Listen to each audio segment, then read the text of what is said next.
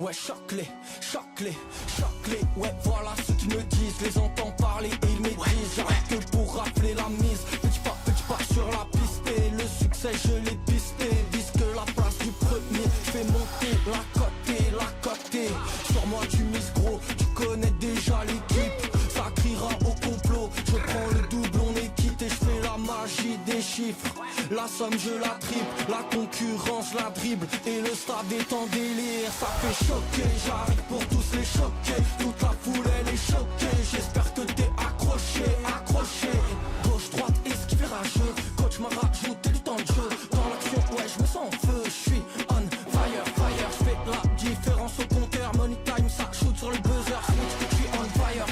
Choqué, j'arrive pour tous les choquer. Toute la foule, elle est choquée. J'espère que t'es accroché. Choqué, j'arrive pour tous les choquer. Toute la foule, elle est choquée. J'espère que t'es accroché.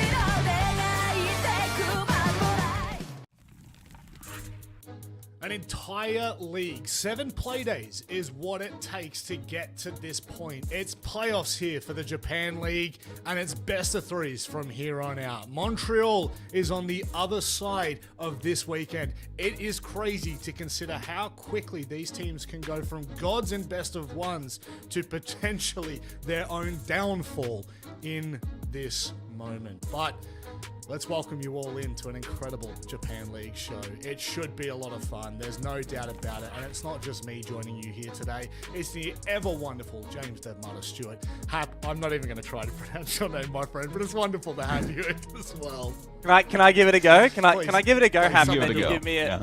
give me a rating out of 10. All right, Stain, Hap, happens. So that's like, for an English speaker, that's like a 8 out of 10. So, you know, I'm putting that out there. Yeah. No. There you go. Yeah.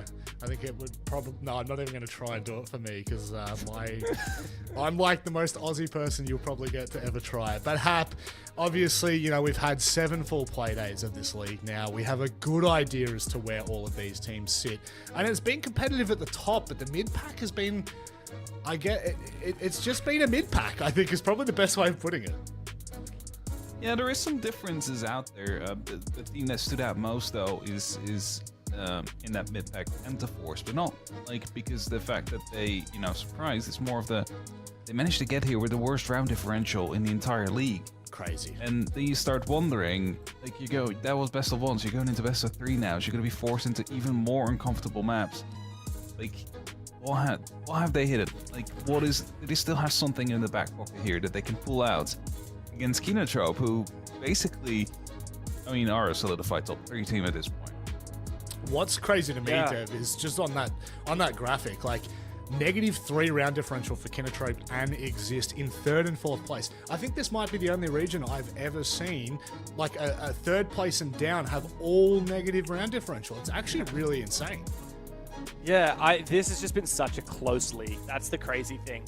Really, there was only one team that was a standout from the get-go, and that was Scars, and even they ended up dropping a game during the later parts of the stage. But for me, the big storyline of Stage 2 has been what the hell happened to Vitae. I cannot believe that they didn't make it here into the playoffs. Like, this was the 2nd seed team after Stage 1 who struggled in BO3s, but we thought BO1s was their jam, right? Like, in their opening playdate, Vitae beat CAG, and we were like, oh, maybe CAG's no good now. Well, CAG managed to get top 2. They even beat Scars, the only team in the league to do so. And this whole storyline, the whole way through this league, I thought we had Scars at the top, and then we had like a 6-team mid-pack and then it was probably just going to be Enterforce and Fathers back at the bottom. But nah, Enterforce in their final playday, they beat Vitae, they stole their spot in the playoffs, they've scraped their way inside, and yeah, I mean, this is crazy, and a massive glow-up for Enterforce, which, by the way, is a team that not only didn't make playoffs in Stage 1, but didn't even qualify for the LCQ because they got knocked out during the open qualifiers by a non-professional team. So massive glow-up for Enterforce, but of course they do have a big match ahead of them with Kinotrope, and for me, Crest Exist is just as exciting a game as well because these guys have constantly been one-upping each other in that mid-pack. Exist ended up just 1 point ahead of Crest, but Crest beat them on the final playday. Japan League is just crazy. I don't say that lightly. Like, seriously, your predictions are never safe in this league because there are so many upsets. Certainly are, and obviously having a look at predictions, I want to say that there was a standard theme, but there's really not. Maybe game one there is. Anne's gone for a bit of the love for the Enterforce squad. I don't believe that anyone truly believes they will beat Kinotrope, but hey, stranger things have happened. Hap, where do you think this divide's coming from between Crest and Exist? That's a tough one to call. I mean, it is not quite 50-50, but you see it's a bit more of an even game, and the two have been back and forth for the majority in terms of points for the league. It's just that, in the final play day, it was an overtime victory coming out for Crest, and that was on Skyscraper. Now we're in best of threes. It could just be a completely different kind of result.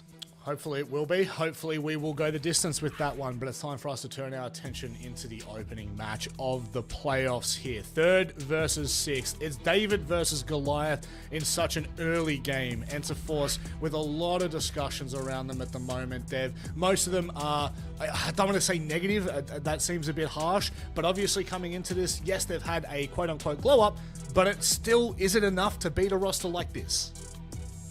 Look, I want to say no by gut instinct, but also I do want to emphasize, and I'm not just saying this to fake up excitement, but we have crazy upsets all the time in this league, and these guys are on the back of one upset over Vitae, so I wouldn't be surprised if it does happen. That is how their stage went, right? Loss. Just getting absolutely pummeled in this league. I was like, okay, these guys might even be worse than Fathers back. And then out of nowhere, they beat Crest, and I was like, oh, okay, they beat a solid mid-pack team. That's pretty good. Never mind, they get smashed by Fathers back. These guys really are the worst team in the league. Hang on a second, they've just beaten Vitae and qualified for playoffs out of absolutely nowhere, which, by the way, was a grudge match because the top fragger on this team, Akasu, in Stage 1, he was the top fragger on Vitae. So Enterforce have had this really strange transformation where they've had a couple of roster changes and they've just somehow breathed life back into a roster that was really struggling. They certainly were. You cast your minds back to Stage 1. It was not pretty. There's only two ways to say that's either great or it's not great. And to be honest, it was a little tough. But Kinotrope, they come into this stage of some decent form. I'd say decent, some really great form in Stage 1. Some really solid storylines to this roster. How do you feel as though they've measured up to their performances from Stage 1? I mean, I think always that the big teams to beat in this league are going to be Scars and Cyclops. And, they found themselves in 3rd place, steadily behind them, 3 points loose of any of the other teams. And if you then look at their losses, well, 2 of them, of course, are against Scars and Cyclops. That other loss that they had again is... Exist. There you go. It's a G that makes it hard for me. That one was a bit of, more of a surprise, especially as that could be, the direct competitor later on when you're headed towards the next phase of these LCQs. Well, importantly, we have a map video to get to. Chalet, Labs, Lair, and Clubhouse are off, which means we head to Consulate first for Enterforce. This one, for me, Dev, I mean, I'm just going to ask you, where do you sit in this map in terms of this series? Alright, so I'll do a real quick one overview. Firstly, I'll just go to Cafe, because Consulate's the one we're going to get to last, so Sure. So Cafe is a great map for Kinotrope. It's also a rematch. These two teams played each other just 2 months ago in the EWC qualifiers on this map. It was really close, and Kinotrope only won in overtime. So I actually think maybe there is something in it for Enterforce there. As for map 1, Enterforce only played this in their very first playday, and they were getting smacked, and then they had that substitute brought in, and they managed to come back and lose in overtime to Exist. So Yeah, a strange scenario. We've seen Kinatrope win pretty convincingly over Crest. We've seen them lose pretty convincingly to teams like Ag on this map. I mean, overall the veto is reasonably split, but I think Kinatrope are just quite simply the better team. Yeah, and they will go into this the favourite. There's no doubt about it. They come into this with a lot of marks against their name, mostly positive after a grand final in Stage 1, now a third place finish in the league for Stage 2. They come into this with heavy favouritism, but they've got to start things here. I'm looking forward to this one. It's Kinatrope taking on Enterforce. Thank you very much, Rob. Yeah, time to dig in to Consulate. Map number 1, it's Enterforce's map pick. Hap, these guys are the underdogs, there's no two ways about it, and picking Consulate means that they've given Kinatrope the side choice who are going to defense. So Enterforce not only having to start this series in an unfavored matchup where they are definitely the underdogs, but they're also starting on the unfavored side as well. And the 19% community vote in their favor really does spell a bit of a grim story for their chances against Kinatrope here. It's definitely a prediction to come through here that probably a lot of people would have had. And next to that, Consulate is also not like a default map. Of course, map pool has been played a lot, but it doesn't play quite the same. Like maps like Clubhouse do, like maps like Nighthaven do, for example. So there is a bit of a different kind of playstyle that you need to be able to master here. And sometimes it comes down to a bunch of just quick plays, some quick succession, chaining up the actions. It's something they need to be well capable of if they want to find themselves with, well, a victory here. Because, let's be honest, it's the best of 3. This is the 10th preference map, apparently. Kinatrope, which I find quite funny. Apparently they prefer Oregon more, which is no longer in the map pool. The Consulate. You gotta make sure you take this first map right away, especially considering last time you met each other on the second map has been so close. That will maybe give you the opportunity to just step over your opponent. 5 seconds left.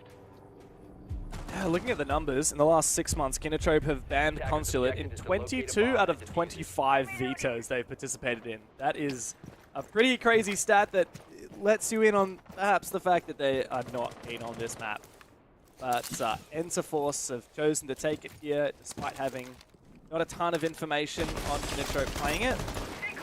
But I don't know, I want to have some faith in Kinatrope here. I think they are the better team. They've had some weaknesses in this stage, I can't deny that.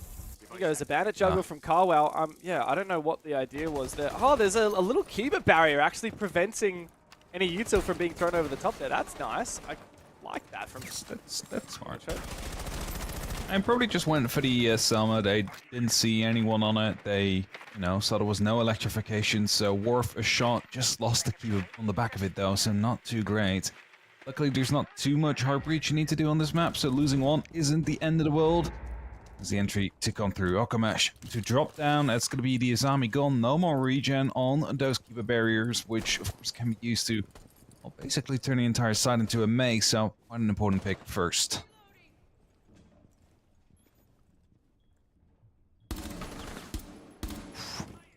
This is a bit of an awkward... Yeah, but I don't think Mao's going to kick himself too much. That said, maybe he's starting to feel a little bit of pressure now that his teammates are dropping like flies. To be honest, I'm not surprised it was Akasu finding the opening pick. This guy has been unbelievable. 21 opening kills to only 7 opening deaths we've seen from him, and he's just doubled down with another one, looking for more. The trade eventually comes through, but I just don't think this is going to be enough for Kinatrope. 2 versus 4. Akayu needs to get desperate now. His angle is being held by Take on the other side. Oh, and yeah, a bit of a spray is going to force him back. I like this from Enterforce. They're slowing it right down. They're not going to over-aggress, and that's a bit awkward there from Akayu. Thankfully, though, Mao founds 2. I don't know how he's managed to pull that one off. Akayu as well, another one. It's all up to Sylvia to try and redeem a 4 versus 2 gone wrong. Akayu spots the player, doesn't get flashed. The C4 goes out over the top. He just needs to blow it, and the round is done. I cannot believe it. Oh man, what a way to kickstart the game for Kinatrope. I was just going to be calling out, like, Enterforce has a pretty decent entry statistic. 54% of the rounds they play, they managed to get the entry. Because Kinatrope only has like a 40% entry. So, that is something to keep in mind during these rounds as well. They just fell apart around the soda machine there. Mao being able to find a double kill on that area. Defenders, protect your bombs from being defused by And attackers. that brings it back to a 2-on-2, eventually a 1-on-1. Trades continue onwards, but that was a round for Enterforce to take home, and they just let it slip. Yeah, I tell you what, Akasu has been... I was quite critical of him at the start of the stage because I described him as a real hit-and-miss kind of player. He had these big go hard rounds, and then he would have these like, oh, I'm not even in the server moments as well. You know, one of those inconsistent players. But he's really brought in a level of firepower to Enterforce that even the top teams in Japan have difficulty rivaling. Like I said, you know, plus 14 on his opening engagements in the stage. Bit of an Ash main. And he's been so good for Enterforce. He found 2 that round, and unfortunately, Enterforce fumbled the 4v2. You mentioned the entry stat for Enterforce is really strong. I would love to see a fumble rate, because I know a couple of teams in this league that have a pretty rough fumble rate. There's another opening kill for Akasu. 2 HP left on the board after that, but he's taken down the Skopos already, and it looks like Enterforce actually want to go quickly on the back of it. It's Okmesh again to be the first to drop.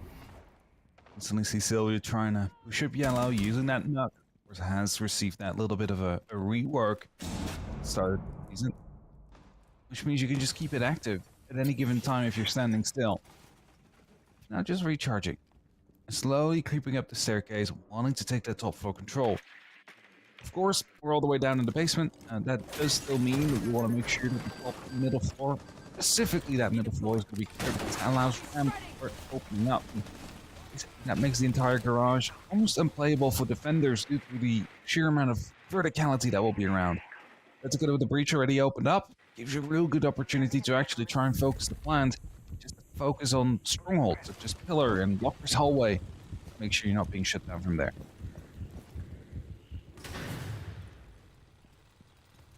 I like that Enterforce is not getting over aggressive here. I know they got the opening pick early. They know they've got lots of good control. Just looking to consolidate before they execute. Inotrope, what's the play? Is it just holding on to the key positions? Will they have to re-aggress at some point? Will they have to try and make a play? Or are they just going to try and rely on their anchors? I mean, an engagement one at the breach here would be massive for Inotrope, but exactly what happens. A guy who finds his, Yamada goes down. That's the diffuser as well. However, the backstab begins to come into fruition now for Enterforce. Sylvia found himself inside lockers, but will be taken down after a single kill.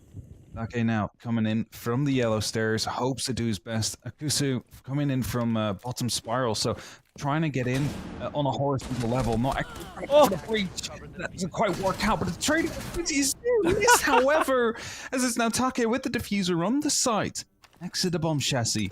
38 seconds. Mirror window still to fend off, has to go aggressive out here. Decides to dig himself in deep, so he isn't no longer at any risk of that mirror window. And they're both on the back side. He does have the diffuser, so he just has the opportunity to go for the plant. Exactly what he does. Well, he's baiting it though. That's so beautifully played. He takes down Akayu. 1 versus 1 now. Spotted by the inactive shell of the Skopos, but Yukiz finds him with a nice headshot, and the round is redeemed by Kinotrope.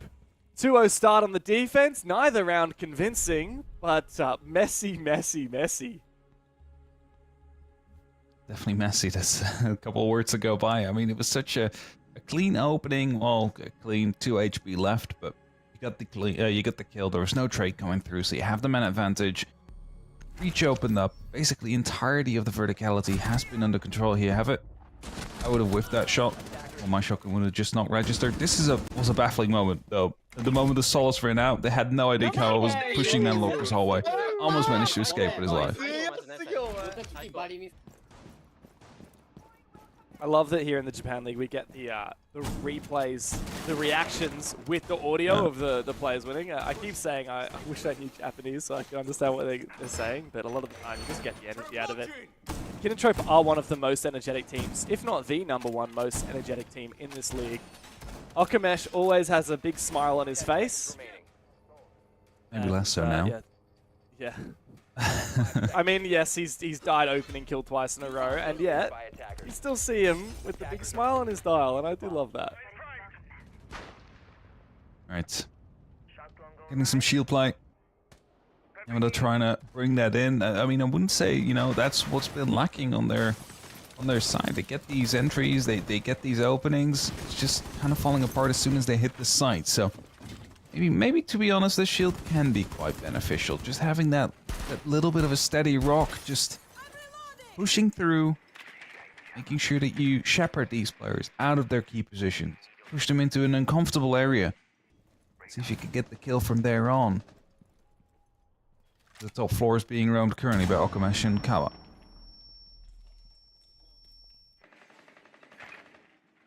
He's been droned as well. Just to try and hold on to his position for as long as possible. I do think the shield is going to assist here for Enterforce, like you were saying. On that top floor in the very first round, it was over-aggression in the 4v2 that lost it to them. And shield is a great way at mitigating mistakes. Simplifies every situation. Just put in the shield first. Easy freebie. No. Rakayu, Take is going to be upset about that one, but at least there's a good trade here from Sylvia. Yeah, still had someone on the window, so at least the trade is there, as you mentioned. Quite important to instantly punish those entries if they do not go your way. Especially you still have that shield up, it's just going to make things a lot more difficult. Could have also been the Monty that dropped first, because we're both coming down that skylight. So I guess in that case, lucky that you've lost the Finka. And Zakusu holding up, actually in a horizontal angle. I think he's right next to the site. It is now on a bit of a behind area. Has the opportunity to maybe strike as soon as the positions are being broadcasted by gunfire. But for now, nothing much is happening. There's a minute left. Some bees are spotting Kawa. He's trying to fight back, but he's on the side. And again, there's no real vertical pressure to come down, so they don't have any reason to move. Yeah, strangely, the buck is actually on the ground floor. The one operator that you'd think you'd want upstairs on this vertical play. Akasu is just playing flank watch. It seems like a little bit of a mismatch of where these operators have decided to make their entry here from Enterforce, but it looks like they'll start to execute into Piano. Now, Akasu can have a massive impact on this backstab. There is a safe plant position, but he needs to make sure that his teammates are here to support. Yukiz on the other side is there, and Akasu does end up backstabbing for one. Now the jig is up, and Unitrope know exactly where he's coming from. Doesn't seem to matter. Kawao and Yukiz now, the two left remaining. Yamada still has that diffuser, but hasn't gone for that plant yet. They're so worried about that rear side push from Akasu, but they haven't had the opportunity to find him yet. Nice shot there from Yukiz. Almost plant denied. And, well, there's no opportunity to plant now for Yamada. He has to go deep. Yukiz, though, forced down, and Yamada will hunt him down. Enterforce looked a little bit sketchy there for a second, but the shield gets them their very first round. Manages to hunt him down in those dying seconds. For a second there, I thought he was almost going to get away with it, but there was too many players still around. So, like, if it wasn't a shield, he probably would have been caught by one of the other two players that was still around. And it seems like the response from Kinotrope is going to be to bring out a clash.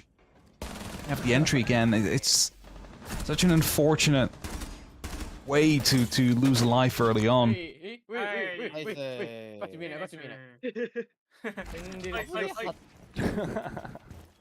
Just a small chuckle, all we got. Yeah. You mentioned that clash app, and we are seeing it. We're seeing quite a change up the operator lineup, in fact. Particularly to prevent this admin side push and any shield that may be accompanying Enterforce. We've got the Goyo, the Echo, the Fenrir, and the Clash. I mean, these operators are all going to slow down that push. And I really like the way that they all kind of soft counter that, or hard counter in some ways, the shield, which, by the way, is not going to be brought in the end by Enterforce. Yeah, it still works fine. Like, you know, the Clash, especially when you're playing around or if they're coming out from a single hallway, it's great to have a Clash out there. That's still soft. Uh-oh. I forgot to reinforce that. What's the point in bringing a bandit if you forget to reinforce? You saw Kawa run up, and he's like, this is still soft. What? And that's Why is that not detonating? What's going on? That's not detonating. There's no mute, Jammer. I think That's just a bug. Does it have to do with the fact that it's on that, like, the little beam out there? That's the decoration of the wall? It's just, it looks like it's just bugged, and it's like, yeah, it thinks that it's not on a destructible wall, so it's not detonating. That's watched it. It's also quite dangerous to try and pick that up and rethrow it. I think they'll go for it at some point, but you could have also used the Flores drone. Very true. I'm ready for you bastards. Oh well, a peculiar start to the round. It's still stuck, yeah. They still think there's a mute jammer on it, but there's no little mute effect. So Yeah, but I don't that think, is- like, I mean, you see that it's not detonating, and the first thing you'll think is, "Oh, gotta be muted, right? Like, you're not yeah, assuming that it's the wall that's glitched. yeah. Oh well. Oh, this is really good though. Talk about those Flores drones. That's a great usage there to clear out that Soda position, which previously spelled death. Now found 2 kills from their last time. Utility value here from these RC Roteros, just the last bulletproof that will not be found. But as you said, the shield being taken out is quite important. You now have the opportunity to get the bees right behind the Soda machine as well. Gives you the opportunity to find out if there's actually anybody playing, which is the case as hello. Deimos just runs in. He's completely blinded though. It's going to be quite hard. Luckily, he has the little thing show up, but it's a double kill to come through from Akayu before he gets dropped. Yeah, there is a trade though. Take now in a 1v3. Very awkward, desperate kind of execute there from Enterforce, and with that clash, there's no way Take wins this. Got Nova Peak here, Carwell just waiting. Mao finds the long angle, and Kinetro end up with probably their most convincing round as of yet. To be honest, thanks to Enterforce just throwing it straight at them. Yeah, probably a bit confused because they couldn't get the wall open and, you know, time was running out slowly, so they just decided to just, you know, throw one into the wind and see what they can make stick from there. Completely blinded as Deimos went through. Of course, luckily, you know, he has the death mark, so he has exactly the icon of where his opponent is, but okay, just didn't care. Just shut down 2 of those players before being traded out. Yeah, and that's a nice round indeed that they managed to pick up, and it basically puts them on that halfway mark already. With still 2 more rounds to improve on. Attackers have discovered the location of a And lock off as well. Yeah, very solid lead to kick things off here. No doubt about it. Having a look at the stats for Consulate, because I think most people would assume Consulate's one of the more defender-sided maps at the moment. And once my webpage loads, I will be able to confirm or deny that. But I feel For like some reason, Kinetro- it feels like more of a like an equal map Attackers are nowadays. moving to You reckon? You reckon? Yeah. Well, See a lot of like globally, quick plays work. globally 56.8%. Okay. And yeah, 2 we shields, by the way. Yeah, wow. Double It'll shield. be a top 4 clear, so they're gonna try and find all the roamers first, using the shields to do so. And they've already figured out to get some pre-placed drones, so it's gonna be easier to enter. I think both just gonna enter as like a blitz just rushing through. There's still 1 player up here. He's gonna be afraid for his life. He has to run. There you go. The blitz spotted him. That's now going to be an active hunt to find that 1 player and lock him down. Fontaine staying behind, making sure Blitz is not going to be flanked. Pulse below is going to be feeding exactly this information though, and this is the beauty of Pulse on Consulate. When you're playing around in the basement, you basically see the entire map from there, so it will know exactly where these shields are at any given time.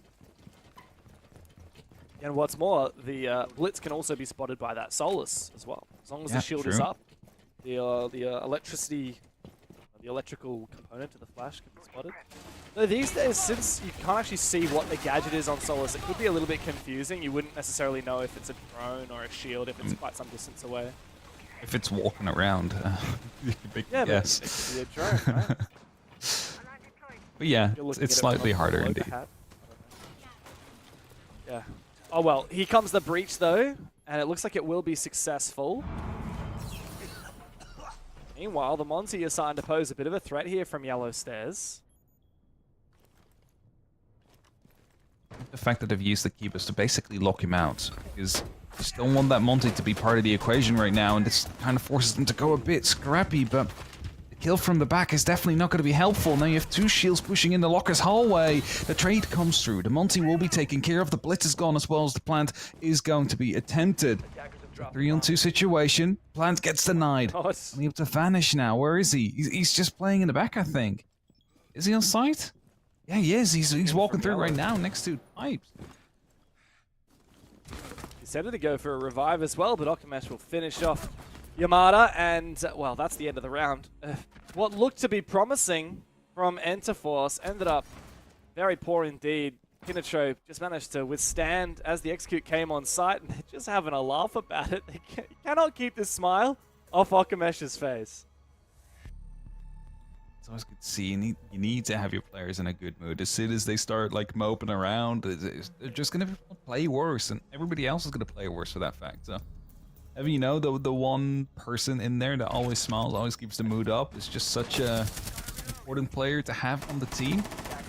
Also, Monty being shut down from above in the vertical, as you saw right there. Beautiful shot. Actually might have saved the round over there, because otherwise you would have had that blitz and the Monty storming through on lockers. Be very hard to hold off then on that close angle. It's the split side we go to last. I feel like Kinotrope should be pretty happy with how this half has gone down so far, even though there are a few close ones in there, particularly that very first round where they only won on the back of a 2 versus 4 from Mao and Akayu. They've really shown up, and I would not be surprised if they managed to lock out a 5-1 half. And on Enterforce's map pick, it's not a great look for the all attacking team. So there's a lot of pressure, in my mind, on Enterforce in this round. If they're not careful, Kinotrope will run away with this lead. And we'll go into map 2. Pretty much geared up for a 2-0 in the series. Yeah. And a trick again to be attempted. Are they going to fall for it? And last time they just threw on a Selma clearly. The Bender was able to trick it. I mean, not last time. Last time the wall wasn't even reinforced. But, they've gone that far this time around. Drone around the top floor. Might have just missed drone. Okamesh going for the run out. They have it. They didn't check it completely. They thought it was clear, and they have the run out with an instant kill to show up. And that is your heart breacher gone as well, which is going to be making it effectively harder to go for that bottom floor take. Kind of forced now to go for tellers. I'm not sure which hatches were already breached, and I'm not sure if the external wall of the basement was already opened up. No, it wasn't, because we had Bandit tricking there, so there was no way they were going to be opening that one up without putting pressure down. That's rough. This is going to be a tough take. Oh, man. Nice to see Alibi. It feels like about 10 years since we last saw an Alibi pick. She used to be a real fan favorite. One of the only operators with a shotgun, a shield, and a good gun. But these days, it feels like everyone on defense has those 3 things. But I don't mind Okamesh bringing it to the table. I wonder what the idea is. Perhaps it's just a comfort pick for him. On this roam, I mean, Alibi is a great roam, and that gun is incredible. I think that's mostly it, right? Like, the MX4 Storm is just so fun to play with, and I don't think you're going to be catching too many people out with the Prismas. It might work, in like a desperate, like, last-second execute into the site where you broadcast your position that way, but if all done well, and as the trade comes in, is the Monty actually quite close to the site with that diffuser? There is a bulletproof camera on there, so they should be aware of where that push is going to be coming from. Still Okamesh up top. There's so much verticality. If he managed to retake the top floor, this plant is not going to be happening at all. Yeah, but Mao is very close to going for a flank here. Just has to be cautious, and he does take down Take. Now it's well, no one's covering Yamada on site. As I say that, Sylvia does just peek in and take down Mao. 3 versus 3 in the post. But if we find some picks here for Kinotrope, it might be doable, but apparently not. Sylvia has been instrumental in confirming this round here for Enterforce. Akayu and Carwow now to retake. C4s, neither of which landed to deny that plan. However, Monty's down. 2v2 is very winnable, but Sylvia has had such a strong position, and these 2 attackers have a very solid crossfire. Caillou is going to have to force it down. Now Sylvia for another kill. It's all Sylvia today, and Akasu can just hide. Sylvia finds the ace, I believe. Unbelievable rounds. Enterforce save what looked to be a pretty grim half. Oh, for sure. I mean, they've lost that entry. They were forced to go up towards that top side. And of course, it is the most preferred side to go for that plant. But the verticality was about to be lost at that point. Like, it was looking very grim. And when they were starting to get that plant down, the Monty was almost denied as well. That was with Sylvia watching the flank.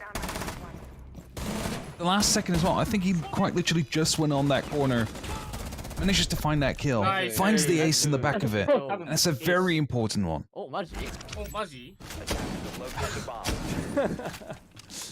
I'm pretty sure that was an ace as well. Like I don't. Yeah, I can't yeah, I'm read pretty sure so. Japanese, but yeah, that is wild. I wouldn't be pun surprised if the intended. chat was like, "Oh, I got an ace." It's like, whoa, whoa, wait, really? It's Yeah, just like, I think that's what they thanks. were saying. It sounded like it. I don't It speak any does feel like- Japanese, but that's what it sounded like. Yeah. Yeah, maybe we can project it onto them. It does feel like that's a huge moment in this game. To win reasonably convincingly, to close the half and get the second, which is essentially par for the course here on Consulate Attack. Definitely changed the conversation a little bit. Now, Kinetro, you got to have better attacks than your opponent to lock in their map pick. And all the expectation was set that Kinetro are the far superior team. They should be winning this, probably in a 2-0. But Enterforce may be starting to prove us wrong just a little bit. You don't want to go down without a fight, and you want to bring this as close as you possibly can, and preferably even take this first map away. As the Monty is being returned as a favor towards Interforce. Now, are they ready to deal with it? And you look at the operator lineup, you see that there's actually quite a bunch of gadgets. You have the yokais that can stun. The Kibas, of course, you can use to lock out the Monty. I actually really like that use whenever it's done that like that, because it just slows it down just enough. More importantly, the C4 and Goyo canisters here to do that damage, where your gun will not be able to.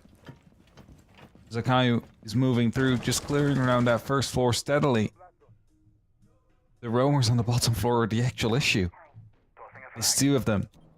And one of them has a cardiac sensor. We'll know exactly where all of you are. We'll know exactly where the push is going to be coming from. And as he takes down those drones, they now have no idea on where he's coming from. Sylvia's watching his flank as well, hoping that someone will enter the garage. Entry though is from Lobby. Carwell on the bark. Quiet game, by the way. Funny to see that the top fragger from Kinetro, Akayu, is the one who goes onto that shield operator. A little bit less firepower now for their side. I don't know where Akasu's managed to find himself now after all of that. Running around the map and trying to be chased down here by Kinetro. He somehow got away safely. So it seems like most of E36 go back to site. Still some roamers down below. And a bit of a push now onto the top yellow stairs by that Monty. Akasu's back in garage. This has been a ring around the rosy. Again, the pulse is so powerful in that basement, but we'll now know someone is already on top yellow. Probably will rotate around, might even try and get that C4 over the edge. See if we can deal the damage necessary to take down Akayu. And as he's pushing up, of course, playing with the shotgun as well, so he has the opportunity to play this in a vertical manner as a planned denial. Zakayo now pushing through with that diffuser. They need to find out what's happening out here. He's fully extended, going after the Echo. Takes a little bit of damage into the suppression. Wow. Flanked as Akasu comes back up the yellow stairs. And this is exactly what we were thinking of. He needed to try and find that Monty. Does so as well. Oh, but Carwell finds his 2 big kills. As time ticks away, it does come down to Yukiz and what he's able to achieve here in the 1v3. Spots out one player, but Akasu's there with the shotgun. Never mind, it was Vanish all along. Enterforce starts strong on their defense. Completely stall out Kinetro. Yeah, and I mean, they were clearing out the first floor. They didn't even bother about the basement, and that's what you can expect at that point, right? Like, if you don't clear out the roamers properly, you should be flanked. And that's exactly what happened out there. And it really threw a big spanner in the works. That pushes us up to 4-3 now. In favor of Kinetro still, but Enterforce closing that gap. 5 seconds left. And I think that this is the first entry kill that's actually being converted by any of these teams. Wait. Seriously? No, That's that was, unreal. yeah. Every single round has been won from a 4v5 or worse position in the first half. That is crazy. I didn't make that connection. Good spot there. Yeah, wow. That's very unusual. Usually, getting that opening kill increases your chances by like 30-40% of winning What's that round. this? What's that? What's that? That is filthy is what That's it is. Preventing a rush, reading into some form of a rush, which Monstrosity. Attackers are moving I'm a big fan of it. Ash charge gonna blow it all of it up, like when it blows up on the other side. Probably, maybe, I don't know. It's like maybe even a Gone 6, I'm not sure, Necessarily. because I don't think it'd just get the Vulcan. I can't remember what league it was in, but I saw a team trying to Maru rush CEO on this map, and they went through the barricade into a Vulcan canister that was on the barricade, which auto-detonated. The Amaru lands inside, feet on the floor, immediately jumps back out, and dies before getting to jump back out. That's how much damage they took from that Vulcan fire. yes, because you take like that initial damage as well when the Goyo shield blows up, of course, so, you know, and then the Vulcan fire just finishes the job. So be really sure that you're not running into that when you're pushing through. Yep, garage breach open up. That's gonna be too late. Actually, there's no tricking whatsoever. No impacts either they could throw over, so the wall will be there. Oh, actually, wall was tricked. Was actually impacted. Oh, they had nothing left. Apparently, just still one.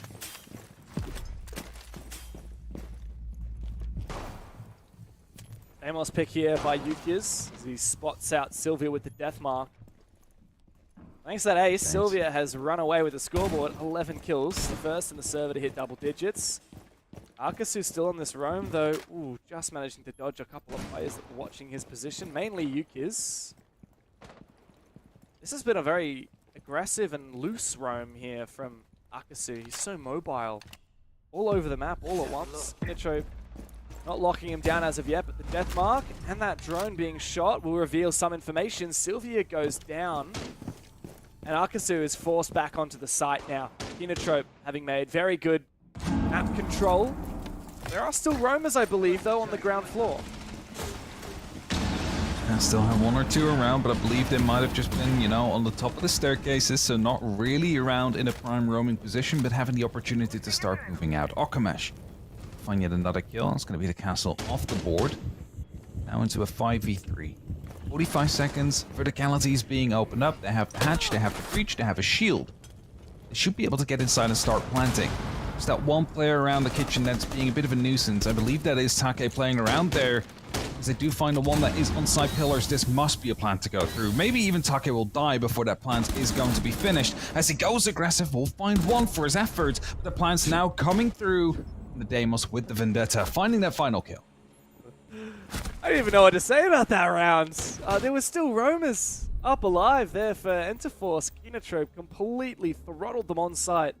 That early numbers advantage, the map control, and then just the synergy to push in together, use that Deimos, and execute on the site. That's what Kinotrope is so well known for. Once upon a time, they were known as the Rush team. These days, they've slowed down a bunch, but they can still have a lot of explosivity in the late round when it comes down to it.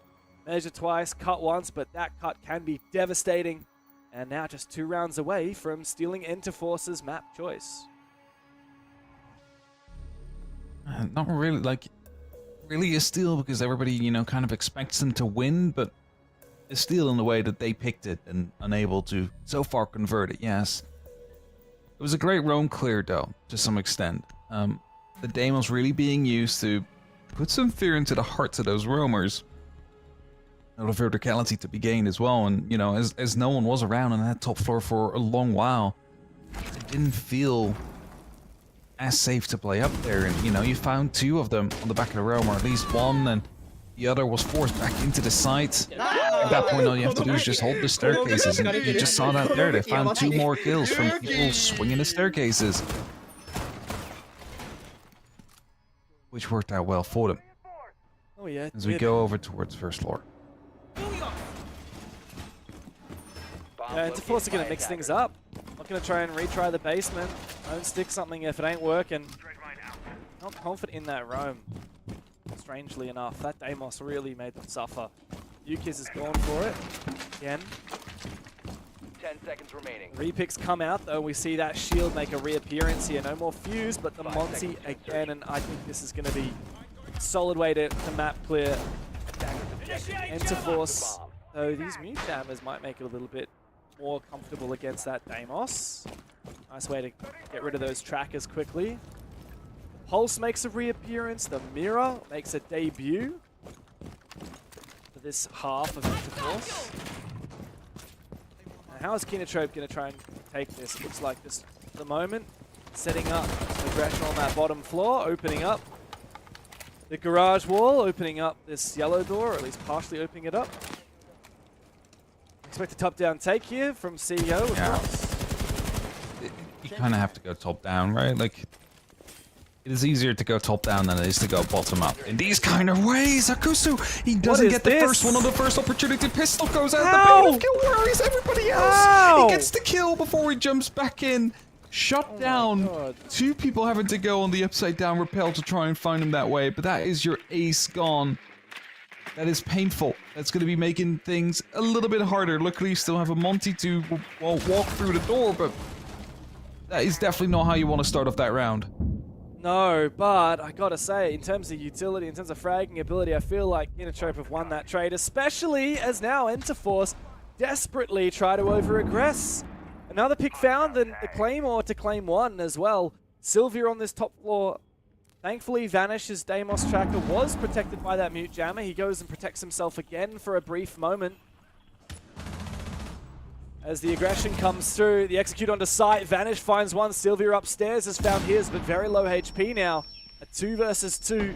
Akayu and Mao need to try and pick this one back up, and they're separated. Akayu's going to try and take the 1v1 against the Legion. There's no impacts to speak of here for Sylvia as he tries to run away. He's going to use these goo mines to try and stall out and win the fight against this Monty, but Akayu's decided better of it. Time to go focus up on site instead. That does leave a gap here for Vanish to try and find this kill, but he needs to win this fight. Mal has got the cover, and Sylvia not able to find the denial from above. This is a nigh impossible post-plant now, with that Monty still at large. Sylvia forced into the site and forced to try and bait out shots now. Akayu has to deny this. Shots come through, and Mao confirms the kill. Kinotrope look dicey there for a brief moment, but they do lock in the map point. I wasn't surprised if that tactical timer was basically just saying, let's just go aggressive, let's just go for jump outs, because we need to disrupt their kind of play. Just the whiff that we saw from Akusu on that first attempt, basically having to play run around the Rosie, which stopped him from being able to get back inside alive after that jump out to go through. See you here again. Emptied the MP7, over to the Bailiff, confirms the kill, gets the Claymore. Has to jump back in, but had to go for a second attempt as he couldn't get the vault prompt from the first time. Yeah. ナイスナイスお前らうますぎこの二人だ今日この二人 That plant shouldn't have gone down though. You had the Legion above, the hatch was opened up, you were planting right underneath the hatch. They should have been able to get that, but a bit of confusion on the comms. You saw Legion trying to find through the beams, you know, try and find the kill like that. Whilst the ping was on him, like they pinged the Monty, they knew exactly where he was in that case. So something went wrong there in communications, I think, otherwise he would have been able to just run to the hatch and stop that plan from happening, and then boom, the round is yours. A lot of little crucial moments there for Enterforce that let it slip away. I think that aggression was the wrong read. It clearly did not work. Enterforce, to their credit, in fact, both teams tend to do pretty well on defense in like QBXs. These late round scenarios where there's not a lot going for them, but the attack is feeling that pressure. That said, ooh, I like this. I actually saw this the other day. I can't remember what region it was in, what match it was, but you wait for the cue from your teammates to say that they're repelling it here on this break window, which it now is about to do. Oh. Someone has to watch, though, because Sylvia is about to go for this. They're baiting it out, I think. Here comes that shot, but it is well baited. They're very aware of that angle. Carwow was right on the position. I think he actually went a bit Sylvia. too much towards the garage, like to the side entrance to be seen by Sylvia. So, like maybe his choice in how to repel there actually saved his life, because he was not focused towards that wall. He was more focused towards the window, but went over to a different angle, which basically made him immune from being shot from there. I like the trick. It's just sad that it didn't work out this time. The breach is happening, and that is a track to come through. So now they know exactly where he's going to be. Has to go back up. Will probably do so from yellow stairs. No one's out there currently on that side of the map trying to challenge it. So it's just the information that is being given out now. And Sylvia probably will find herself back inside.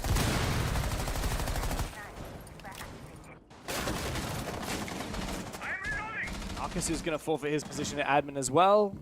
considers band-aiding it up. No, he instead can use his keeper barrier here for a little bit of a cover position on site to play off of. It's been slow and steady, and I like the reposition here from Take. Very risky. That will fortify the solid positions on site. Well, they knew someone was on Skylight before, that's why he checked slightly before going for it, but now at least don't have to worry about Spiral that much. You know this is going to be mostly a horizontal take going in from the admin side.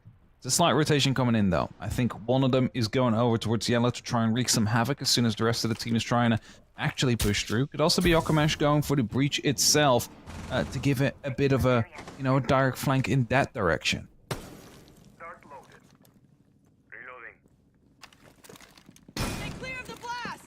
Comes Carwell. Now the pressure from top. Spiral is undeniable. Take goes down. Carwell just found a double. That castle barricade leading to a false sense of security as everyone seems to fall. Kill though from Sylvia. He could double down. Massive from Sylvia. Hidden in the corner, finding the final 2 kills. Keeping this game alive for Enterforce. For a second there, I thought the game was going to be over, but just hiding in the corner, waiting for the first person to walk in, shut him down, and then Striker also absolutely no idea where he was at that point. So just, again, like a little bit of a communications issue that we're seeing this time in Kinotrope, though. The 6-4. Still, within reach here for Kinotrope to end this. 2 more opportunities to do it in regulation for this first map. But Enterforce slowly coming back. Just need to keep this up. Now here. Triple kill he managed to get. Yeah, a very weird round. Akasu found 3. I can't believe it. They literally cannot believe it. Akasu found 3 kills on the side. I don't even know where exactly he was playing. And then 2 for Sylvia, hidden in the corner. Tell you what, Sylvia and Akasu have absolutely carried this game. 24 kills between the 2 of them. And only, what was that, 12 kills between the rest of the team. Yeah. That is unbelievable. I mean, they have 2/3 of the team with just the kills with just 2 players. It is, they're definitely showing up big, and they're definitely trying to make sure that the map pick goes their way. And you kind of have to. I said before as well, the last time it was so close on Cafe, you want to have that one map up, so you can actually try and lock it off there in a 2-0 style yourself. Last map, very favored towards Kinotrope. Kind of don't want to go there, so puts that extra pressure on this first one. Again, top floor being taken. Maybe the Bravo around is going to hack the Evil Eyes, and that is a big danger when you have those around.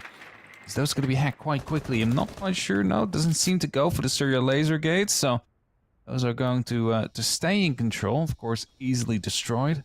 You got 2. Oh, who's this? Who's this on it? Oh, it's Maestro. Okay, I was going to say, like, is it Bravo that's playing the camp currently, or is it the Maestro? Otherwise, it could have blown up the Goyo canisters out there and really do some damage on the side itself.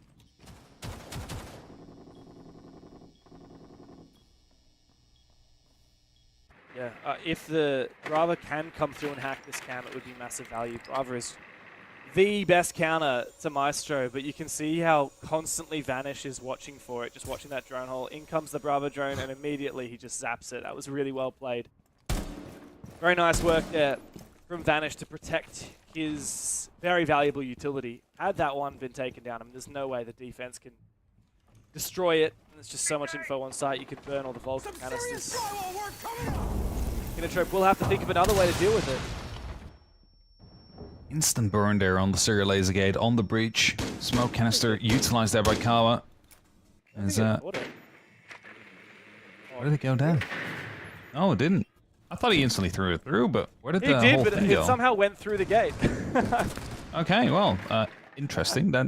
Not seen that one happen before either. Today's a game of many weird moments happening. That's okay. Gotta move though, the Goyo canisters are still there. That's right, and it's a shame Okamesh has lost both of his Brava drones because every piece of util there on the defense is vulnerable to it, like Maestro and the Syria gates is so high value. Sylvia finds a good kill though with the Warden. Can't rely on the smokes now still for that defensive side. They have that Warden. Take with the long angle. finally the Syria gate burns. And a shot now from Mao to try and make this possible. That Clash is still alive, and that diffuser is cold on the ground. Akayu has to try and cover as Mao force this diffuser on the ground. 4 players from the defense to look for this retake. It's impossible. In the end, Yukiz is killed by the Evil Eye laser. And the round stays alive. We're going the distance here on Consular Interforce. Not giving up just yet. At least seeing that 12 rounds right now, and this is the big opportunity. And of course, you know, it doesn't really matter here. You don't get half points. You just want to get that victory. If it's an 8-7, that's fine. I guess you're the same result as a 7-1. So it doesn't matter how you get there as long as you have that map in your name at the end of these rounds. And Interforce bringing it back slightly. Now, we'll be choosing to defend on that first floor once more. Last time they almost had this. If only they were able to use the verticality a bit more effectively, and that round would have been theirs. And then we would have been on an Interforce map point right now. That's basically how close this game is. Just 1 or 2 moments in multiple rounds could have just turned around the fate of things. Oh, actually, there is a shield. I was going to say no shield this time. Being debated here. A lot of repicks here coming through. Eventually they changed their minds. They got the Zephyr in the end. I wonder if they're worried that there might be a clash in play and that's why they brought the Zoph, or perhaps it's just for the castle barricades. Because otherwise there's actually not a lot of util in this lineup to clear castle and Kiba barriers. Sorry, I lost that there for a second. I'm back.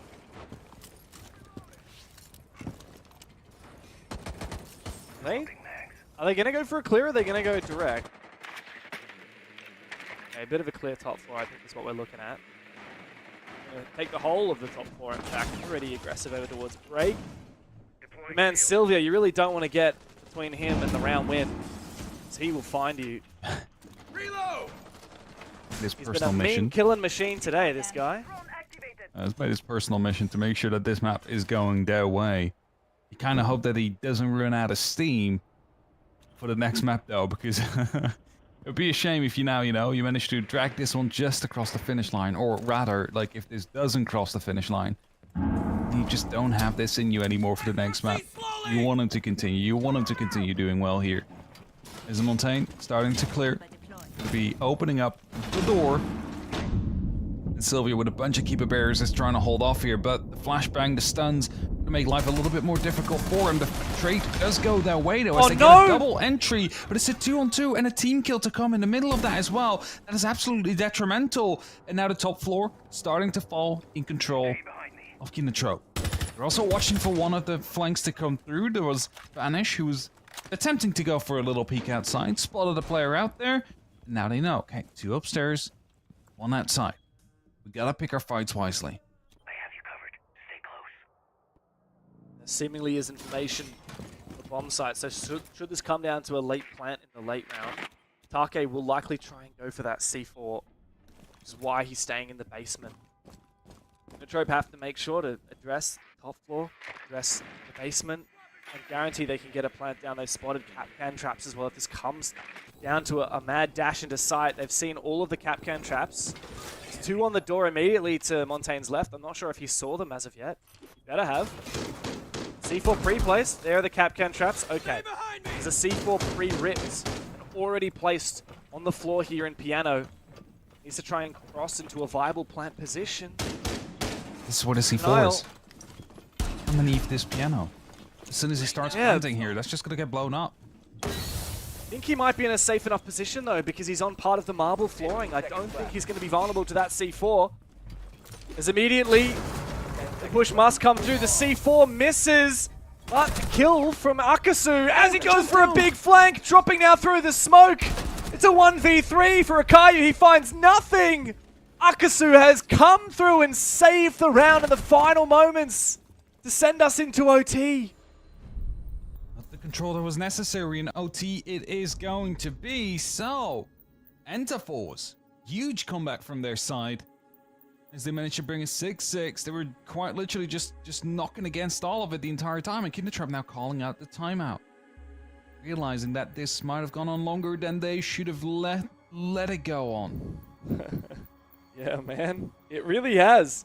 Look, I've seen 6-3 leads over Enterforce on this same very map before, and I've seen them come back. It happened against Exist in Enterforce's very first match in the Japan League of Stage 2. Of course, there was a little bit of extra drama there with the extended technical rehost and a substitute to come in for Enterforce. Not so this time around. This time they're doing it with their same 5 roster they've been playing the whole match with. And Kinotrope, what's going on, man? This has been 3 rounds straight where they have just fumbled the bag.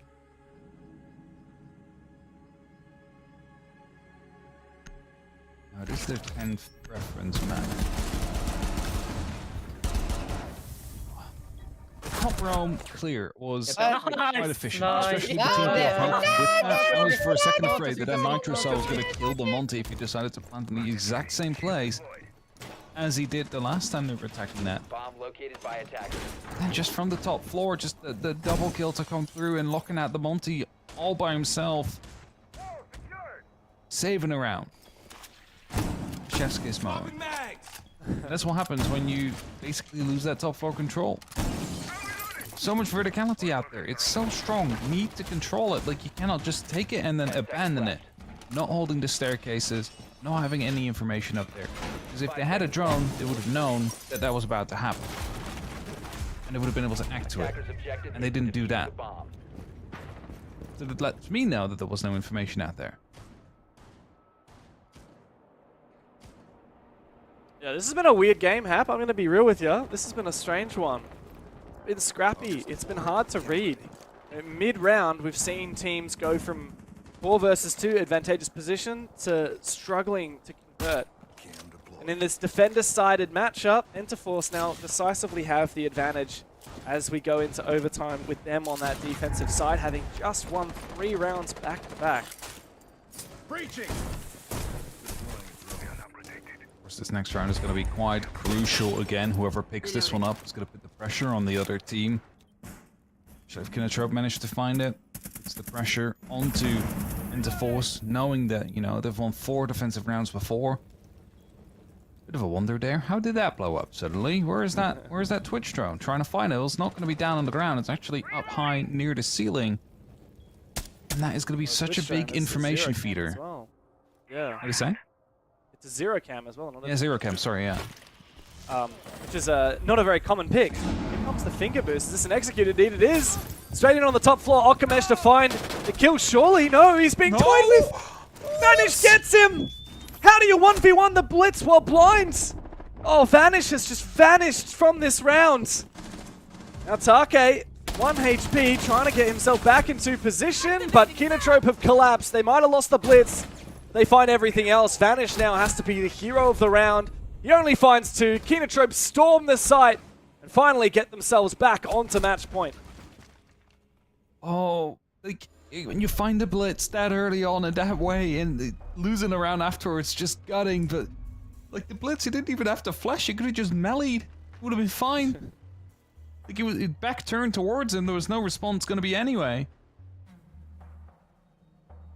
And That was a very, to lose it. Yeah. Very weird exchange. Oh man. If I was the Blitz, I would have been raging right now. I was like, how did he get me? Oh yeah. That's just one of those moments, right, where you just have to be like, I just got diffed.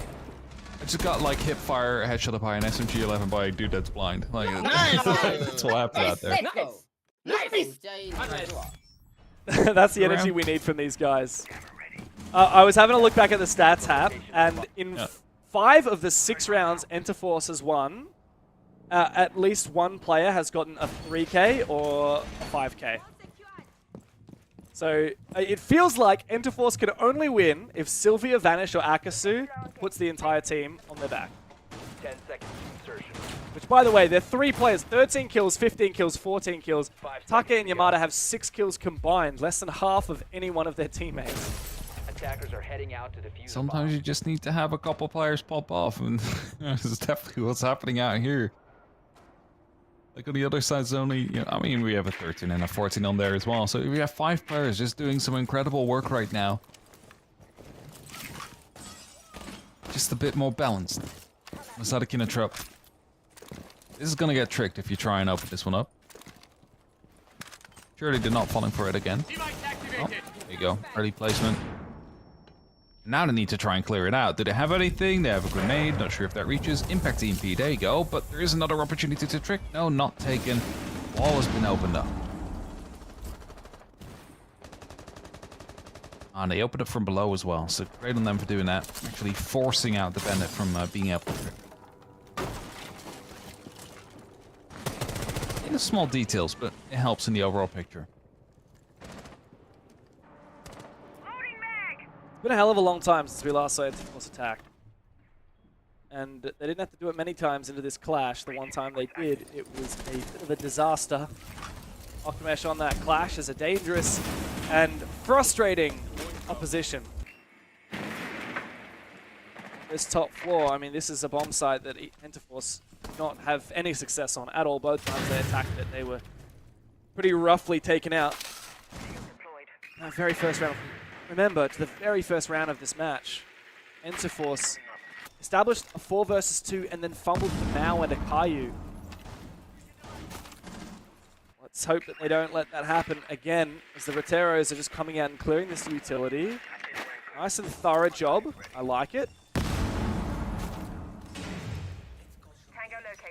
Take as much as you can. You don't want to give them anything that they can work with here as Okamash. Stung by the bees, but it doesn't really matter that much. Knows about the one person. Oh, that is great play on there. Mao able to strike before he gets traded out, but at least had the crossfire with Okamash, who's now finding himself on the top of Spiral being knifed. He still somehow survives. How do you survive this so long against 2 players? You have no right to be up there for that long, and it seems like round 15 is going to be heading towards a Suba Akayu. Still alive. 15 kills on that name. He can go up to 18 if he clutches this out. They all walk past him. Is there a drone? Holding on for information? No, he gets shot in the side. And Interforce forces to round 15. This game is Goes amazing. on forever. This game is amazing. Oh man, what was that at the top Spiral with Okamesh getting absolutely pummeled by 2 players on that clash? Yeah, I mean, impressive that he managed to do so. Akayu tried to put the whole damn team on his back right there, but he couldn't get it done. And yeah, we go all the way to round 15 after an incredibly defender-sided regulation. We have 2 attacks consecutively in overtime. The third one calling. It's time to see if Kinatrope have what it takes to win it in overtime. Look at Yamada, man. Head in hands. Head in hands. This is going to be one of the most stressful games Interforce has played in a while. My oh my. Like, we have 5 players that have so many kills as well. It's like, it's almost unseen of to have someone 17, and then we have a 15, 14, and a 13. Like, that is incredible. If only we had infinite OT in these kind of games, definitely would have seen a kill record broken or 2 if this goes all the way to like 45 rounds. Objective is to defuse the bomb. I don't know, literally flip a coin right now. If I had a coin, I can flip my lens cap. Alright, I'm flipping my lens cap. Heads or tails for Kinatrope? Heads. Heads for Kinatrope. Alright, flipping the lens cap. Tails! Alright, we don't have to play the round anymore. Interforce win it. Yep. The lens cap coin has spoken. Scrapped it around. My. Come on, Akayu. Get in there, let's get around it. And Vanish has really turned up. He was very quiet in the first half and start of this match. Love the desperation from Akayu. You miss every shot you don't take. May as well go for a few pistol wall bangs. Here comes the clash to meet them. Akasu with that DMR holds down the line. As that Aruni and, well, Akayu's met himself with 3 players watching his position. Nitro might be able to take advantage of this and move in from the other side. As the EMP comes through, Okamesh has found one. Mao gets in, but doesn't have that diffuser. It's still on Akayu. Big pick though for Okamesh. And now the site is in control of Kinatrope. No more EMPs left. Akayu has to fall back. This is awkward. All of these defenders have been forced into bot spiral. Kinotrope can just lock them out. As long as Akayu can now retreat, but an over-aggression from Okamesh brings it back for Sylvia. This is a huge mistake. Interforce have surely done it now. 1v3 for Mao, low HP, no diffuser, and no chance of winning this round. Interforce, what a comeback from 6-3 down. For the very first time, they're going to win a map against Kinotrope. In the history books, they have never done so before, but what a way to finish it off. To make a comeback, they will simply just sit back, wait, use that clash, and zap poor Mao to his death. The round is done. Here we go. Taser off to finish it off. Come on. It's time, Mao. The round is done. The match is done. Well, the first map, at the very least, Interforce 1-0 up. The underdogs are looking solid in the series.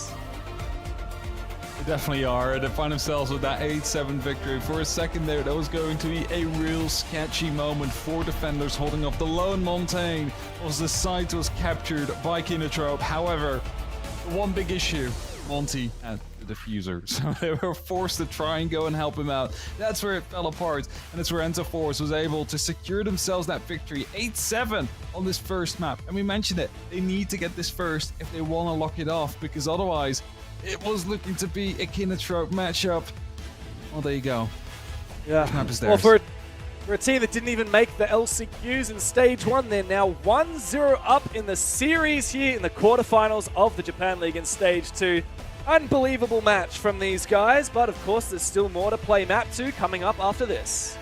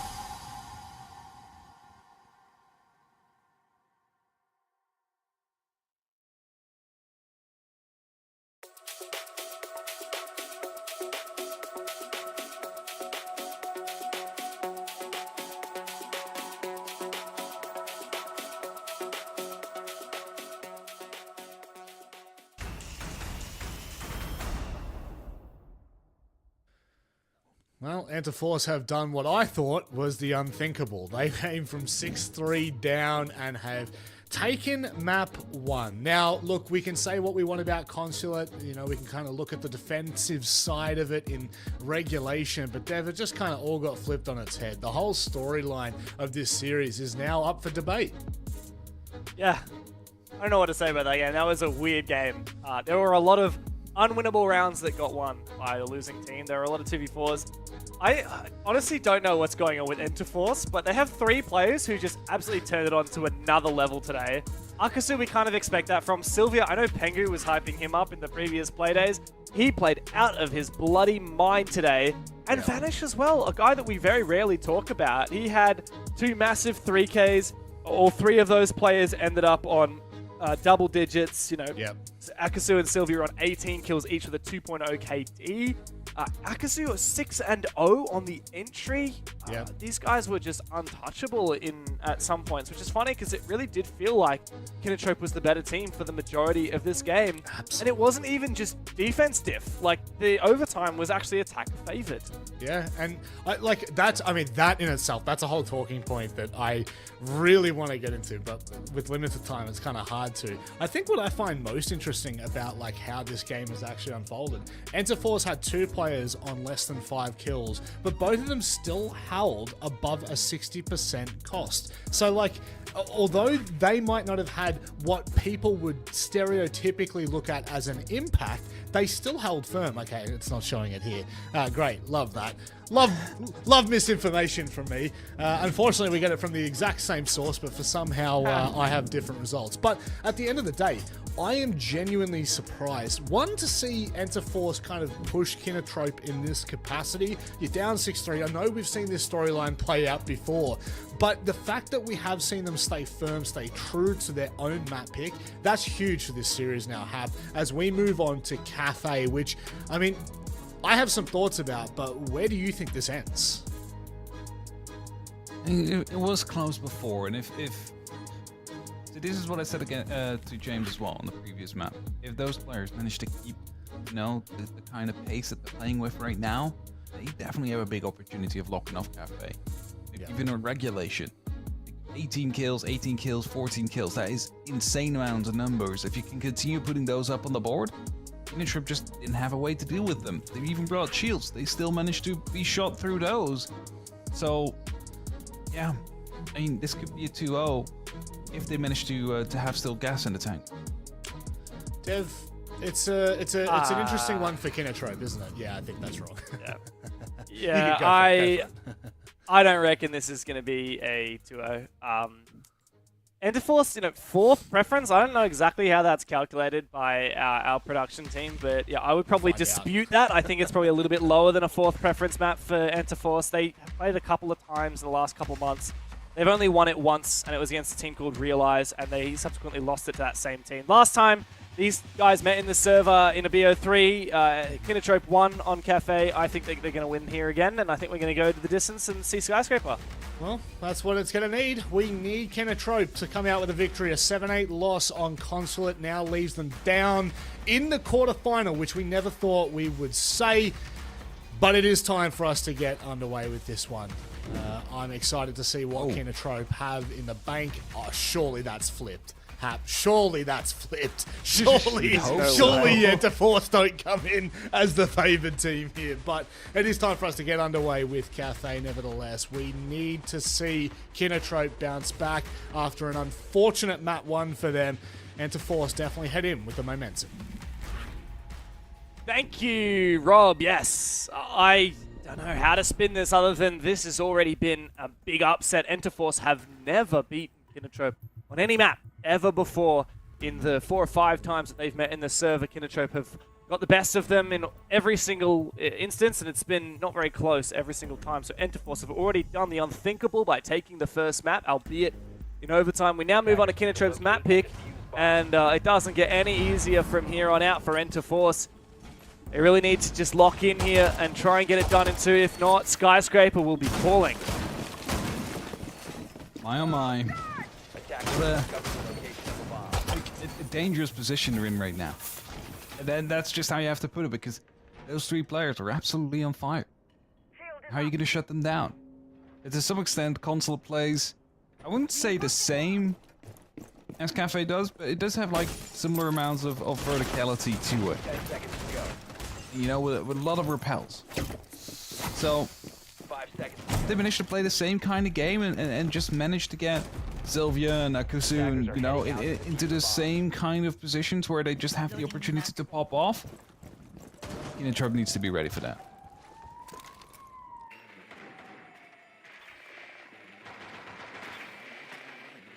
And the drone sprinting still gets me every single time. That was an unexpected change for a lot of people. I didn't expect it either, but I don't want it to be like reverted ever again. It's like such a welcome change. Yeah, I do. What I realized with the new patch is how I always hold down shift to sprint while I'm on a drone, and I have for 7 years, or like however long the game's been out. Just because like it makes me think it moves faster, and now it actually does make you go faster. I'm like, whoa, whoa, whoa, what's going on here? So like how you just don't have any control of your steering anymore when you're doing that. It's like you're trying to make the corner, you just completely miss it. Very heavy repel, by the way, on the cocktail side windows. See 2-3 people out there that are trying to put up some pressure. However, there is a shield. Fire is coming through. Hoping to go for a bit of an execute hour here, but the flashbang's not going to be coming into close. A grenade kill, but followed up with Taki finding Okamesh. Okamesh is not having a great day. Like he's been shut down as the first player of Killatra basically like half the rounds that we've played so far.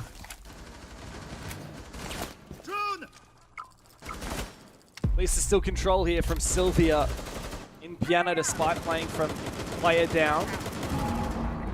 Yukiz is very low on HP. Take wants to reaggress. Flash is still alive here, and Cocktail, and now completely unaware of that flank there from Take. The E1D goes through again. This castle barricade means that it's not going to be easy to push into Piano, so Yukiz will decide to forfeit the position, seemingly. This clash doesn't really have to go for kills, it can just feed information to these 2 players, and that means it does rely on Take and Sylvia landing some big shots. Also zone control. You don't have the freedom to move. Was supposed to be a shot that was counting for a kill, but Sylvia not found. Fall back into the bathroom. Still have a player up onto the skylight, trying to slowly cut around the corner, slowly try and find themselves with a bit of an opportunity. Oh, now sneaking into the piano out here. Hopes to find Sylvia still. Knows there's a shield, plays right behind it, comes around the corner, there comes the pre-fire, 1 tag done. With that, the DMR gets the kill. Very important one here, because now the Clash doesn't have as much support as it had before. It is just a single gun against 3. 15 seconds left. Yeah, but the Clash can come to life and time the calls, time the refrags. It's all up to Yamada now. He doesn't have any shots left in that shotgun, maybe 1 single left. As he needs to just run away from Kawao. All he needs to do is survive a couple of more seconds. The shots won't land for Kawao, and Enterforce have clutched up big in the 1v1 to kick off Cafe. It was just enough battle. There was just enough balcony out there to survive that situation out there, because the punch came through and Enterforce, they find themselves at round 1. But it was barely. But that's fine. A barely 1 round is still 1 round. And all they need is 7 to get themselves in a 2-0 victory. So, you know, they're 1/7 of the way there.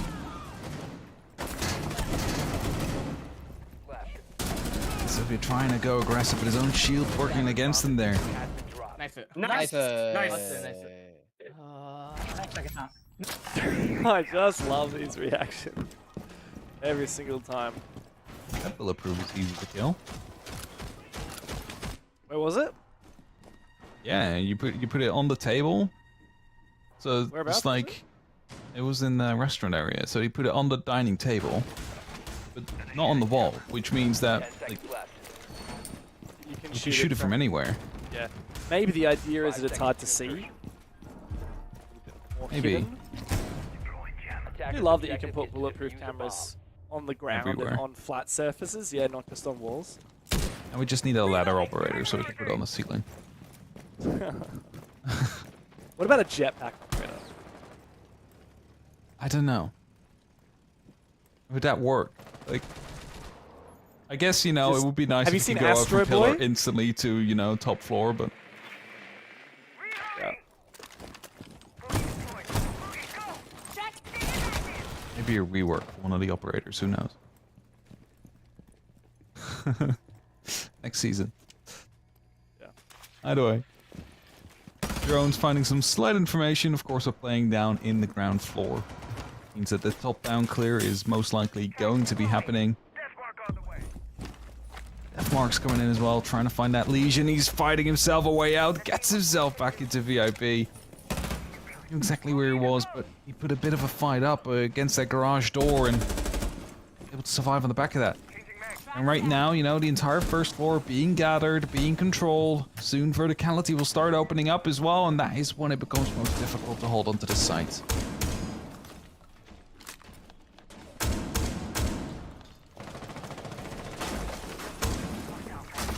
Innitrope have done some good work here on this vertical game. They haven't lost any players to C4s as of yet. There is still one C4 and it has already been deployed by Taka. I don't know where it's sitting. And as I say that, it detonates straight away. Here comes the fuse though from Akayu. No Monty ban, no Blitz ban. They just elected to go for that fuse for its vertical potential.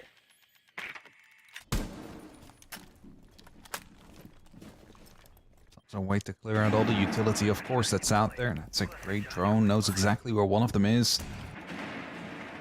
Zika's trying to go down. There you go, one in wedding now. Let's get swung. Drone's gone. No one's there to actually respond to it, though. More so focused on trying to clear out the site. And there you go, Akusa drops first. Akamash finding that entry, knowing about the person in VIP now. Well, that basically will force Sylvia to try and rotate out, because the way that this execute is going to be looking to eye up is a freezer take. They've opened that up. They've opened up the hatch. They have the opportunity to go through there. As Yamada of the cover dies, Sylvia's the one man still standing out there trying to hold back on it, but that drop through the hatch, I believe, came in. Where's those friendlies? Oh, those are friendlies. We had a bit of a collar bug out there. Well, here comes the execute. The plant's going down. Will there be denial in time? Indeed. Are they able to capitalize on that? All you can do with that Echo is deny a little bit of time, and they won't be able to deny the whole round. That was a little bit premature. And Mao has made this a 3 versus 1 for Paul Vanish. We've seen big 3Ks from him before. He doesn't have information. And Mao cuts him down. Good opening for Kinnetrope to get there first on the board. It's important now to really put up that pace on the attack. You want to get like 3-4 rounds, you know, to make sure that this is a comfortable victory. The last thing they want right now is to let this go, you know, complete miles as well. They cannot use that. They cannot. And especially, you know, the losing team still has to play another best of 3 today. Attackers need to locate and defuse the bomb. Which, you know, is mostly for SI points, but you never know when those are coming in club. Yeah, I mean, it's important to remember as well that 5th place, you're actually fighting for a spot in the last chance qualifiers as opposed to having to go through the open qualifier playoffs. Yep. Which is what Enterforce had to do last time. They went through those open qualifier playoffs and they failed to qualify for the LCQ. So that 5th place match actually has quite a lot of stakes in Japan and Korea.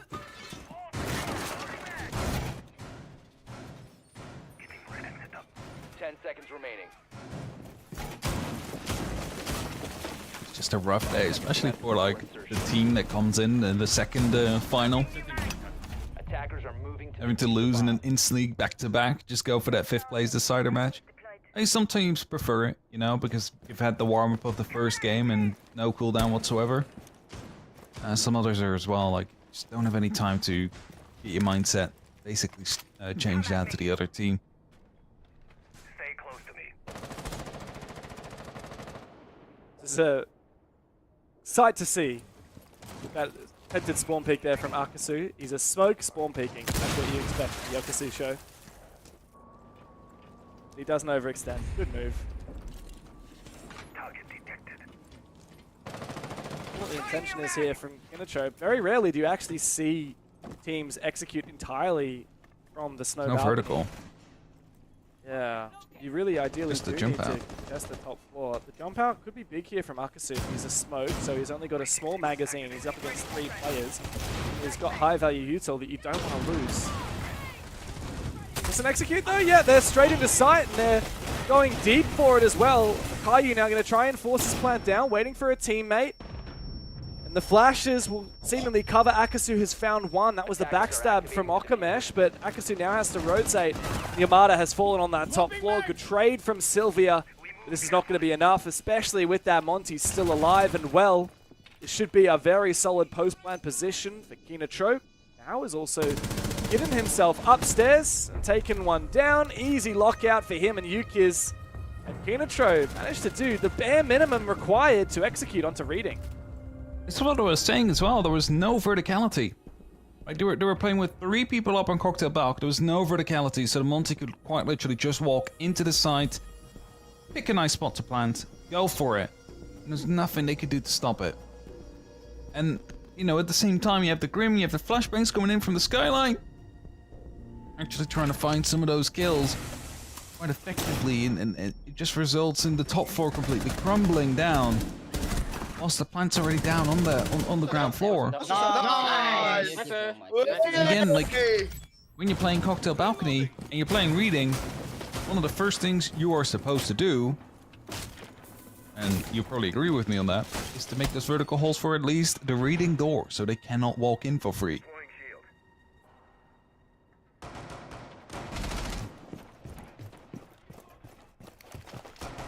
Kinatrope have looked really solid on these attacks so far. Even that first round came down to a 1v1, mate. So, I don't know, Hap. I'm getting a little bit scared here for Enterforce. I think they need a whole lot more than what we've seen in these first 3 rounds. Attacker's objective is to defuse a bomb. Oh, for sure, they definitely need to step up more like they did in that previous matchup. You know, back then they also came back from a 6-3. Who knows? Maybe they just want to be on the back foot before they truly feel comfortable trying to fight back. I doubt it, but who knows? So far, these rounds have been quite in favor of Kinatrope.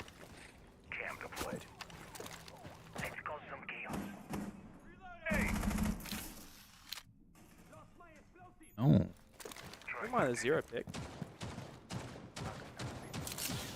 Sorry, Really what? need to get. I said I don't mind the 0 pick. No, I I've seen don't a mind it few either. times in this series now. Usually you just see it on maps like Bank, but Consulate and Cafe have their merit on this map. This operator as well. Particularly this one, like this is a really nice one. So much You'll never find it information. either. Ah, exactly. It's not where you're going to be looking. Like, maybe for a drone, but a drone is slightly bigger than the SAM cam to come through, so...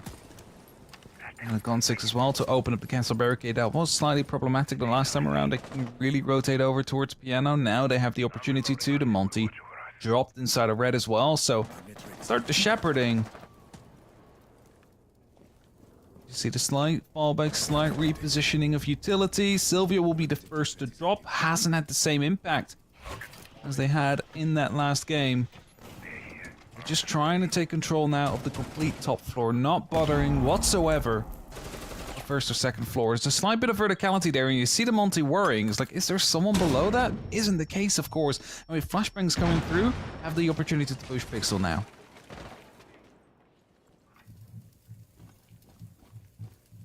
Kinatrope is still not over-aggressing as of yet. Haven't fully cleared this Pixel position. Still E36, looking to hold on to it as much as possible. They're moving in through shop now. There is information for the defensive side on the back of that bulletproof camera from Vanish.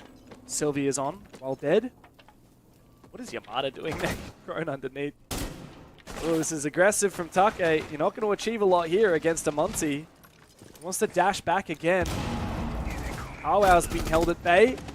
Oh, you got to win this fight, Yukiz, especially because Vanish has just gone big on this flank. Traded back, Akasu is. However, Kinatrope have seemingly fumbled the bag, and Okamesh desperately making his way forward. It's a 2 versus 1 all of a sudden. Kyle finds the final kill. I don't even know how to describe that round. Rub your hands together, Mal. Give yourself a little bit of a pat on the back. That round should not have gone your way, but Kinatrope stole it. It must have been like such a difficult one for the observer as well, because it was just happening all over the map at any given time. And like fights were quite literally going down all over, every single direction you could have found it. And 3-1, and this is more what people probably would have expected from Kindertrope. Like this kind of performance that we're seeing, even though this one was a bit closer, still managing to just soldier through. Like, 나이스. just- 나이스. 아리가또 마지でか. 나이스. very happy. We just gave them some room to speak to. For those that do actually speak Japanese. I haven't watched Choose to enough watch the anime. English broadcast. I've heard some people say that they learned Japanese by just watching anime. I think every Japanese person who hears someone say that just lets out a big, polite Japanese sigh. 10 seconds to go. Yeah, I've only figured out Naisu 5 so far. seconds left before insertion. So, Attackers are moving out to locate a bomb and defuse it. Two shields Wow. going out from Kindertrope. yeah. I don't know. Looking at the big picture of this match here, Hap, like, map 1, I thought Kindertrope played better for the most of it. Enterforce just went huge on some rounds with 3 players dragging the F out. Here on Cafe, E36 have just not had much at all. Every now and then you'll see a player get a 2K like last round, or Vanish just found 2 miraculously, and yet they still fumble the round. I think that the tide is starting to turn and we're starting to see Enterforce's true colors.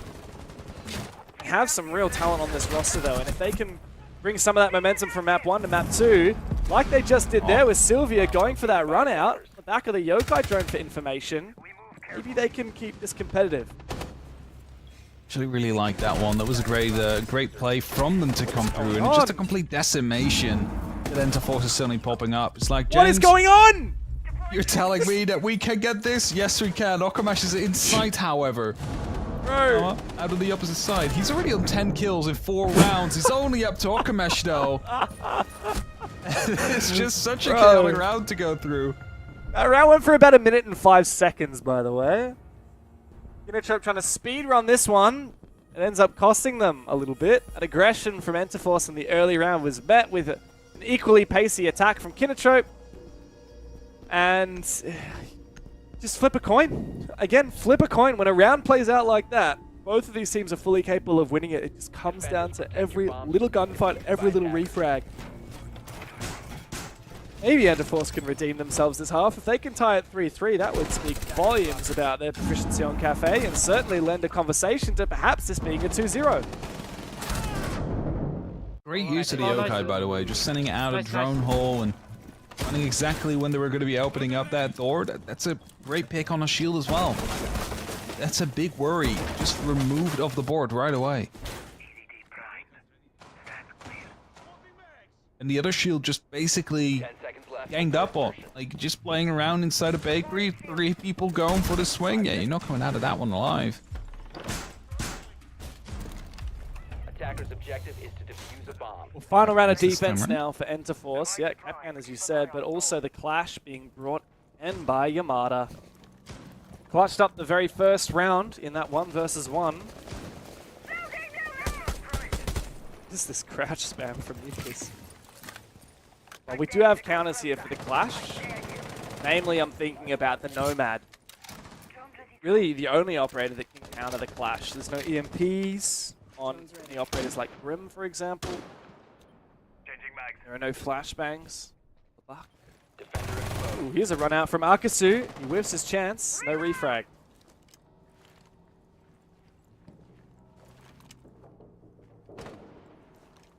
Just for now, calm before the storm. Reading again. Whereas last time this just completely fell apart as there's no verticality, talking of which. It's just being made now. The thing is, it's a shield playing it. And that's nothing against the shield or the shield player. It's more of a, if they decide to run through that door, you're already too late before you can get that shield down and start firing. You kind of want someone else to be out there to have that support, because there's also no one inside of reading itself. Like they're in engine, they're in train, they're in laundry. And Zokomesh will go down first. It's a run great out. start here. Oh, he actually jumped out of the Claymore, didn't catch him. I think he might have jumped out cocktail window, perhaps. Regardless, not enough claymores or misplaced claymores. I mean, still Kawa has 2 claymores in pocket. That would have guaranteed a kill, surely. We've seen good control now from Kinatrope as they've taken all the way up into train and opposing themselves up near that fireplace bomb site, but 4v4, the Clash still alive, it's not enough.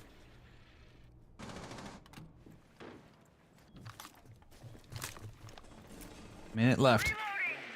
Not a lot of time. The diffuser, I believe, is inside of train, so they're quite close to actual dining. But they need to find an opening out there. They need to find whoever's holding on.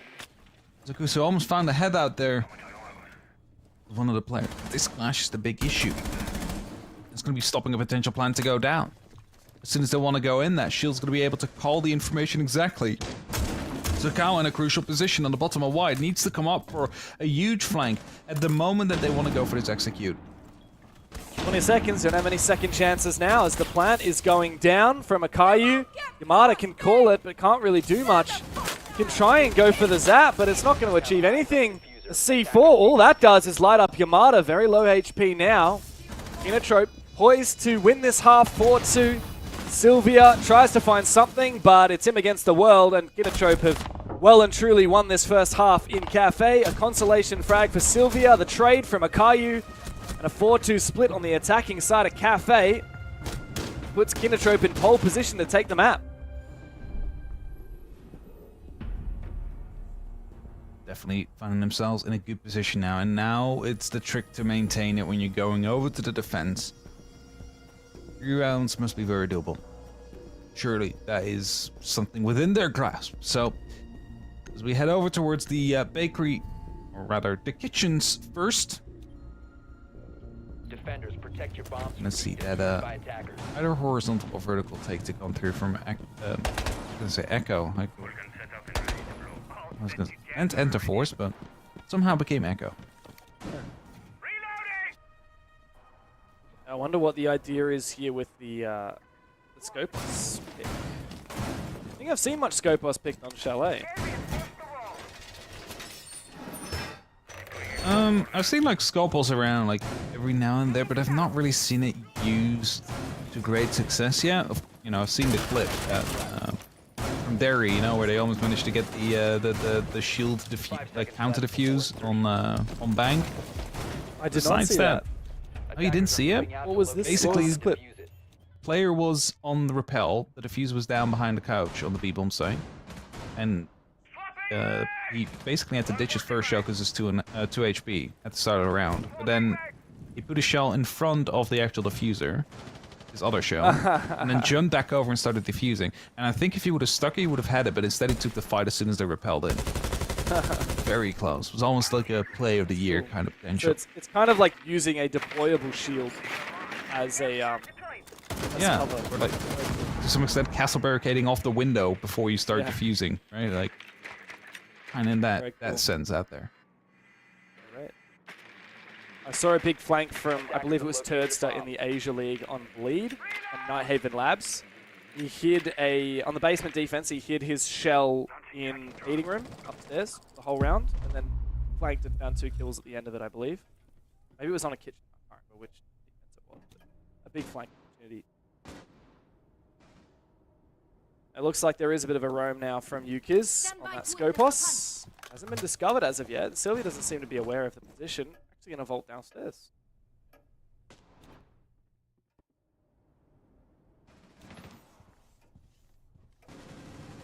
Rome. Not really being cleared or challenged whatsoever. And of course, having the Scopus can instantly teleport back, so no worries there either. This is quite dangerous, though. They have no clue, it seems, of the fact that the Scopus is upstairs. And them both being around on that first floor, around pillars. Yo, as soon as he goes down that red stairs, actually jumps. There you go. That's the kill. That is one. That's the line of the board. No more E1Ds to worry about now. And still has the opportunity to just teleport back towards the site using the switch off those shells. For now, just holding on an engine. They're not hunting him down either. Maybe assuming that he's gone back. Oh, so his special's in VIP. It's a very high value place to come to at the end of that round. The execute now from Enter4 seeming to shake up around the reception position, but easy swing from Okamesh to find one. The second will not be found. Vanish refrags. 30 seconds to play. Still the opportunity now for the Scopos to return back to side as Vanish has to pull out his goo. Carwell's taking out Sylvia. This is not looking great now for Enterforce. As Akasu, oh, what a shot from him on the entry. Taking down Mao, but walking straight into a crossfire. Will be shot in the back, and a final kill for Yukiz as well on the vert, no less, with that Scopos. Very solid round there from Kinotrope, and they are beginning to run away with Cafe. Yeah, it's getting more and more in their favor here, and it starts to become quite difficult for Enterforce to try and fight back here. However, you know, they also came back from a 6-3 last time around, so it's still definitely doable, but the big difference is that these rounds are just a little bit more clear-cut in favor of Kinotrope.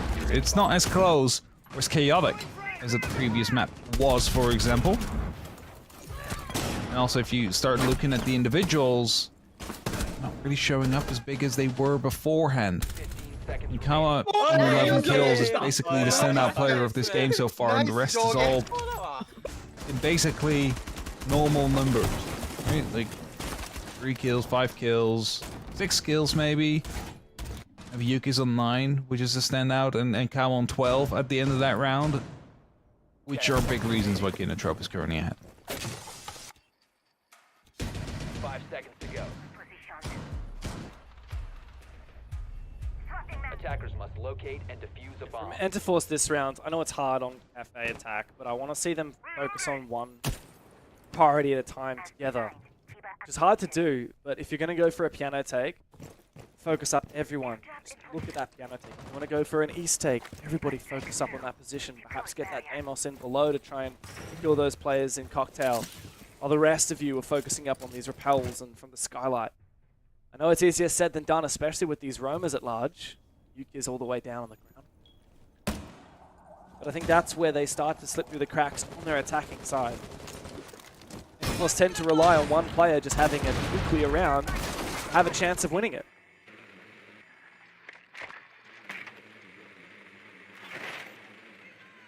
Trying to clear out top, just slowly gaining information.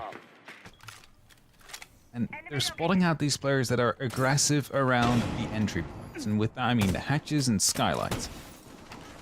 Akusu tried to go aggressive out there, tried to go for a chase, but Vision already fell off. Now, with that Yokai, there's quite a lot of information being gathered. Oh, no, actually misses the opportunity of getting it, and then having to spend an S-charge to clear the barricade Okamesh is behind, but the entry kill is going towards Kinotrope. Good trade. That's worthwhile for Enterforce. Half the round done, and you've cleared the player in piano, the Azami, the most dangerous pivotal player on this site. Good start. Only losing the Ash, that's not the worst. However, Akasu's had a bit of a quiet one, 3 and 8 at the moment, after hitting 18 kills in the first map.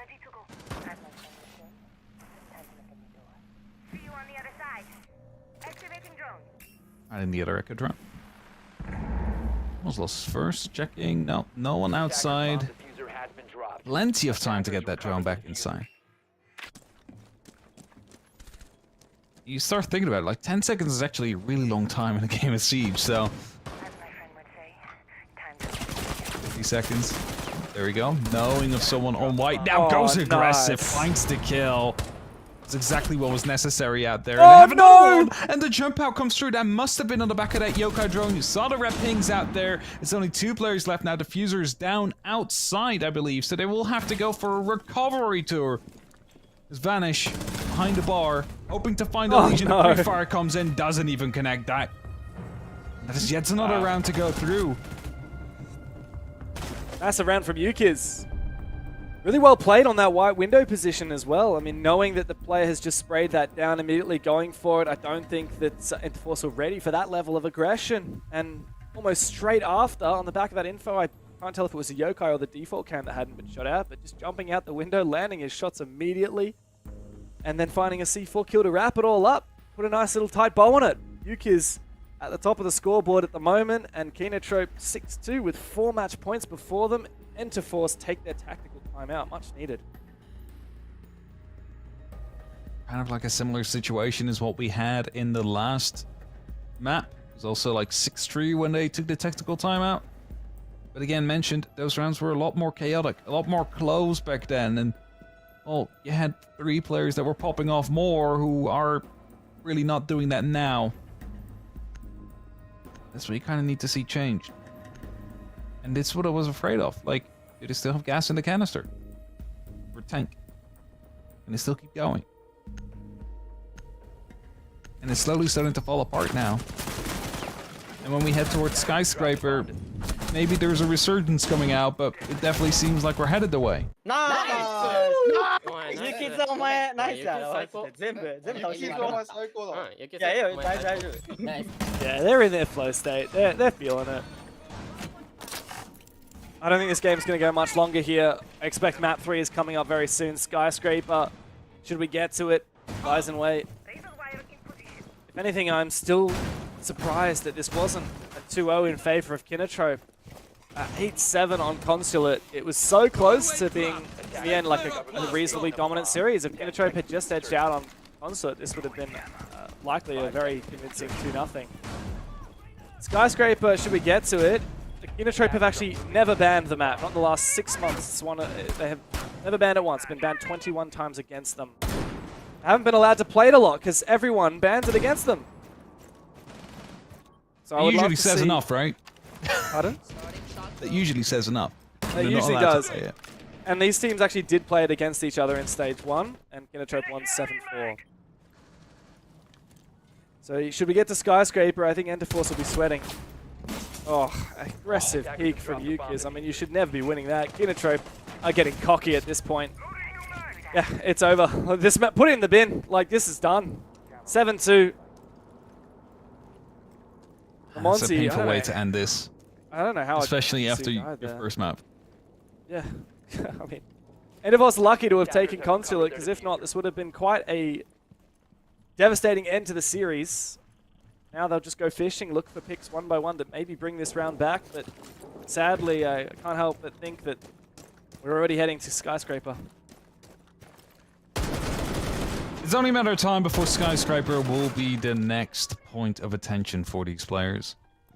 Vanish and Sylvia, the 2 remaining, find themselves close towards the site, but 5 more players to fight through before you even want to start considering a comeback. That's one to start off. A great shot. Second one being spotted. Found as well by Sylvia. Suddenly we're in 2-on-3. And it becomes winnable, James. It is extremely winnable, and Sylvia is a very good player. Would not put it past him. Diffuser is on Vanish. 2 players that really carried through that first map. Both have been pretty quiet here. Metro needs to make sure just to play for refrags, they still have that numbers advantage. Miner's going down. I don't think there's any information. How has he snuck into sight and started planting? I would love to know. C4 comes out and it's shot out of midair. Surely not. I mean, a 5v2? There's no way Kinotrope fumble this, but Vanish and Sylvia now seemingly have the advantage. Good shot from Akayu. Now a 3 versus 1 against a very small magazine here in the ARX. Sylvia's got the aim for it. Sprays out, reveals the position. Misses another shot. Kinotrope need to close the distance and swing close. And the refrag from Mao secures the map. Kinotrope struggled on Consulate. The GH comes to in the chat as Cafe has convincingly been there. 7-2. And we'll settle it all on Skyscraper. Yeah, Skyscraper to decide which of these teams is going to be moving on into the playoffs and which will fight for a spot in the last Gens qualifiers. Love the unity that we see in the Gunskins there, by the way, from Metro. And 7-2, the scoreline. Probably more expected as we started out the series. It was a 19% chance for Enterforce. They managed to take that Consulate. Now a third map decided all. Yeah, third map. Credit to Enterforce. They have pushed it the distance, but of course the second map did not bode too well for them. Let's hope that they can put up more of a fight on Skyscraper after this.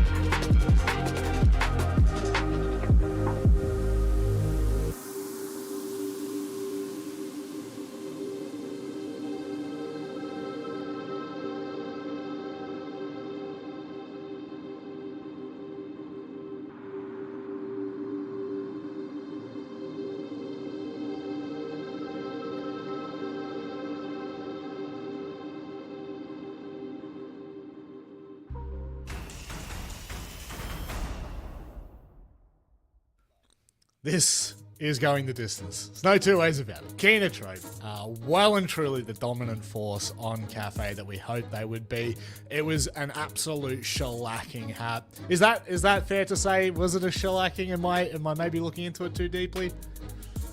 No, you're not looking into that deeply. It wasn't that deep, that game either. It's just like completely picked apart on many different occasions. They managed to find 2 of those rounds, and sure, you know, there was a couple of positions where you're like, okay, this is doable, this is winnable, and don't really get further from there on 4. So yeah, 7-2, I think a deserved scoreline. I think that's what many might have expected as well when it was a 6-3 on the previous map, the first map, sorry, I have to say. But they weren't able to drag that one across the finish line. Back on camera, I'm just like tapping out my... I'm like doing a beat along. I was scratching my bald head as well, so yeah, that's fine. What kind of beat were you doing for me, Dev? Can you drop a beat for me? So you can hear the music, right? I was doing that. I was doing that. I was like, I thought maybe you were doing like a Matthew McConaughey, you know. Oh no, not the Wolf of Wall Street. No, if we're lucky, maybe we'll get a little bit of that later. Yeah, who knows? But look, unfortunately, Enter Force, that was a game to forget. There's no doubt about it. We just saw the team graphic there, and that was an absolute domination from Keenatrope. I thought, like, going into this graphic, I was kind of like, oh yeah, like they definitely performed better. It was 7-2. There was like maybe a round or two that were quite close, but overall, Keenatrope looked the better team. And then I saw like the costs, I saw the kill difference, I saw the entry difference. It was across the board a game from Keenatrope that really propels this series into a different discussion now, because we're heading to Skyscrape, Dev, and I mean, with a 7-2 performance, when you are the dominant force in this game, that's the last thing you want to see as entry. You don't want to see Keenatrope going in with all this momentum. Yeah, very much so. And Keenatrope do enjoy this map. It is their first preference. They have never once banned it before, not in the last 6 months.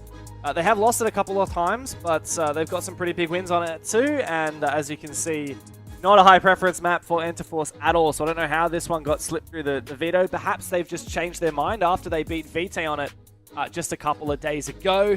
Enter Force need to really show that was not a fluke, that they didn't just get a one-off time against Vitae, and they can actually get the job done here in a BO3, because they're playing for all the marbles now. It's to continue the run in the playoffs, to have a shot at the major, or to go down and have to play a 5th place match just to barely scrape into the LCQs. So it's all cut out here in favor of Keenatrope, as the series was as a whole. Yep. Enter Force need to find that form they found on Consulate and get back into it right now. Look, not to be rude, but Force they've already done better than stage 1. That's all I can say. They've already found their way back into a better discussion as we're heading to our 3rd and final map for this series. Keenatrope go into a very one-sided Skyscraper. We've already discussed it. They look the better team on Cafe, and now as we start to transition across, it's a scary discussion. It's unfortunate if you're Entry Force or if you're a fan of Entry Force, because yeah, they're just they've got a long way to fight back in this one. But we do head to not Cafe. Don't worry, we're getting baited there. We're heading to Skyscraper. Why don't we just play Cafe again? Honestly, we could run it back. Enter Force really need something, bro. It was a 7-2. Oh, here we go. Skyscraper. There we go. It's good. I mean, like, at the end of the day, I think I would probably rather, if I'm Enter Force, I'd rather be playing Cafe than I would Skyscraper. I'm a little scared for what's about to happen, because Keenatrope be much worse than a 7-2. Well, I'm very sure, but it could be worse though. That's the problem. Yeah, I mean, there's more space to improve than there is to have it worse, right? So yeah, sure. That we'll lean into that instead. How about that one? Keenatrope, this is the end of the line if they do lose this one, and it would be a shame considering how deep they went into the playoffs of stage 1. They need to continue their form on the back of Cafe. That looks more that looks more like it. 87% of the audience believe this is a Keenatrope victory, and with that, the quarterfinal will go their way as well as we head into Skyscraper. Thank you, Rob. Yeah, time to settle this once and for all. Hap, how do we split this one? Do you reckon the 83-17 is a fair split, or do you have some kind of... Is there something you could spin me for Enter Force? Anything? I'm just gonna say, I think the viewers are fence hoppers. Like glory hunters. They just vote whoever just won the last map. That's what they're doing. But no, I don't think I can. Like, I mean, the match day 1 was an 8-7, like barely dragged across the finish line, and you had 2 people with 18 kills and 1 with 15. Like, there was huge individual performances. And as you mentioned, every round was won on the back of a multi-kill. Like a 3K. There were 5 3Ks and a single ace in that game. Like that is 5 of your rounds basically dragged across the finish line by a single person. And that's not a viable way to play the game. Like, it gets you rounds. It can get maybe even get you a game, but it won't get you championships. 10 seconds to insertion. Enter4ce are not a team chasing championships at the moment. They're just chasing the mid pack. Like we've said in stage 1, they failed to make playoffs. Here in stage 2, taking down Vitae, bit of revenge for Akasu against his old team. Now they've earned their spot here in the quarterfinals, but need to stay in it. That means having a performance to remember here on Skyscraper. They start on the defense as well, which will no doubt be in the advantage. Skyscraper is the most defender-sided map in the game at the moment, globally. The only one with an above 60% defense win rate. So Enter4ce definitely have the advantage to start here. Look for this attack. Going for the multiple combo of the hard breach here. That's an interesting C4. Doesn't find anything except for a heck of a lot of damage onto Akayu. Could be dangers there as he walks by back in the actual set, breaches that have gone through. However, VIP wall will be opened up and have the opportunity to, of course, put the extra pressure that way onto that top floor. Especially holding off Terrace. Dragon being able to have it used as a breach as well. But it cannot be the main way to go at it. Like, you know, you either gotta push yourself in from the opposite side of the top floor, or you gotta open up the big wall that is on the balcony. Sometimes a bit difficult though. It's usually, you know, a hole is left inside and impact tricks come through, or sometimes even a run out from the long balcony. See right here, pretty heavy stack up around Dragon. This is just waiting for a drone to come through the Dragon drone hole. As the roam clear is seemingly successful downstairs over on the T side of the map. There's one pick already for Kinotrope. They've made excellent progress. Oh, I don't mind this reinforcement from Akasu late to the round to try and protect against that main breach. Kinotrope need to focus up their attention on clearing Dragon, Shrine, and of course, Drum. Dragon and Shrine, of course, the most important as they lose a Maverick out there on the site window. A little bit steadily is Dragon that is falling into control of the attackers, however, as they're hoping to push through. Confirmed kill coming in onto the Maverick, so no recovery there, and these Bs are definitely going to be putting Take in a rough position as he gets a kill, but instantly traded out as well. It was a big pick though for Take, as he found one on the exits, but was traded. Now Kinotrope, 20 seconds to play. This Selma is very late. What a shot there from Yamada. We have to see a big backstab now from Carwow. Now low HP, has to walk straight through the ice to try and skate his way into sight, but I don't think Kinotrope are going to win this one. Awkward position and no shots landing onto Yamada. Akasu from below. Round is done. Enter4ce looking solid to kick off their defense, and Kinotrope left with more questions than answers. Try to quickly confirm the kill for the KD. But okay, yeah, no, decent first round coming in from Enter4ce. Managed to realize where the actual push was coming from, hold it off long enough from there on, basically force them into some awkward fights. And, you know, the kill that they were able to get from the Dragon side is a great example of that. That basically opens up the round as well. A lot of damage done afterwards as well onto a separate player before finally falling. It was already basically a bit of a tough fight from the moment they tried to open up that wall. Just the tube around to freeze it, then the Nitro Cell to almost kill the Maverick.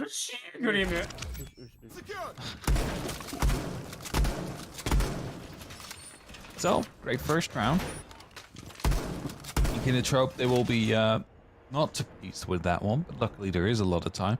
This is a very unconventional site rotation though. Going to like barbecue sushi right away. I've seen a couple of teams do this. Also, Yeah. very 5 seconds left. interesting mirror window.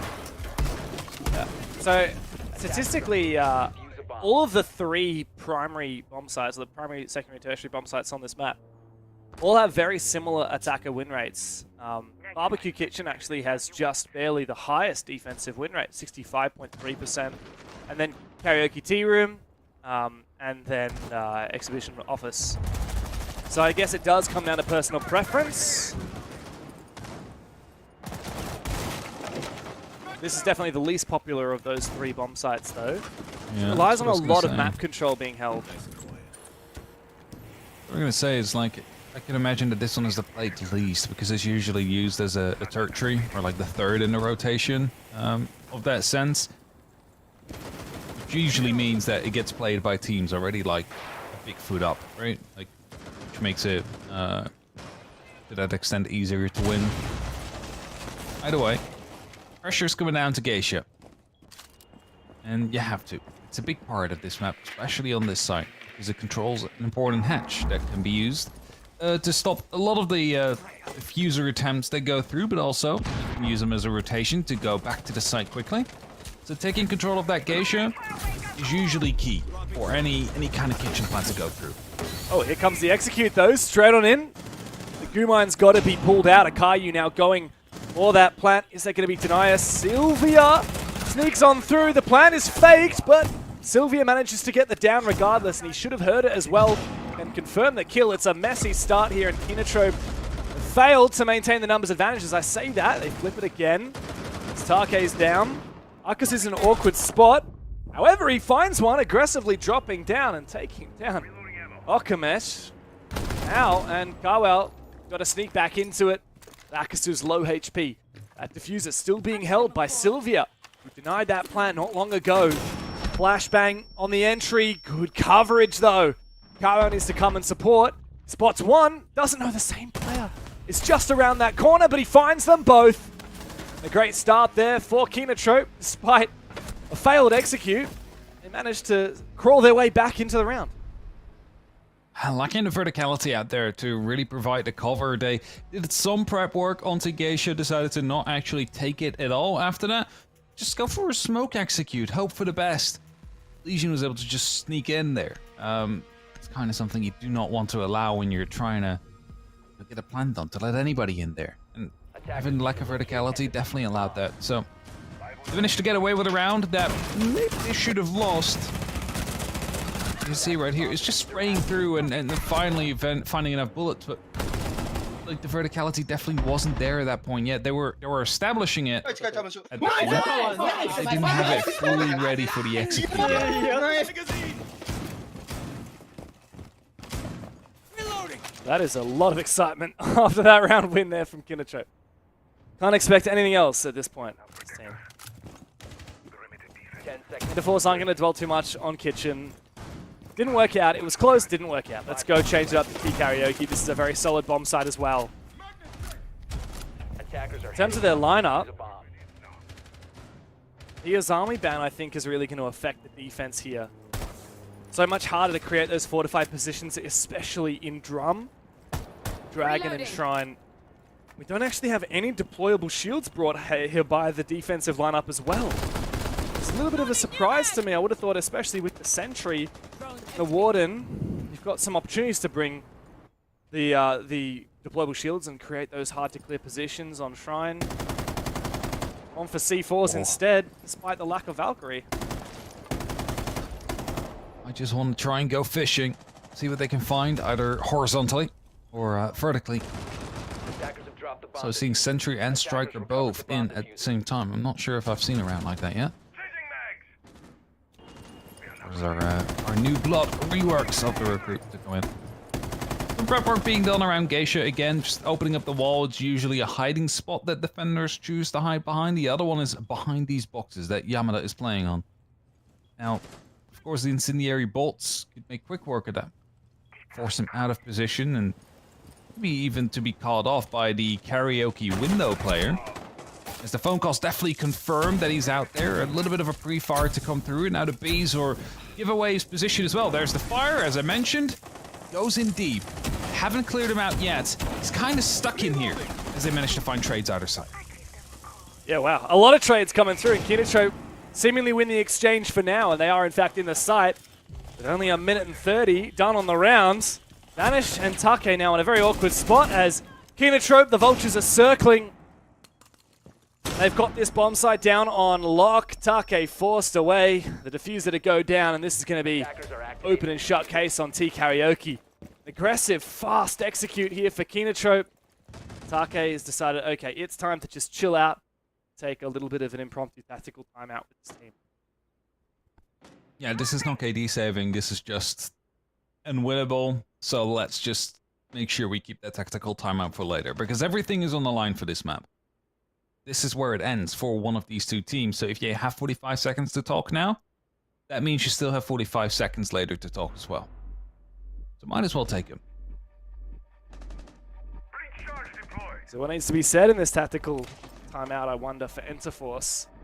These defenses have been rough. At least now Exhibition is going to be unlocked again. But even that round was pretty tight.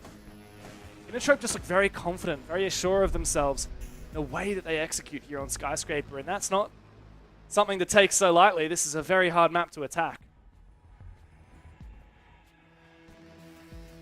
Into a tactical timeout even. That is doubling down.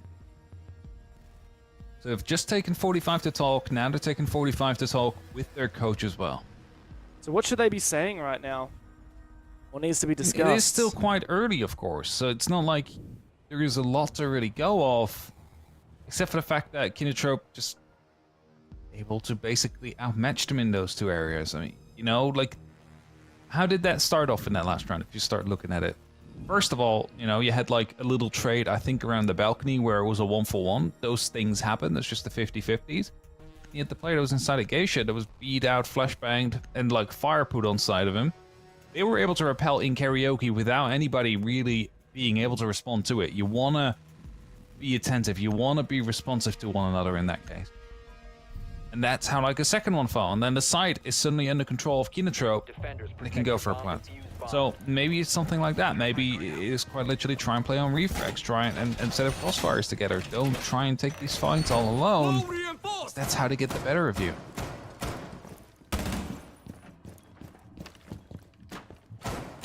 Well, there's no second chances. You got to make good on that tactical timeout. As you said, double dipping. The fake tactical timeout.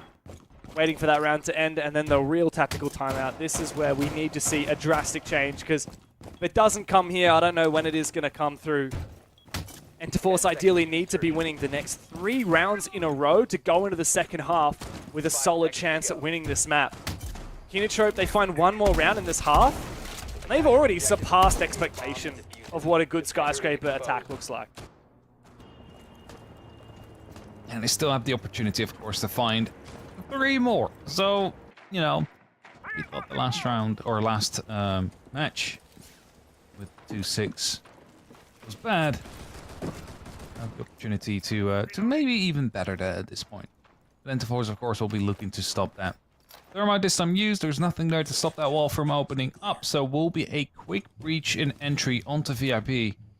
Having 1 player below and 2 on the row means that the side is actually very, very vulnerable right now. Just the 1 player behind the bar that I can see so far, maybe the rest is even just out on a full roam. Yeah, it definitely does seem like it. If this gets red, they're in some big trouble. Dokubi call rings out. Mao is tempted to go in and chase down that Warden. He's waiting for Akayu to come and help. Taking out the default camera as well. The shotgun in hand for the Amaru. I can only expect that Kinotrope want to go for an execute up that hatch. As Akayu gets that diffuser, they're preparing for this nifty little play. The exothermic is done. Akayu underneath that hatch at the moment. They need Util to come out and distract these players on site before that execute can come through. The Vert, though, with the shotgun here, the suppressed shotgun no less. Try and flush out some of these key positions, flush them into his teammates. Mao's trying to now push in from Garden. Take goes down, but there's a player watching and waiting for the hatch drop. Nakasu can hold down the fort. Oh, what a disaster for Kinotrope. They had an idea, they thought they were cooking, but in the end, they got completely cooked themselves. It wasn't even just the player that was watching the hatch, it was the warden as well. So like all those flashbangs that just went in, did absolutely nothing for that man. He just stood there and was like, okay, yeah, we know exactly what you're gonna do. We hear these silent supernova. There's only 2 operators that can carry down the attack. It's Hibana and Amaru. But Hibana wouldn't be playing down below. So you basically gave away the plan slightly there. What actually could have been useful there would have been well, either a buck to open up more, or to have like a Deimos try and like shoot them from below, try and challenge them, because that's like a big distraction and also threat with that Vendetta. But instead, like, it was a bit like of a half attempt, you know? Like, you had the Shokin trying to get some shots off, but there's only like 20 damage they've done after all that. And then they decided to just pull the trigger with basically no control, no advantage whatsoever. 10 seconds remaining. Oh well. Still plenty of time for Kinotrope to win this half. Like I said, 3 rounds is more than enough on your attack of Attackers are heading Skyscraper. out to defuse a bomb. Enderforce, all they've done is now convert their tactical timeout. So they go back down to Kitchen Barbecue. Now this one was won by Kinotrope previously. In fact, the only bomb site Enderforce have won on defense has been Exhibition Office. Kinotrope have looked pretty solid everywhere else. Entry, desperate from Yukiz as he tries to push for that refrag, but Akasu falls back.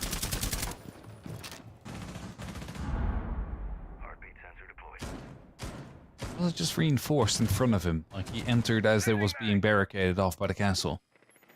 It definitely looked like he was trying to catch the player right behind it, whilst he knew it was still there.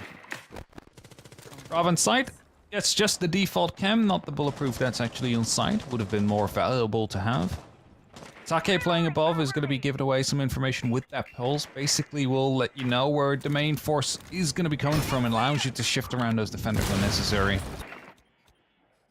As the phone call rings, it's going to be used to try and take some ground, and it looks especially around the top floor area. Oh. What is that? Okamesh has just snuck behind, he's doubled down! This is devastating now for Enterforce.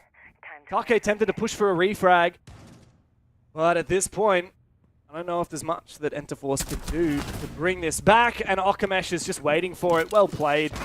The round should be in the bag now for Kinotrope, desperately aggressive. Akasu goes down without any pressure on the site. 1v5 is calling for Yamada. Flawless round for Kinotrope on the attacking side. They've found their 3 attacks.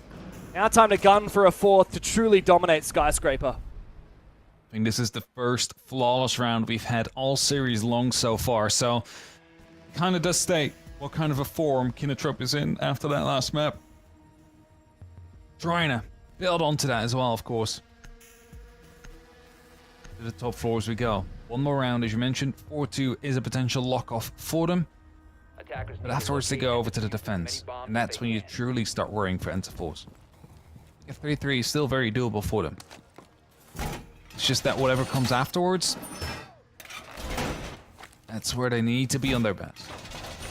Because otherwise this is going to be a Kinotrope.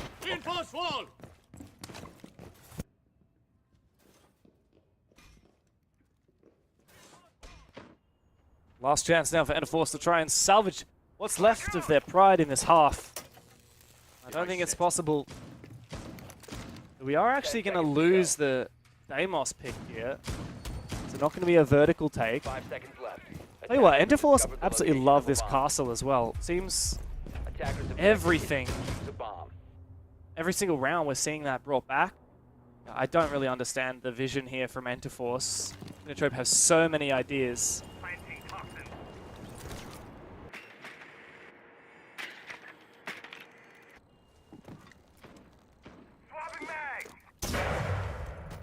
There you go. We've reached to come through. There's nothing there to trick it. I believe the Bennett's already gone to Geisha. There you have it. It's pretty big on reinforcements around there as a trade comes in on the opposite side of the map. It is the Legion gone for the Thermite. Thermite already opened up one of the breaches. It's just that now. Geisha will most likely stay close. There's no hard breach gadgets in pocket either, which means they're going to be forcing themselves through some pretty tight doorways. Try and get themselves towards the actual site. It's not ideal.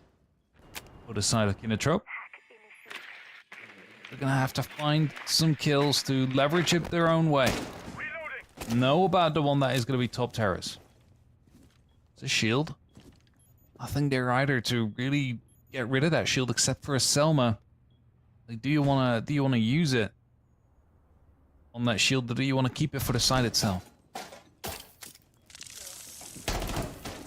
From the Bees. Dake knows he needs to hold on to this position a little bit lower, especially with Akasu going down. Now, what can you say about a team where Akasu, Sylvia, and Vanish, the three that carried on Consulate, have 10 kills between the three of them in 5 rounds, 6 rounds now. Vanish goes down without a fight, again still on that donut. Take pushes for something, only gets a shoulder shot, has to fall back as the logic bomb rings out. Kinotrope are ramping up this pressure, and they've just gone for a full pivot. I see 2 players going on the back stairs. Yeah. Mao is now just holding on to this position instead of trying to push on deep. As Akayu is going for a massive backstab, and he's found his kill as well on the Take, killing that player on Shrine from behind. Interforce made to look like absolute amateurs. Carwow doesn't quite land his kill, but Mao finishes off Sylvia, all up to Yamada, and he is absolutely cooked.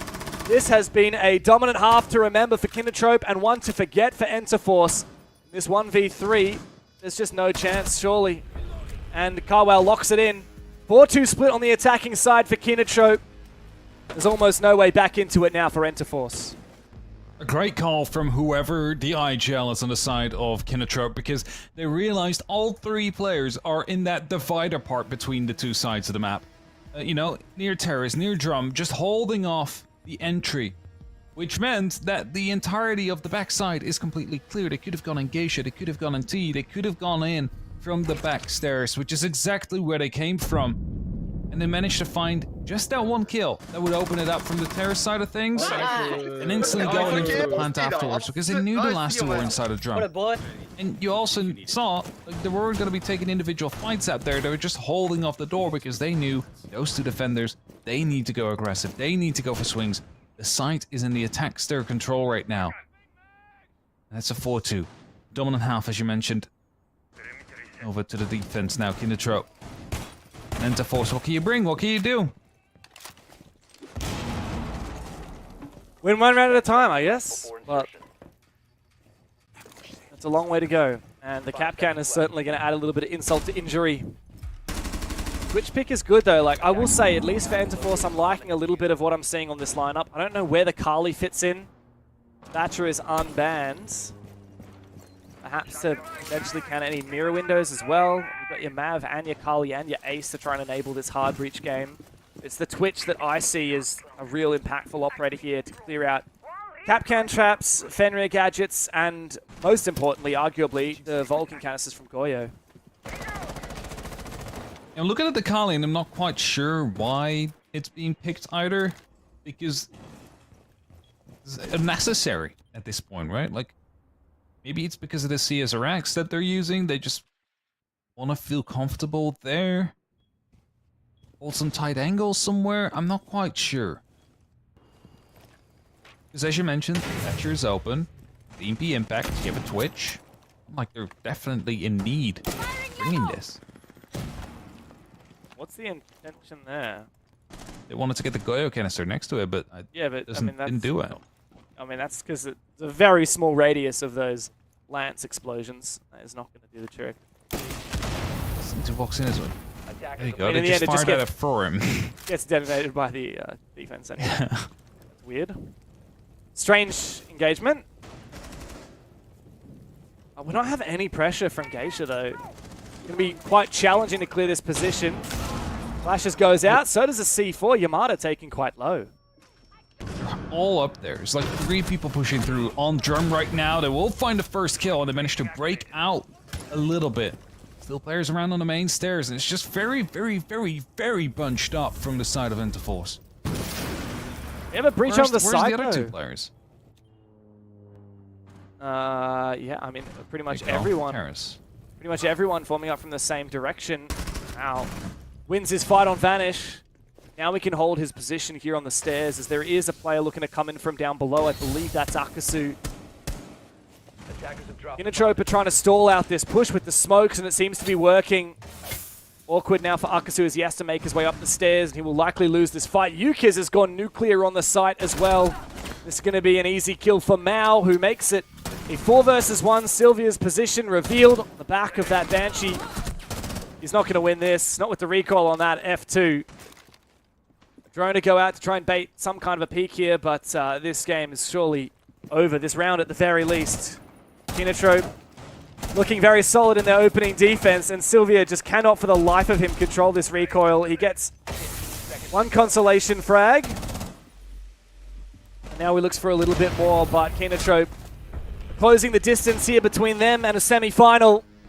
5 rounds on the board, only 2 more required to finish this game off.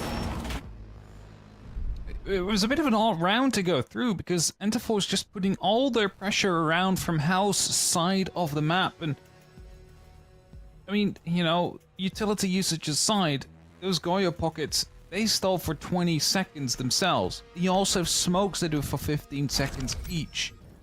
There's no pressure coming in from Geisha. There's no pressure coming in from the backstairs.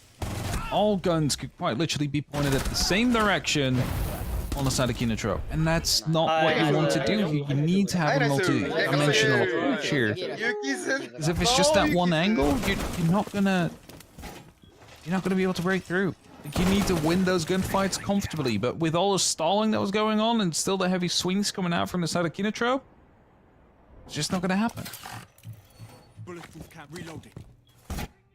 And if that is anything to go by, then this is going to be quite a challenging half for Enterforce to try and push to overtime. Winning 2 rounds of defense really does not put you in a great position on Skyscraper. How do you come back from here? Well, you need to get absolutely unreal in these next couple of attacks. And I tell you what, don't mind the Osa pick. I don't mind the Capitao pick. I like the Dokkaebi. Of course, the Dokkaebi these days forces you to play slow in the early game. Forces you to be more of an execute-focused team. You can't just punch those calls at the start of the round. I think that what we're going to see here, Hap, is Vanish to try and hold the top floor using an Osa shield at the top of the back stairs while the rest of the team goes for an execute into Barbecue. It's a bold strategy. I've seen it work before.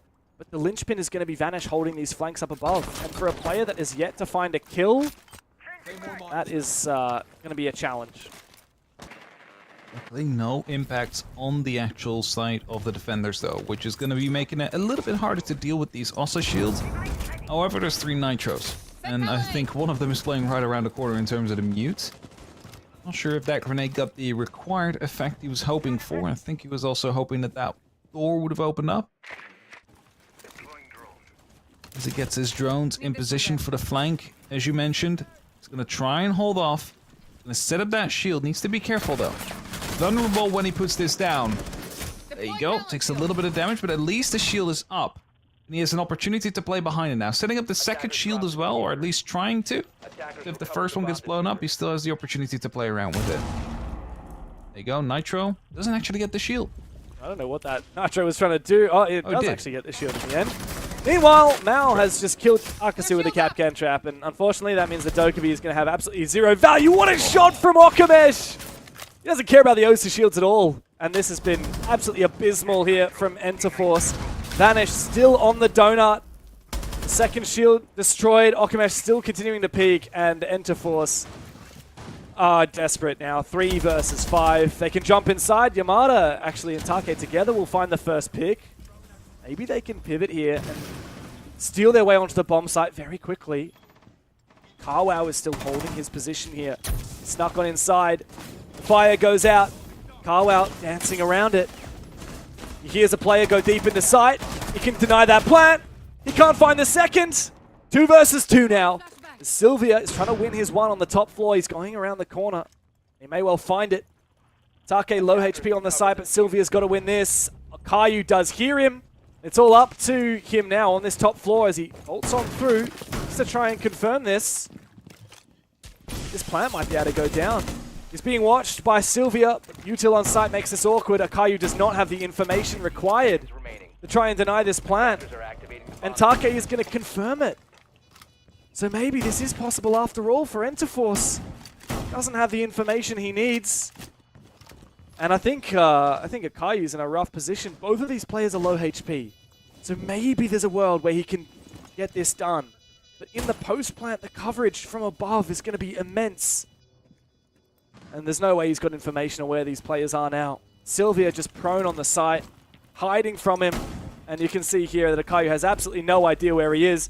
This round is fully petered out now for Kinotrope. I don't know how they've done it, but Enterforce from a 3 versus 5 have stolen this round and got themselves into it. A consolation frag means very little here. And Enterforce find their first attack. Mission successful. Managed to sneak away with it. Again, like you mentioned it, like at the start of the round, this looked to go real bad for them. They weren't really in a good position. The Bandit were able to take out 2 players on the top of the main stairs. After that, the fight back came through, pushing in from toilets. That was even the night for a second out there. Attackers need to locate And for a while, the top floor control was completely still in the hands of Kinotrope, but it was just the one player, I think it was Sylvia, that turned that around. Just playing around with a Nomad, found 2 kills, forced the last player basically to drop down sight. And then after the plant decided to retake that top floor and actually go for the verticality again. So we find ourselves 5-3. Attackers have located Still in the a bomb. pretty decent position. But they are playing on attack, and that does make things slightly harder than they want it to be. 10 seconds remaining. Yeah, it's been the narrative this whole game. Right? There's very little you can do on the attacking side, especially when an unfavored matchup, but Attackers are moving to defuse the you bomb. can keep winning from these 3v5s, and maybe that does alter the conversation a little bit. And we talked a lot about opening picks and the conversion of those opening picks into round wins. In the first map, almost every round, the team that got the opening pick would lose the round. So many 4v5. Second map is almost always converted, almost every single time. Here on map 3, there's only been 1 round of the 8 we've played so far where the opening kill has actually led to the round win. Every other time, it's led to a round loss. That's definitely something for these teams, but especially Kinotrope to work on. They need to watch out in these 5v4s. They let it fumble. Must be why Akusa walked through those Capcom traps in the previous round. just to get the actual advantage. What are you doing? Then what are you doing? What is that? Yamada!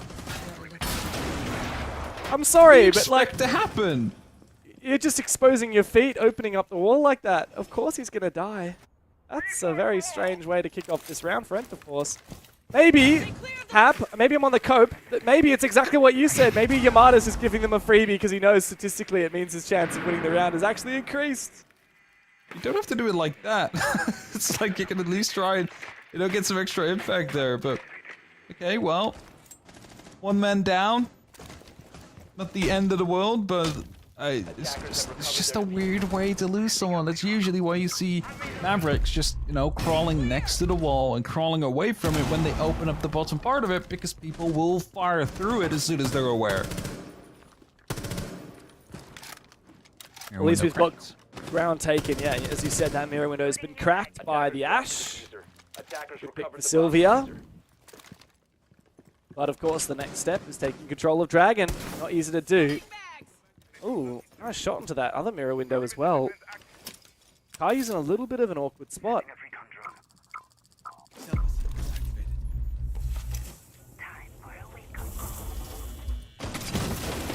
Pack trick to come through.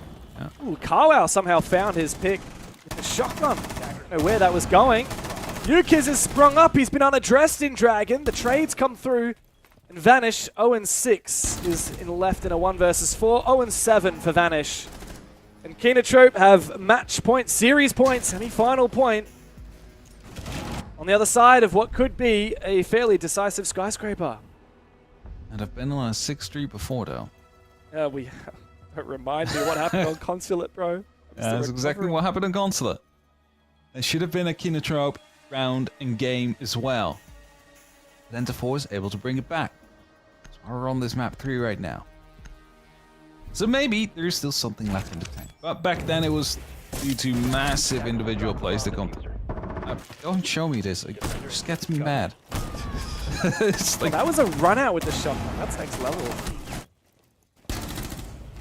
I'm just saying, like, if I had a Maverick in my ranked games that would decide to open up like that, I would probably just ask them if they're okay.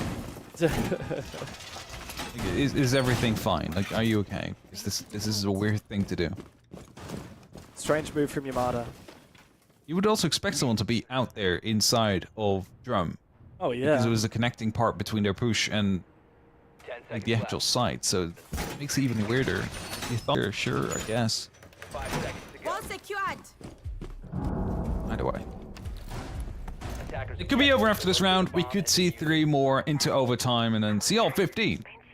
We do not know at this point. But it does lean towards Kinatrip. They are in favor of this match so far. And as a run-out is being prepared by Kawa, if this door opens up, that's a single kill at least. Oh, he's been droned. Good knowledge from He's him that he hungry was for being it. droned, or his a teammate maybe on the camera that spotted that drone out for him. He's going still. Still going. A double Go for bluff. it, honestly. Here's it. He goes out and he takes down Take. Well read. I mean, well played as well. Very much knowing the way that these teams are going to go for this. Hello, Sylvia! Loading new mag. He said, I'm going to take this into my own hands. He enters and finds 2 big picks, brings back the advantage for Enterforce. Sylvia has been the one thing that has stood between Enterforce and losing this series. And he's found a 3rd one. Okay. I guess the game's not done yet. You know, I was 18 kills last time around. Can I improve on this? That's the question. He's 8 away from copying that. Vanish Well, Dome. this is a big gunfight. Mesh has got to land these shots or survive. Akasu down. 2v4s again. Starting to spiral, favoring Bomb located the by unfavored attackers. team. Oh, no. Look at these players. There's 3 of them all stacked up against each other here. Now might be able to find them all. Is he going to get the kill onto Sylvia? Eventually he does. A little bit of a potato. He drops downstairs. No trade coming through from Vanish and Yamada. 2 players on Enterforce that have struggled so much in this game now have to clutch up. Is the plant likely to go down in a moment from Yamada? Mao has gone for a big flank here. Wants to try and detonate the Vulcan canister. He's now been locked out of sight. As the Vulcan canister detonates, Vanish 0-8 in the map. It's up to Yamada and he does not stick that plant. A 1v2 and he's caught in the crossfire. He doesn't have the info. He sees Mao, but Mao gets him first. What a map. What a way to finish the series. Kinotrope were pushed to the distance on Consulate. The Cafe and Skyscraper were a different story entirely. 7-3. They booked themselves a spot in the semifinals. Mao definitely redeemed himself in that round as well. Like after the first potato onto Sylvia, just slightly behind and every step made. Comes in clutch with a huge flank, finding those final 2 kills.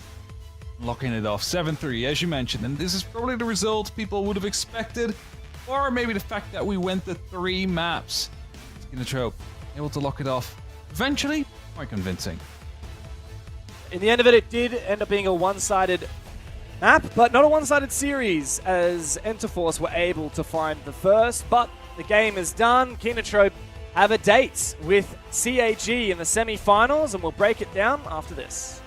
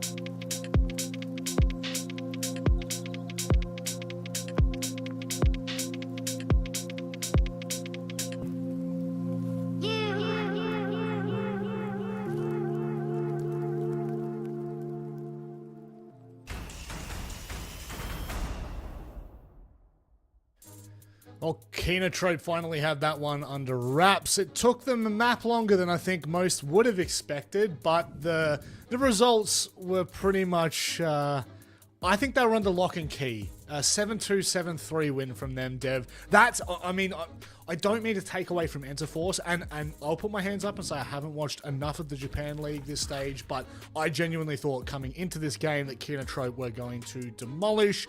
Competitive for the first map, and then it just slowly spiraled from there. Yeah, and I think there's two halves to that coin. Half of it is Kenotrope have actually struggled this stage. There were massive expectations on them, but they only made it into a playoffs looking spot in the second to last playday of the regular stage. These guys were struggling for a lot of it. It was only really when they beat Vitae that I think that narrative changed a little bit. Interforce looked pretty like on struggle street for the whole stage until they beat Vitae on the final playday. So I think it's perhaps the case that Interforce are definitely better than they were in Stage 1, and Kenotrope are maybe struggling to find that form and particularly consistency that allowed Interforce to win that first map, which is a huge achievement. As I mentioned, these guys have played each other time and time again over the years, and this is the first time Interforce has ever beat Kenotrope on a map before. So huge ups to them, and it's really thanks to the guy on your screen right now, Sylvia, and also Akasu. These two players are like a cut above the rest on this roster. Like they are just capable of so much more, and you can really see that in the stats. There's quite a significant divide, particularly in the kill department. Akasu is unironically like one of the best entries that I've seen across most of the regions that I've casted. He's a very solid and somehow incredibly consistent entry as well. But Kenotrope are a better team.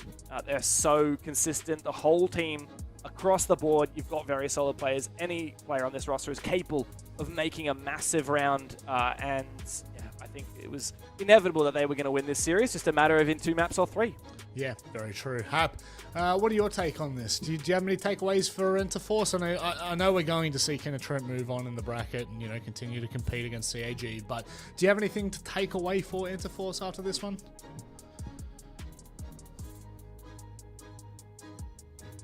Hello.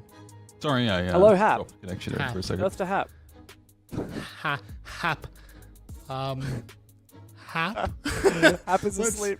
There was part of me that wanted. Oh, what? Oh, hold up. Sorry, I dropped connection for a second. Perfect timing. To quickly go perfect back. Timing. Yeah, perfect timing. My question to you, Hap, was Interforce. Do you have anything to kind of take away for them for the stage and the series as a whole? Their entries have been good. I think that's the way to go. And as you just mentioned, they have a really good entry in their team. They just need to translate into them. And also, stop being all together. Like, there's 5 people in a single corridor. You're not going to be able to get the attack through like that. Like, you cannot just brute force everything. You gotta attack from different angles and rooms and make sure you set up crossfires that way, because you might have individual gun skill here and there, but if you're all just aiming down one corridor, the enemy does the exact same thing and actually goes for a flank in the meantime. So, widen up a bit. Yeah, and just to double down on that point for Hap, 13 entry kills were not converted. That's how many opportunities they had at being the man up. The disadvantage that Kenotrope managed to bring back. And Dev, that's a pretty damning stat. Just overall. I mean, we could go and really break down, but that's a lot of rounds to be losing. You look to these kind of players like Mao that kind of find their way back into rounds. Those kind of the pivotal moments in a round, in a map. You do look to players like this that manage to turn that around quickly. Absolutely, and I think that Kenotrope, if they are to hold a candle to the top teams in this region, they really need to look at fumbling, or how they keep fumbling these advantages. And we even saw it on Skyscraper. This would have been a 2-0 if it wasn't for losing 5v4s or losing 4v2s. And if Kenotrope can fix up that, then maybe they'll look competitive against teams like CAG, but that's going to be a really tough semi-final ahead of them. Certainly will be, and let's talk about that semi-final a little more in depth as we have a look at the bracket. With that, Interforce drop into the qualifying playoff. matchup. If they do miss out on that, I believe they're going to have to go through opens, which, if I am not mistaken, they actually struggled through in stage 1. So that'll be a big game for them as we wait to see who wins out of Crest and Exist. I still think that if you look at every team in that bracket, it is going to be a really, really difficult fight for here on out for Interforce. Exist and Crest, both in their right day, can take on the best in Japan. We've seen it before. They've pushed teams to the absolute limit, and they now go head-to-head. Hap, what are your thoughts on this second quarterfinal we've got coming up? It's going to be an exciting one. Those teams have been very close to one another, and will have to bring out the absolute best, because, again, the winner will have to face Scars, and that is definitely one of the 2 teams to beat in the league. So it's going to be an exciting one. It certainly will be, and we won't wait around any longer for that one. We're going to go to a short break, and on the other side, the second quarterfinal of the night.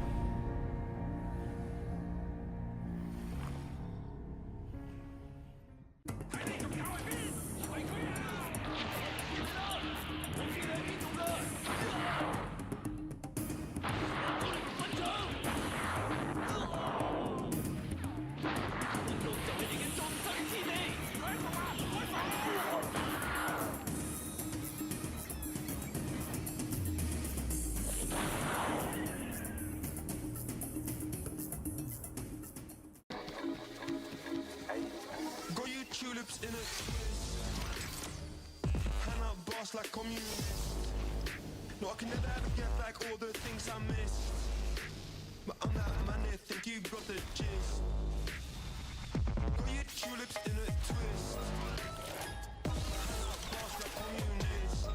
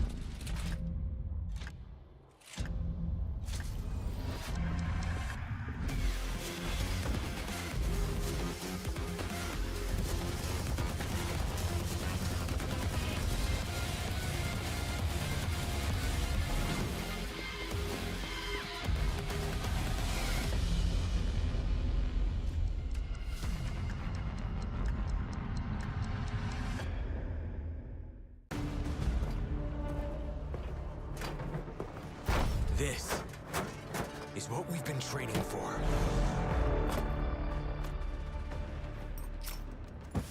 There is no angle we can't cover. We are Rainbow. Reporting for duty.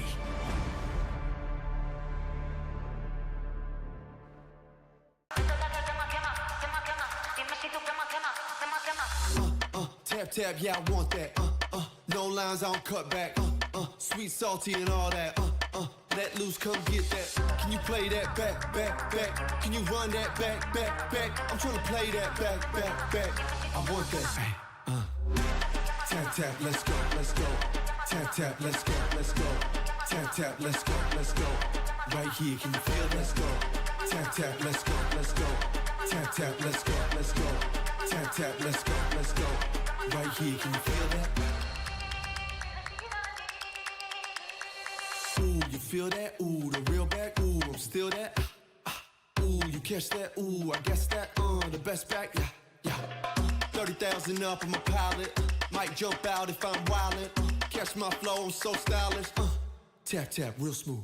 Can you play that back, back, back? Can you run that back, back, back? I'm trying to play that back, back, back. I want that. Tap tap, let's go, let's go. Tap tap, let's go, let's go. Tap tap, let's go, let's go. Right here, can you feel? Let's go.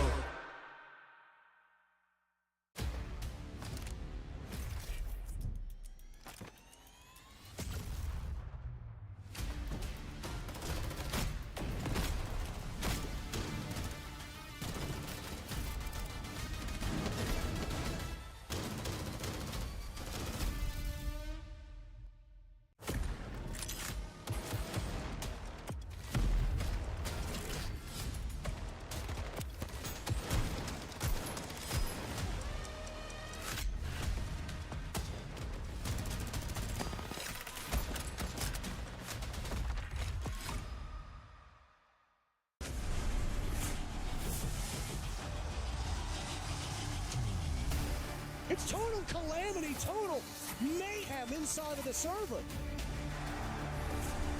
Out of nowhere, they find their round back into their favor. Holding up for the blood, the Wraith!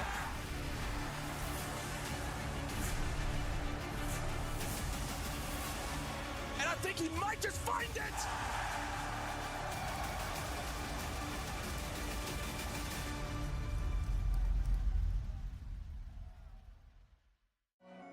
Ouais, choc-les, choc-les, ouais, choc-les, choc-les, choc-les, ouais, voilà ce qu'ils me disent, les entends parler et ils m'aiguisent, j'arrête que pour rafler la mise, petit pas sur la piste, et le succès je l'ai pisté, vise que la place du premier, fais monter la côté, sur moi tu mises gros, tu connais déjà l'équipe, ça criera au complot, je prends le double, on est quitté, je fais la magie des chiffres. La somme je la triple, la concurrence la dribble et le stade est en délire, ça fait choquer, j'arrive pour tous les choquer, toute la foule elle est choquée, j'espère que t'es accroché, gauche, droite, esquive rageux, coach m'a rajouté du temps de jeu, dans l'action ouais je me sens en feu, je suis on fire, je fais la différence au compteur, money time ça shoot sur le buzzer, je suis on fire, choqué, j'arrive pour tous les choquer, toute la foule elle est choquée, j'espère que t'es accroché, j'arrive pour tous les choquer, toute la foule elle est choquée, j'espère que t'es accroché.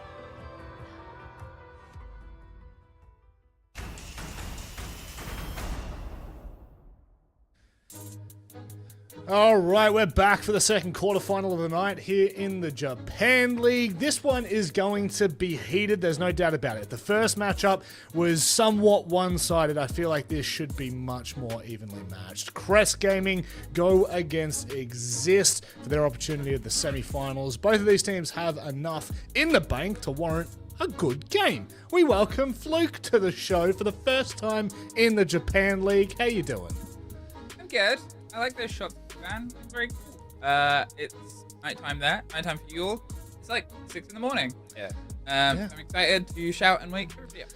Yeah, James, we won't talk about the light that's coming from the back of your shot there. There's definitely nighttime everywhere in Asia right now. That's more or less. It's like 5 p.m. Like everything in our lives is fake. Yeah. Well, it is technically It's actually all a Australian set, art. by the way. Yeah. I'm actually a live animation. It's like what was that movie where they instead of there's a movie announced? Yeah, that's the one. Oh, is it just any movie? No, that specific movie. Okay. Yeah, that's actually what I'm trying to embody here on the broadcast. Spy Kids 3D. Yeah, shout out Spy Kids 3D, by the way. You know Elijah Wood was in that, by the way? Yeah, absolutely. Elijah Wood was in that movie for about 10 seconds before he wasn't he was the guy. He was he is the guy. Well, I wonder who is he in this matchup, because Crest and Exist, both evenly matched teams in my eyes. Fluke, as we get into this one, I'm not going to throw you under the bus too hard, but what are your thoughts on Crest for stage 2? I like just being thrown under the bus softly, or I still get hit by a bus. I mean, I think the thing about this team, in comparison, because obviously I haven't been able to work any of the days of the league, but I have covered Japan before, is Crest were always sort of fighting at the heels of the top of the board.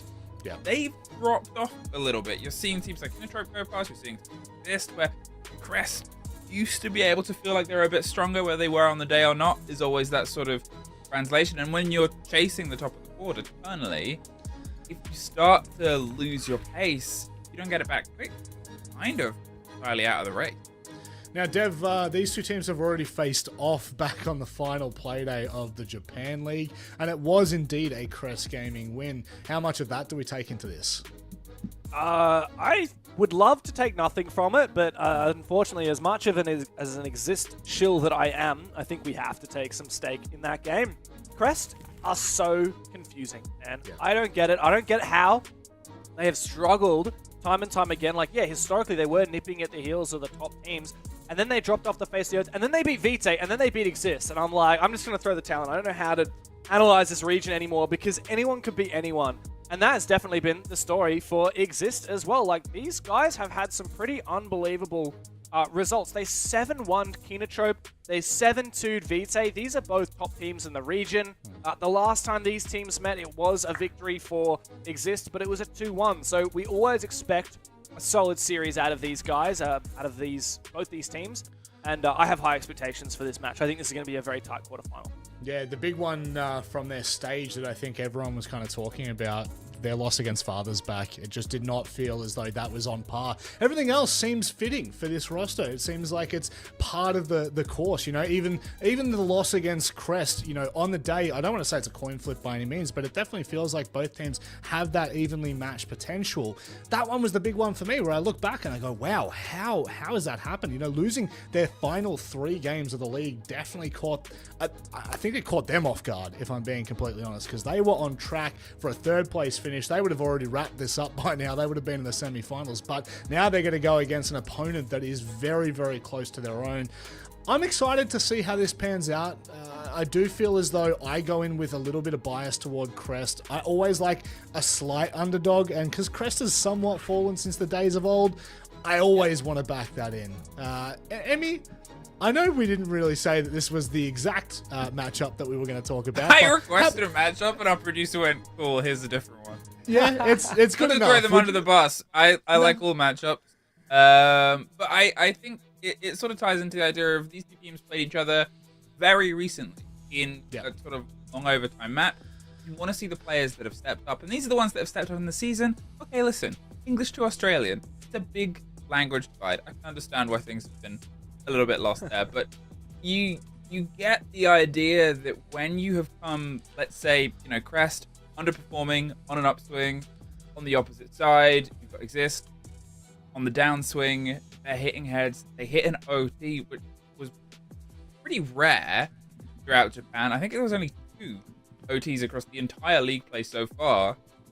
And you're sort of thinking, okay, whoever can be the difference maker. Arcully's been the difference maker for the season. Acerola for Exist. Which one of these two can step back into the mesh? Well, hopefully both of them can, and hopefully both of them can go head-to-head, toe-to-toe in a matchup that is incredibly important. Again, a semi-final on the line here against Scars. Whether they get past Scars is a completely different discussion altogether. James Devmata Stewart, I always like having you on my desk because it means I can just throw to you for this. All right, Bank.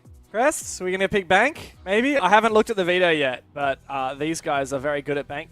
Okay, Crest are going to go Border, which they ban almost all the time, but they are flawless on it the last 2 times they played it. Let me see the last time that they played it. Actually, it's been a while. They beat Exist on it, in fact, in the EWC qualifiers, so it hasn't been that long since we saw these teams play this map, and Crest are going to back themselves in to win it again.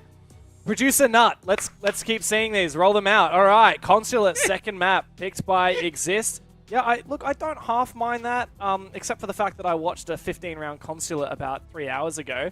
Consulate is a solid map for Exist, but we've seen a couple of disappointing losses on it as well. You know, they beat Vitae recently, they beat Enterforce, but they got absolutely slapped by Scars on it. So, yeah, I don't know. If we get to Skyscraper, it's going to be very familiar territory because these teams played it against each other just a couple of days ago, and Exist won in, or Crest rather, won in overtime. So if we go the distance, we will get that rematch. Jeez, Exist had the opportunity to go to Chalet for the final, and instead they opt for the rematch, in which they lost. So this is definitely a spicy one heading into it. Border is where we go to kick things off. I mean, like, I'm not even going to talk to the fact that Exist have lost twice on this. I enjoy seeing Border. I always think it's a fiery map to kind of kickstart a best of 3. But look, Emmy, this sets the tone. We really need both of these teams to kind of come out and hold their own. If the preference has any kind of weight to it, it should be evenly matched. But I don't know. I don't know how much I put into preference once we get into best of 3s, once we get into playoffs, because BO1s are entirely different stories. Yeah, and, you know, these aren't 2 teams that are historically great in best of 3s. You're opening on a very quick map, a very explosive map. You're starting with a sprint, and that's not really how you do a marathon, so we'll see how much energy they throw themselves into Border. I'm hoping, praying that this one ends up close. But look, I think throughout the entire, throughout the group stages for me, regardless of what we're seeing here, I really feel as though the competition between these 2 teams has always been evenly matched. When I look way back, you know, really to like 2-3 years ago, I still felt like there was some kind of gravitas to this matchup. The fact that it's in a quarterfinal as well, BO3, this makes me very excited. You're right, Dev. Yeah, sorry. I'm just waiting for a mate. We're waiting for one last player to join the server. But yeah, look, caps aside, memes aside, I know we're having a bit of fun here on the desk, which we're not allowed to do. You know, we'll lose our jobs for having too much fun. But I am genuinely excited for this game. I'm going to be fully transparent with you. First game of the day did not excite me. Like, seeing a Kinotrope versus Enterforce matchup, I'm like, okay, that should be an open and shut case. Ended up a bit closer than expected. This should be an absolute, like, neck and neck game. The last 2 times that these guys have played each other in BO1s, it's gone overtime. The last 2 times they played each other in BO3s, it's gone the distance, gone the third match. So, yes, I expect this to go the distance, and I expect us to get that rematch on Skyscraper. Now, I don't think I was paying enough attention. Do we know who's starting attacker side on Border? I am going to guess Exists. Oh, here we go. The goats. Have the veto up. Well, geez, that's what happens when you get a producer that's really Exists, listening. There you attack. go. Exist, start attack. Right. That's their choice so as well. Actually, so. Yeah, thanks, producer Nut.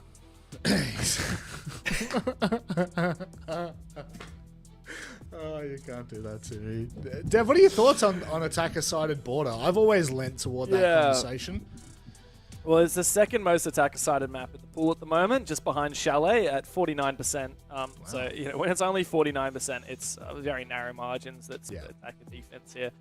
really what you see is what you get. You know, some maps at the end of the half feel like, wow, 4-2, that was insane. You know, for example, earlier today we saw Trope win 4 attack rounds in their half on Skyscraper, and at that point it's like GG, like surpassing expectations so drastically.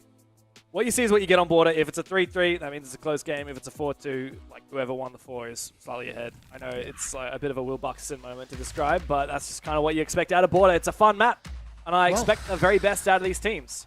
They're going to need to bring it as well. They've got a semi-final waiting against Scars. It's a big opponent to go against as well. So this will really set the tone for the rest of the best of 3. And I back that. I back that 100%. That is how evenly matched these teams are. Social vote really indicates that this one should go the distance. And if not, it'll be 2 close maps. We've got Flute, we've got Dev Marta to run you through the opening map of Border. Thank you, Rob. Much. Oh, look at that. I wasn't sure which of us was going to go in for it's it. And I was weird. like, it is. You know? Yeah, hey, you know that Australian guy better than I do, I think. You know what's funny is when we went into the first series of the day, Rob was talking to me and he's like, hey, which one of you is going to catch, you or Hap? And I was like to Hap, oh, you know, maybe I'll catch. He was like, yeah, sure. But he didn't ask you and me, which I think would have been more, because you're usually the one catching when you're with Hap. I'm usually the one catching when with you. So it would make more sense for Manic to ask us. Well, I catch with Hap because Hap has to translate into English in his head. It takes a little bit of time sometimes. So that's usually, but you know, listen, which is 2 alphas. Which is two alphas living in the dog pound, baby. Every time I'm hanging with you, Emmy, I'm like, oh yeah, another alpha. I have found another one. Yeah, that's the. I have found one of my kind.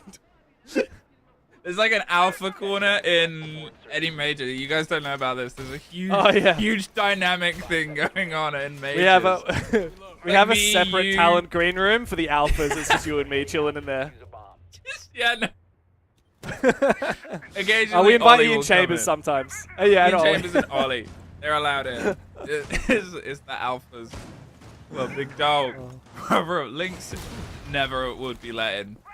To that he has a special one. He has a special one for himself. On their attack here on Border, and as I sort of alluded to before, this is a map that can get very short, very sharp, very fast, and currently that lineup is very sort of specific. They're going to try and get themselves snuck in on the side plant, roll the Ossa in, play against the C4s, and see if they can hold control here towards the opposite end. But Lily... Oh, this is cheeky. Oh! Okay, this better work out. Go for the knife or the shotgun. No, Eclair turns the corner and finds it. Big C4 doesn't quite do enough damage. The plant's still going down. Still can't see the angle. And the cover, I believe, from the Osa shield is going to prevent the plant denial. So it's a post plant. 3v5. Still decent chance that Exist can cover this. It's not a horrible position to be in at this point. You're in a post plant at 2 versus 4. The glass is in Narnia. They're just holding on. They've got themselves the run out there. There's the swing round. You've got to make sure you have the cover, obviously, as they're going for the defuse. They're on the other side of it. They're not able to cut it down. This is what I mean. You're a million miles away. And they just realized. As soon as they realized no one was on AC window, they were just like, okay, cool. Like, done. Beautiful. I love that from Crest. Really solid retake there. Exist, credit to them. They had a nice little play. They threw a little spatter in the works there with the Amara up the hatch. Didn't pan out, but that was still very much a winnable post plant. But as you said, no one on AC window. That pretty much spells doom for that post plant. Crest kept fighting for it. They had someone even playing off the Osa shield as well to try and support should someone peek from this angle here, Salty. But because of the long arm... Because of that long arm, you would have had to sprint way forward and swing that player since you don't have AC control. So yeah, lovely stuff there from Crest. I so wanted Lily to pop off there. That they saw a player go past, went, oh, well, I can't change the shotgun, and then still just sent it up immediately, knowing a player was a foot away, hoping they'd been flashed out. It takes a bit of bravery to try and pull a player like that together. I love guts. Love a daring play. Love exciting matches. And if we, I mean, Border always tends to be exciting. While Yeah. I do enjoy casting this map. But the shield is kind of the opposite of Gutsy. It's kind of the safest way to play these days. This meta has been absolutely prolific. Have you casted a lot of... Oh, okay, this is the shield meta moments this stage? Oh, yeah. It's great. The way I sort of put it together before, to help explain it to our wonderful viewers, is... Well, some of our wonderful viewers, is that once upon a time, you would only have great shield players, and then you would have a lot of average shield players. Now, those average shield players can be as good as a great shield player. It doesn't mean everybody is, but it means the threshold of being good. It's like when they change rank, and you know how now, plat is just old silver, right? That's how it is with shields at this point. Akali gets the opener there, and we start with a fall of the ace. Oh no, your hard breach is gone. A lot of those range bits of destruction, especially if you're trying to burn through those castles. They've got gates on them. You really have a lot less that you can play with against those Ash charges now. Oh, this castle's actually really solid, especially with the lack of the Azami. The castle has allowed Akali to stay protected here. Also from the passport door. Trying to get angles there onto the Monty, but it's not going to be found. Salty starts to make his way forward. Couple bullets sent his way by Akali, and he spots out 2 players as they fall back towards Office. Crest, they're not going to be too miffed about that. They can just hold on to the map control that they still have.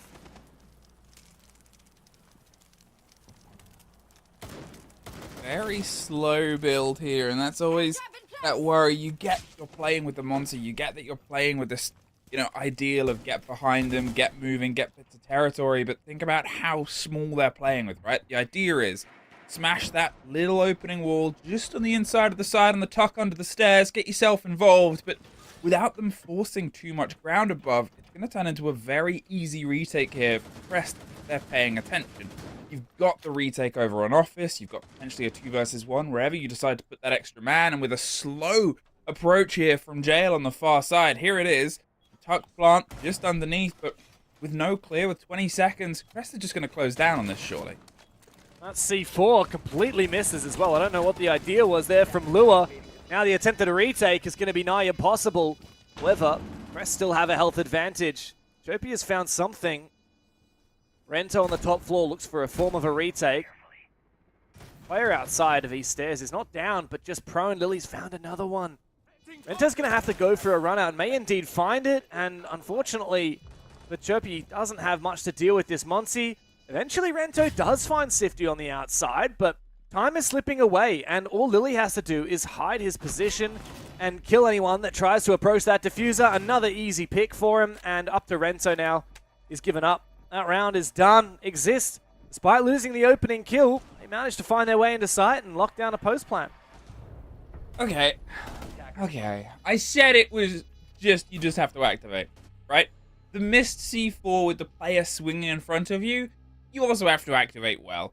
You have to think about what they're trying to do, where they're trying to force stuff out. You knew what the game plan was, and we get the benefit of being able to look onto it. When there's 20 seconds left, and you know the only territory they've been able to get in on because you've had an engagement there is top east, assume what they're doing and respond to it and position to it, and there just kind of wasn't that at that point. And an early slip up, but 1 apiece, 2 rounds, 2 plants, 2 different results on the back of it here exist.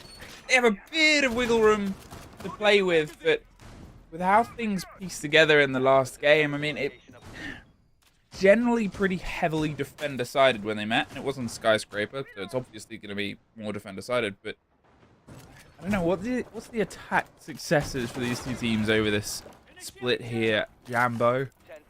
Okay, well, I can tell you specifically in the last 6 months on Border, the attack and defense win rates for these teams. That's even more specific than I thought you were going to say.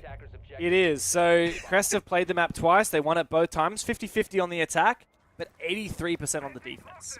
Right. Of course, remember, relatively low sample size. But an even more kind of funny stat, over the last 3 plays for Exists, a 60% defense, so that's pretty solid. Only 9% attack win rate. Okay, so That's they over 3 are plays. technically. I think actually, well, if you just take this map statistic, technically, unless they lost every single round, there was no way they could get worse than 9%. So they were improving per day. I mean, 2 plants over the 2 rounds is a good statistic. You have to be aggressive with your objective. You have to sort of play yourself because there just really isn't a lot of room within Border. If you're not focusing on the objective, focusing on just that little sort of catchment area of success, well, then you are probably failing the map. It's not like the others where you have a lot of space to sort of formulate your pushes. There's the first gone. Again, Exist. They're able to get themselves this early take. I think it's the first time, in fact, that they've been able to get themselves one clean without it instantly sort of battling back a little bit here. Choppy gone. Now, at what point can they try and make something with this body advantage they've been able to finally find?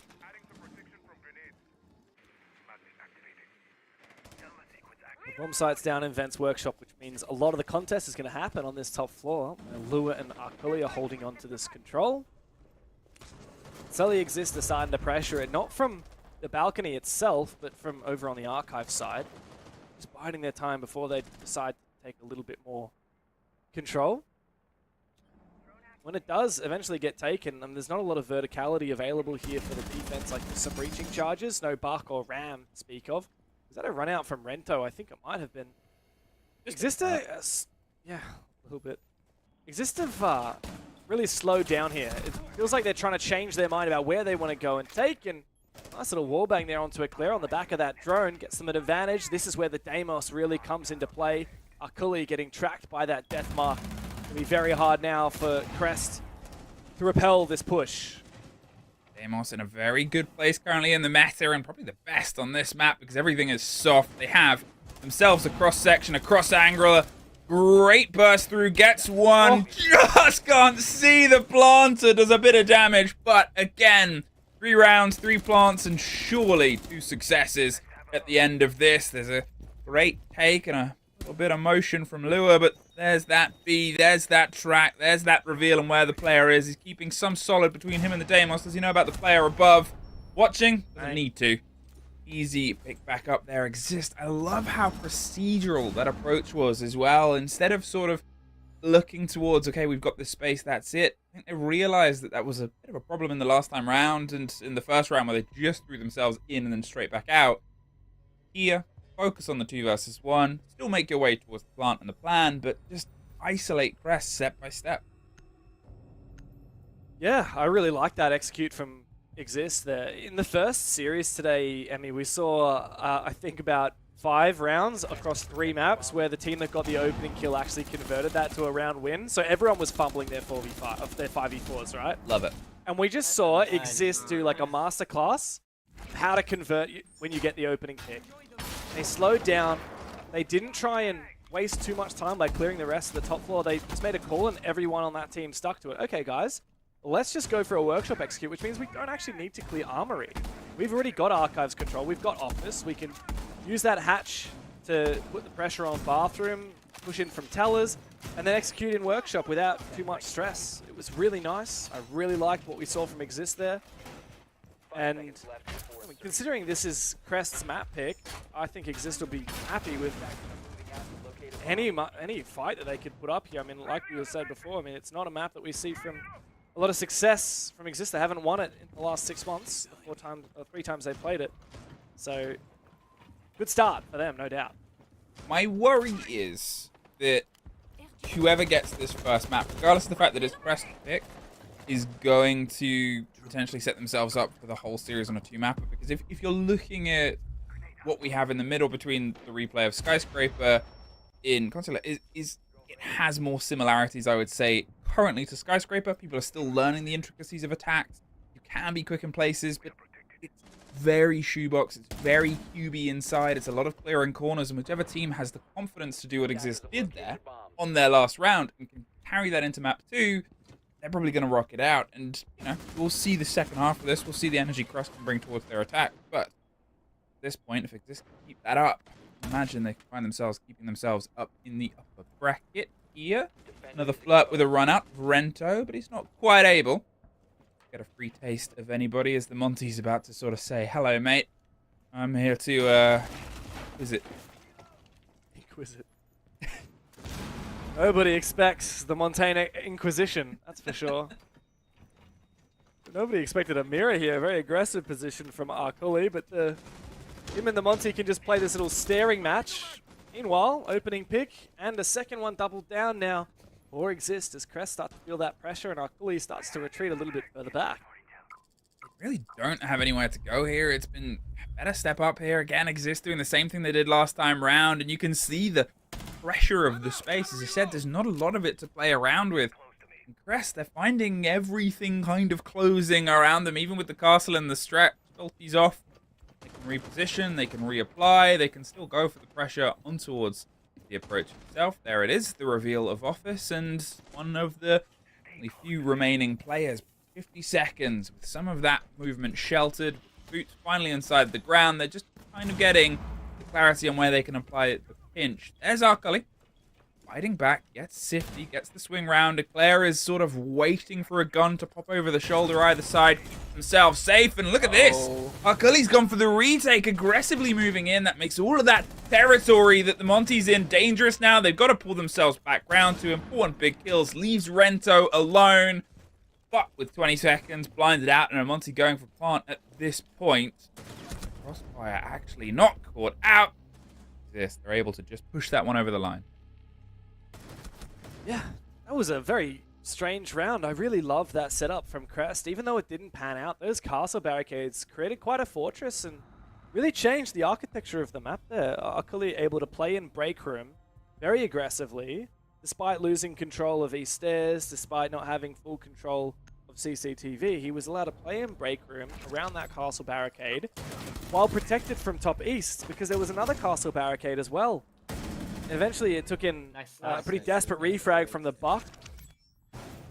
But, yeah, very strange but cool setup. I like the way that it actually allowed Arculi not only to play in break, but also to rotate through the hallway back into Fountain and have a crossfire with his teammate if he needed. So it was a cool setup, and he did find a little bit of advantage on the back of it. However, at the end of it, it was whoever on the Buck there was managing to push through. And once you lose Arculi there, there's not much to that defense. So 3 up for Exist, only 1 on the board for Crests. Not a great start for the defense.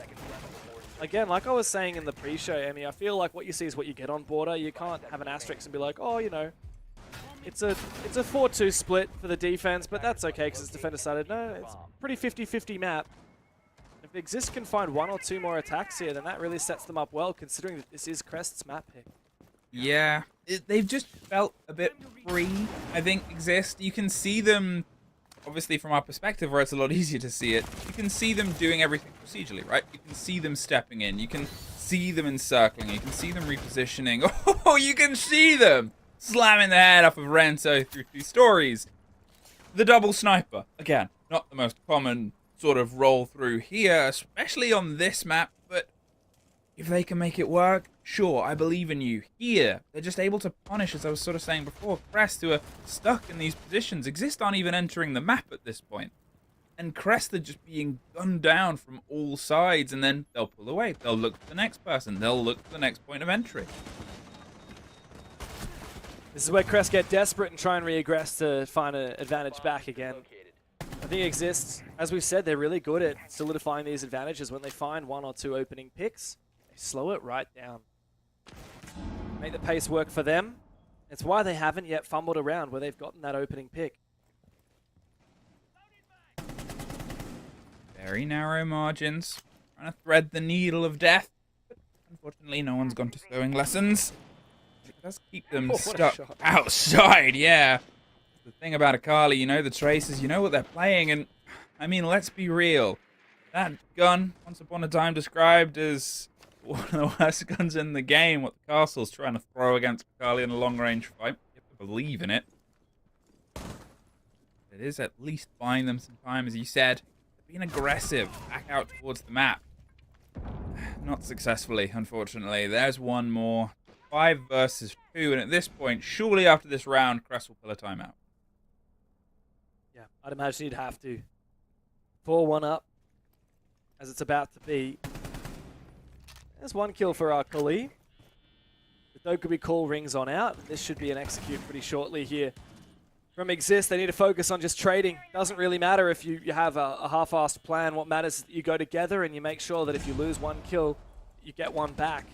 You've got double the numbers, and at the moment that's exactly the opposite of what we're seeing. Akali has now found another one. However, Billy does get a good swing from up on the hatch. All up to Akali now.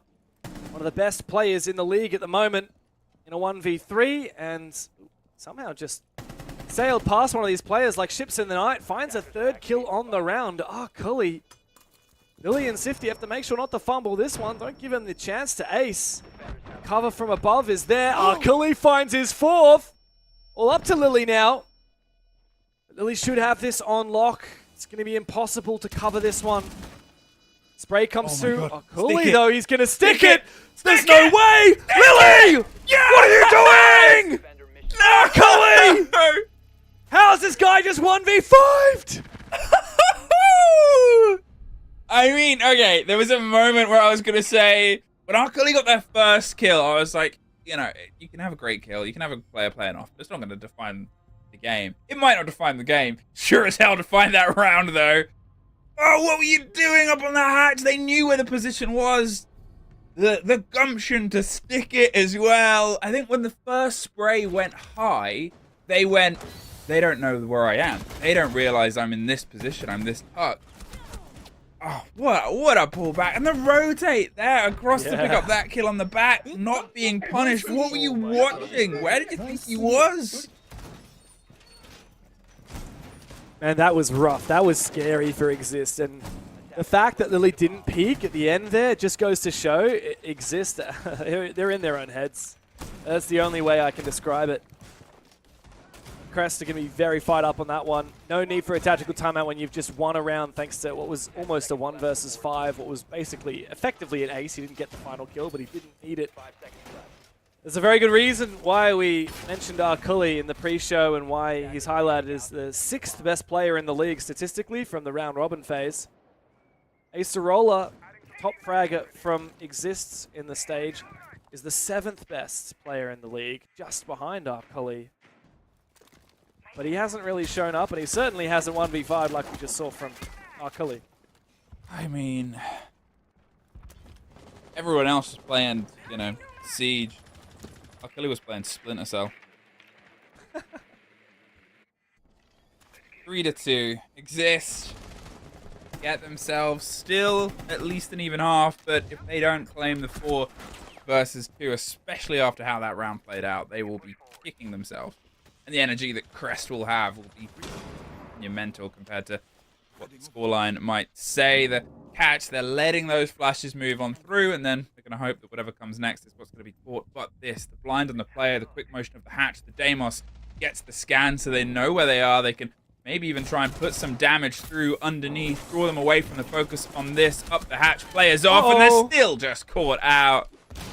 Twice they've tried to play it like that. Both times it's failed. There's another body, and another body gets pulled off. Crest!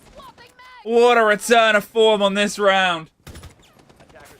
Akali is their saving grace. Rento to find the final 2. A flawless round to make a comeback in the half. What was looking grim at the start has now turned into an even scoreline. And Crest have well and truly asserted themselves in this map. I mean, from where we were when it was 3-1 up to that clutch to that round, that is horrifying for Exist. The energy, the momentum Crest would have been able to pull out as you think about how despondent they were in that 3 versus 2 before Akali popped off, of being like, this is our map, things really aren't going well. To then go to that round where they didn't even let them enter the building. And now they're like, oh yeah, we're on attack. We can really drive this. We can keep this going. And perfect time for it, Crest. They now have the opportunity to actually show us why this is their map. Yeah. I'm going to stretch something a little bit here. But I love overreading. I love overthinking. Do it. Did you notice, Emmy, in the... You know how we get like player reactions at the end of the the rounds with in the Japan League, we actually get comms as well. Like we get the audio. From It is very cool. I wish I could love it. speak Japanese. Yes, that's what I've been saying every single match. But I can't. No, but you can feel the energy, right? And like feel the Innitrope, energy. for example, they have so much energy. Even Crest there, like they're laughing as they win those rounds. Exists, especially if you look at Salty's face, like he is dead serious. Like they're so quiet, they barely say anything in those moments right after they win these rounds. And I wonder if that lack of energy is perhaps a little bit of a double-edged sword. Of course, it stops you from getting too over-aggressive and too ahead of yourself, but I think it also has a reverse effect. Like in that 3v1 that they fumbled against Arculi, like you need some energy in a situation like that. You know, you can't just play passively and let him disable the diffuser. You're going to see a bit of energy this round, though, from Crest, as seemingly it's a Glaz Osa execute, and Lewis forcing that diffuser down. Out goes the EMPs. However, C4 manages to sneak between the EMPs and deny that plant. Yeah, it's a sort of risky way of doing it, right? You kind of stay hands off the Thatcher, you roll it through, as you pointed out, you try and catch the EMPs, make sure they can't pop off. Rather than bait them out, you can see it as being more successful unless they just get lucky. You're really throwing caution to the wind there. You cannot predict. You cannot react. You have to trust that you've rolled it out and they'll throw the C4 into your utility. At this point, it's obviously pulled against them, and they'll try and pull back the kills on the opposite end without the Ossa.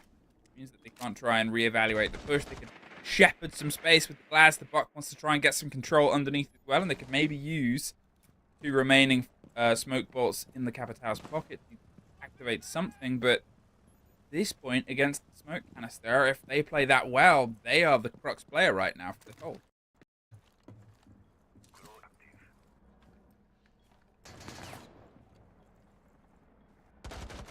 Wait, I think they're just being patiently waiting for someone to overextend. Now they're going in for it again. And I like the play. Arculi, who's been on his shot the whole game. He goes deep to try and distract. And he does just enough to allow that plant to go down and find 2 kills with it. That was a beautiful idea there from Crest. Great way to redeem themselves after what struggled earlier. However, Marvi taking down Eclair certainly makes this winnable. The Clutch King for Crest is dead.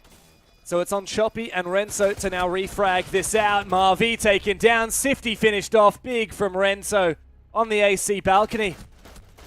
Crest have taken the lead, and they're starting to run away with this game. It was great, the hop in there. As I said, the smoke was the one that could have stopped that. They swung quite wide. I think they wanted the gunfight first. I think they felt that the push was going to come all the way around the pocket rather than throw the utility, which meant that the plant was being confirmed whatever happened. It's that other risk of thinking, well, you know, I'll go for the gunfight, I'll try and get the cover, then we can play, then we can utilize.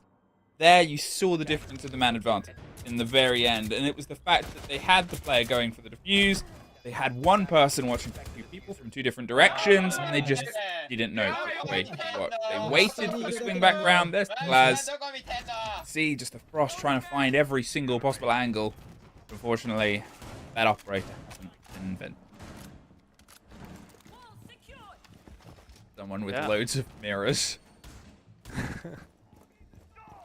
Hey, a blitz. Man, I don't know what to say about Exist. I feel like they just completely fell off the horse after that clutch, and I have a feeling that that's going to dictate the rest of this map. I just wonder if Exist are going to be able to come back to the series. I know it's, I love an early call, but it just feels like the Exist that we saw 3 rounds in a row has completely dissipated.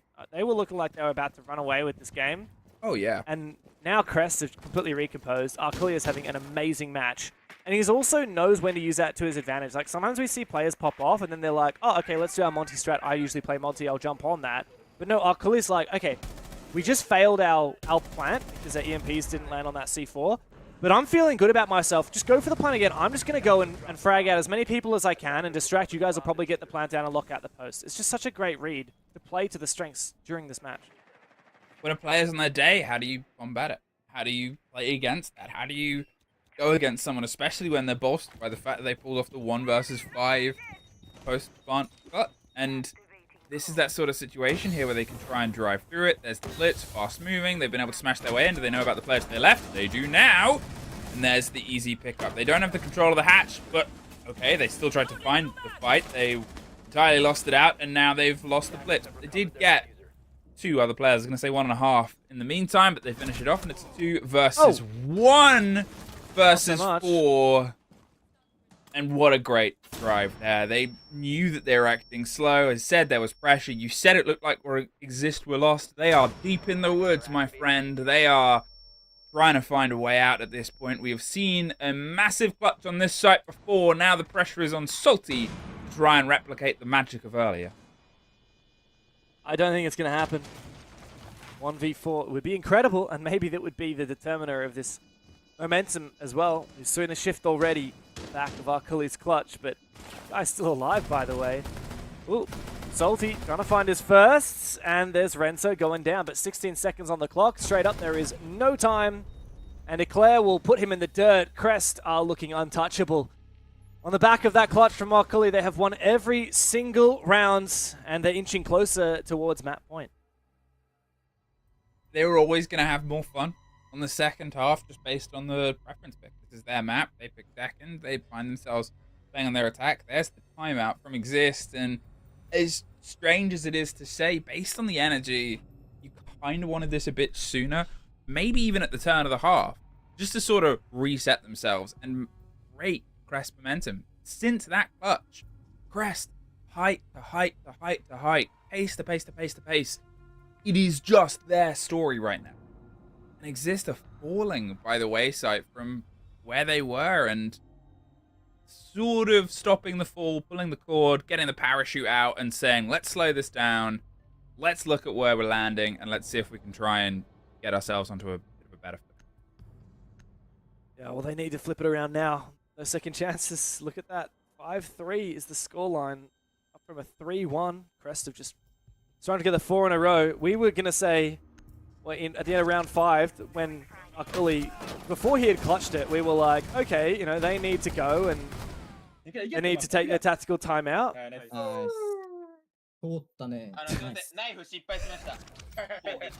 Chill but energized is how I would describe Crest there in the cameras at the end of that round. But there is some energy in there, and there's some fun, like, you know, some woos, let's go, nice. To be honest, in a round like that, when you're screaming a blitz in and you've got yourself in a 5-2, I bet there was a lot of energy in the comms then. Probably, yeah. And that's where you're sort of like, okay, now we can pace it back. Okay, now we'll have the big round. And, you know, I think it's a very valid point that you said before, and it's a point that we bring about teams all around the world, is if you don't have someone that's vocal, if you don't have someone that can pick up the teams, there are great players that have built themselves on that.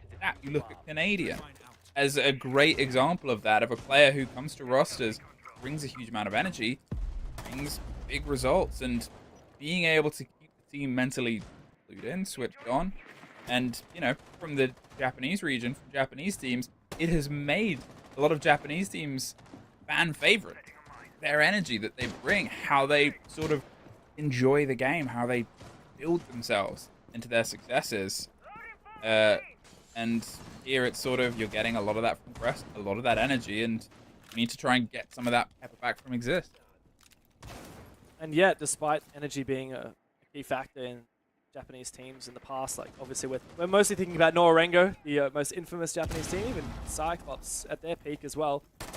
But what sticks in my mind is the fact that so many Japanese teams also seem to be very momentum-based, and Exists, well, finding that opening kill might bring a little bit of that back to them.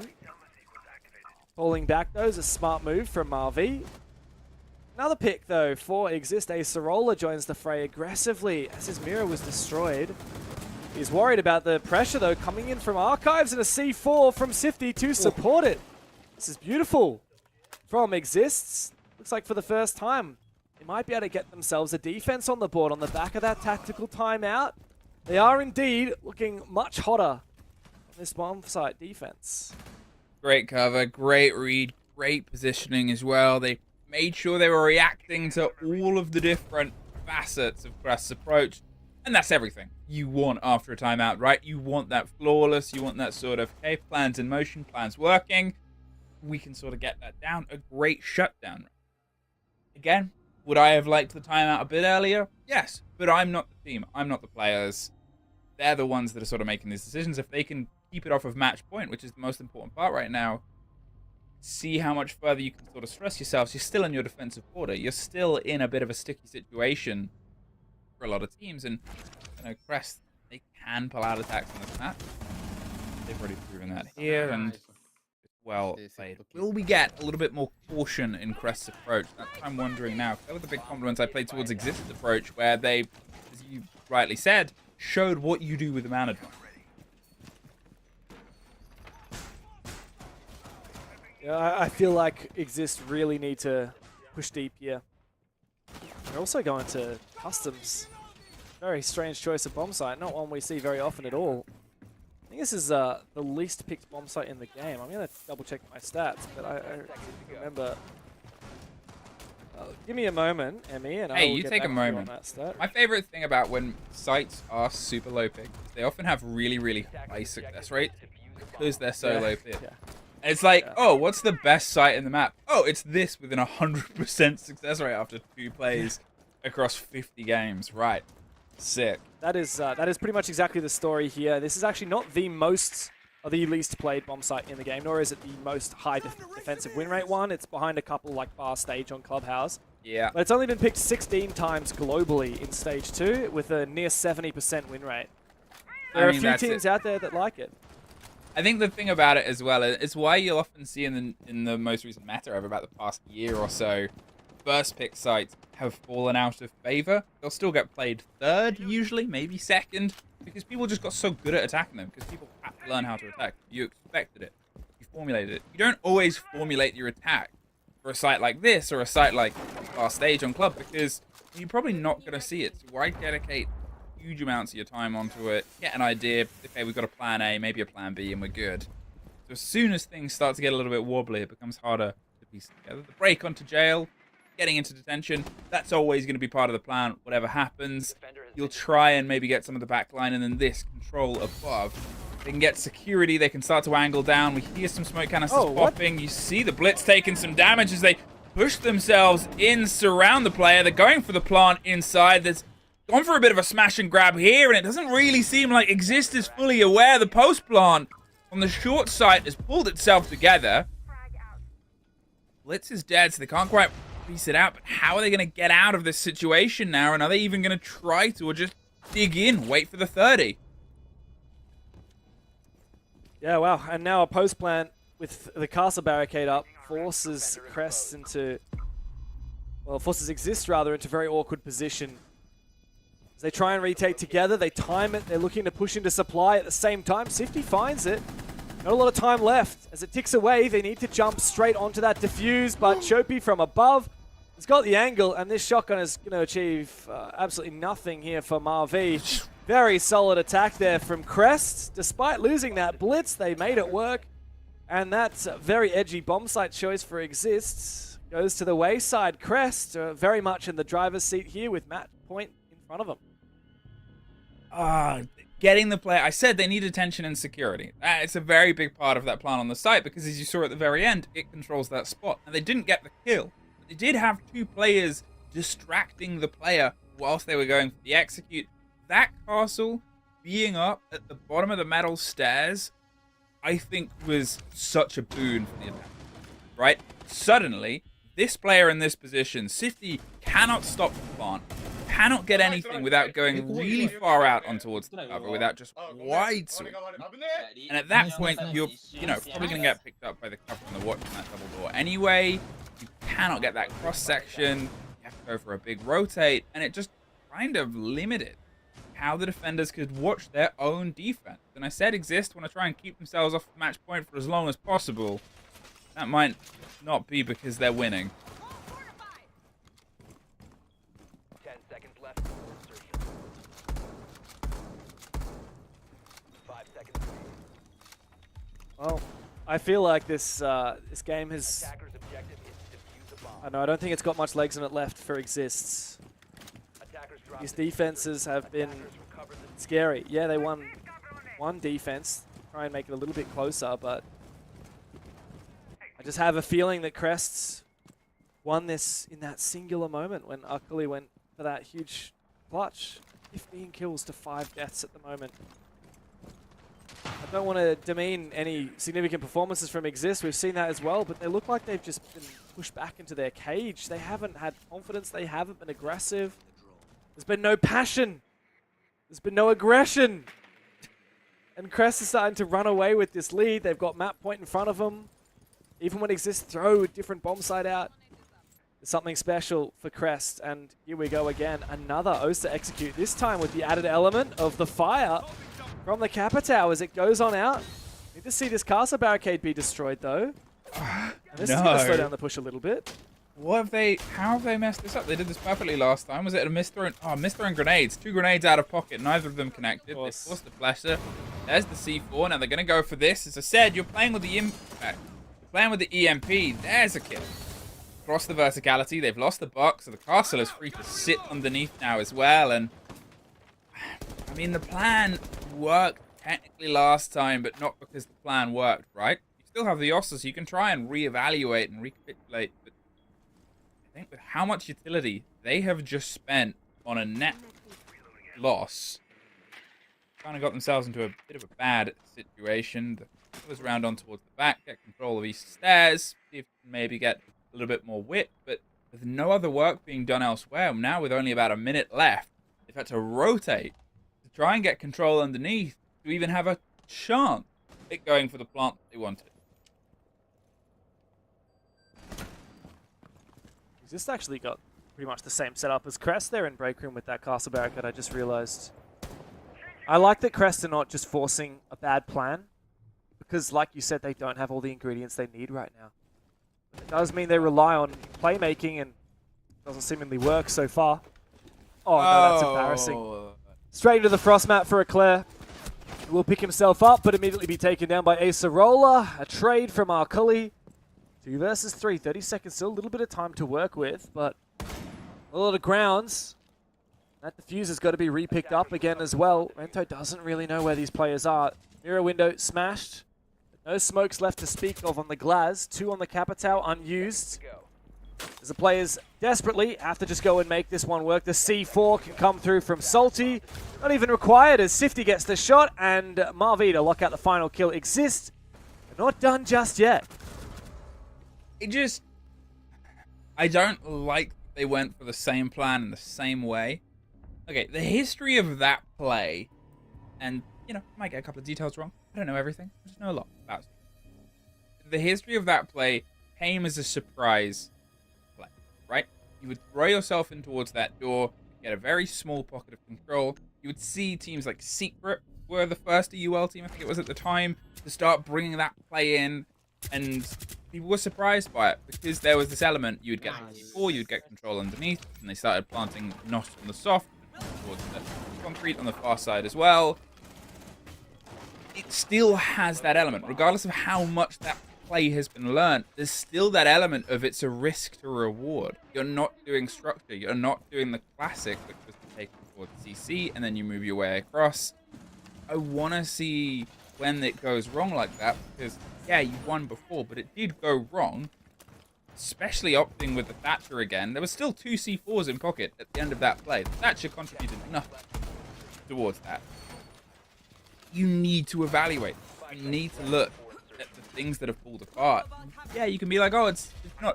how do you work it out? It's a bit chaotic, it's a bit hard. The last time it almost failed because they were C4'd. You know the Thatcher didn't work that time. You know that the game has been picked apart by Exist. Don't lean back into it.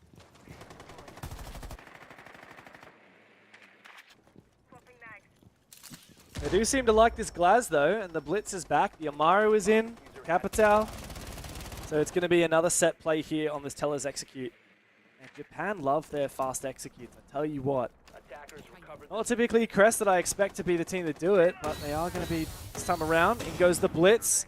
Going to go a little bit forward, not into the default plan spot. C4 misses from Acerola, and this plan is likely to go down. There's no information. Shots and damage onto Lua, but the plant confirmed, and so his job is done. Now this is a nigh impossible post plant for Exist on the retake. Still in this 5v5. Where was the clash when she was needed? Where was the clash when Tellers fell? Rento's found one on the long angle after moving in with that Amaru as well. This post plant is Unlosable now. Lua needs to be careful not to get shocked. He's very low HP. Sifty taken out. No more clash. See you later, Alligator. This should be an easy lock-in here for Eclair with that Glaz on the upside down rappel. Crest took him a little bit of time to get there, but a flawless round locks in their map pick over Exists. I think that's such a great demonstration of where a surprise strike works really well. Tucked themselves in, the players weren't in position, the clash wasn't there, they changed how they approached it from the last time. Bam! Look at that! There was no awareness from the side of the defense. You had the quick strike, had options for things to come together when it didn't quite work. Last time, think about where the quick strike was. Last time, the other side of the map. They claim their map.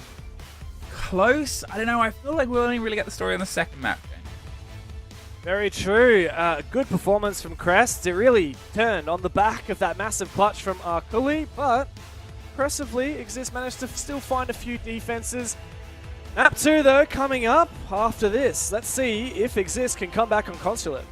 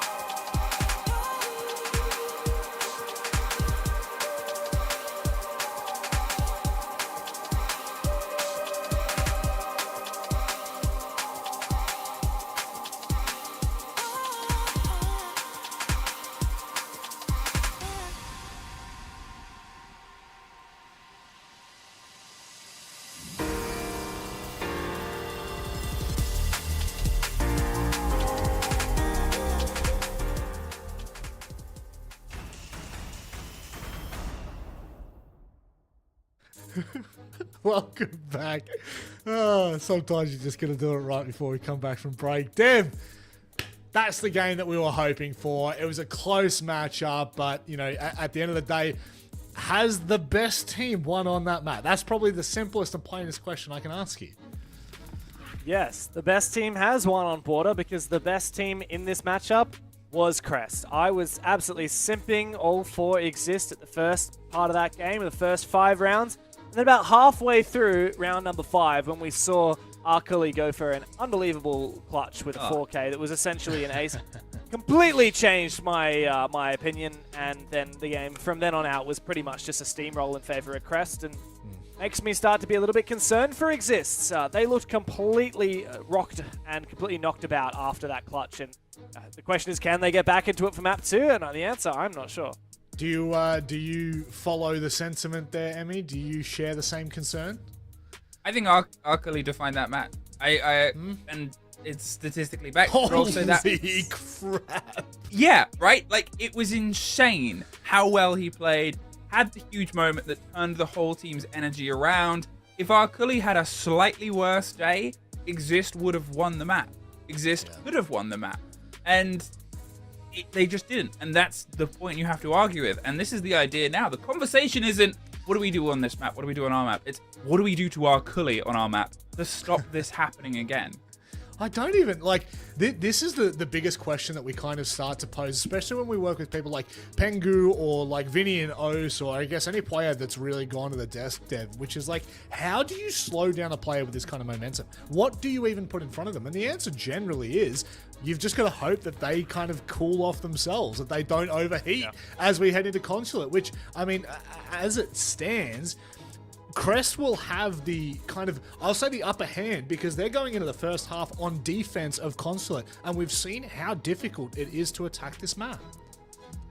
Yeah, I'm inclined to agree. I don't think you can focus on like, okay, everyone, let's just find out who Arculi is and kill him. No, Exist just need to stop giving him opportunities to best them by throwing XV1s. And the way that Exist do that is have a little bit more confidence. Like in that 4 versus 1 that they lost, every one of those players died while not peeking. You need to be swinging. You need to be getting that energy back. And I want to see it in the face cameras as well. I want to see some smiles. I want to see someone saying, come on, guys, let's go. Like, if you get a gnarly shot, you know, yell at your teammate, be like, yeah, you're the best.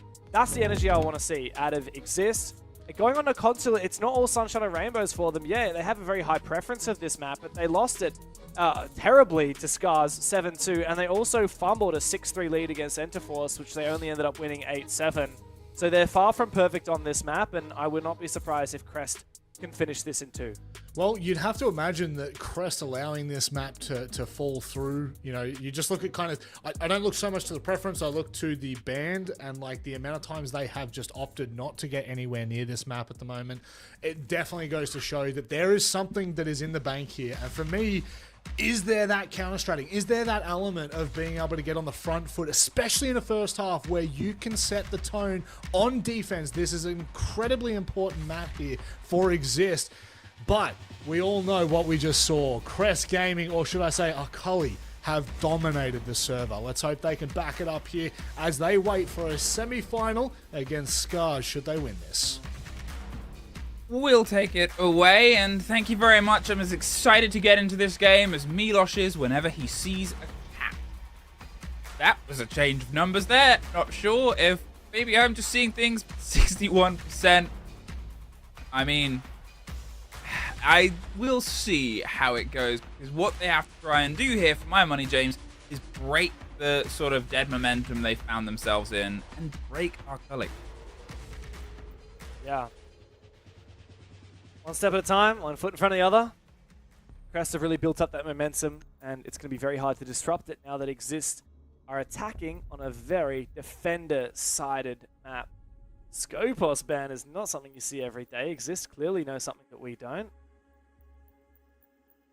Crest gets the final ban.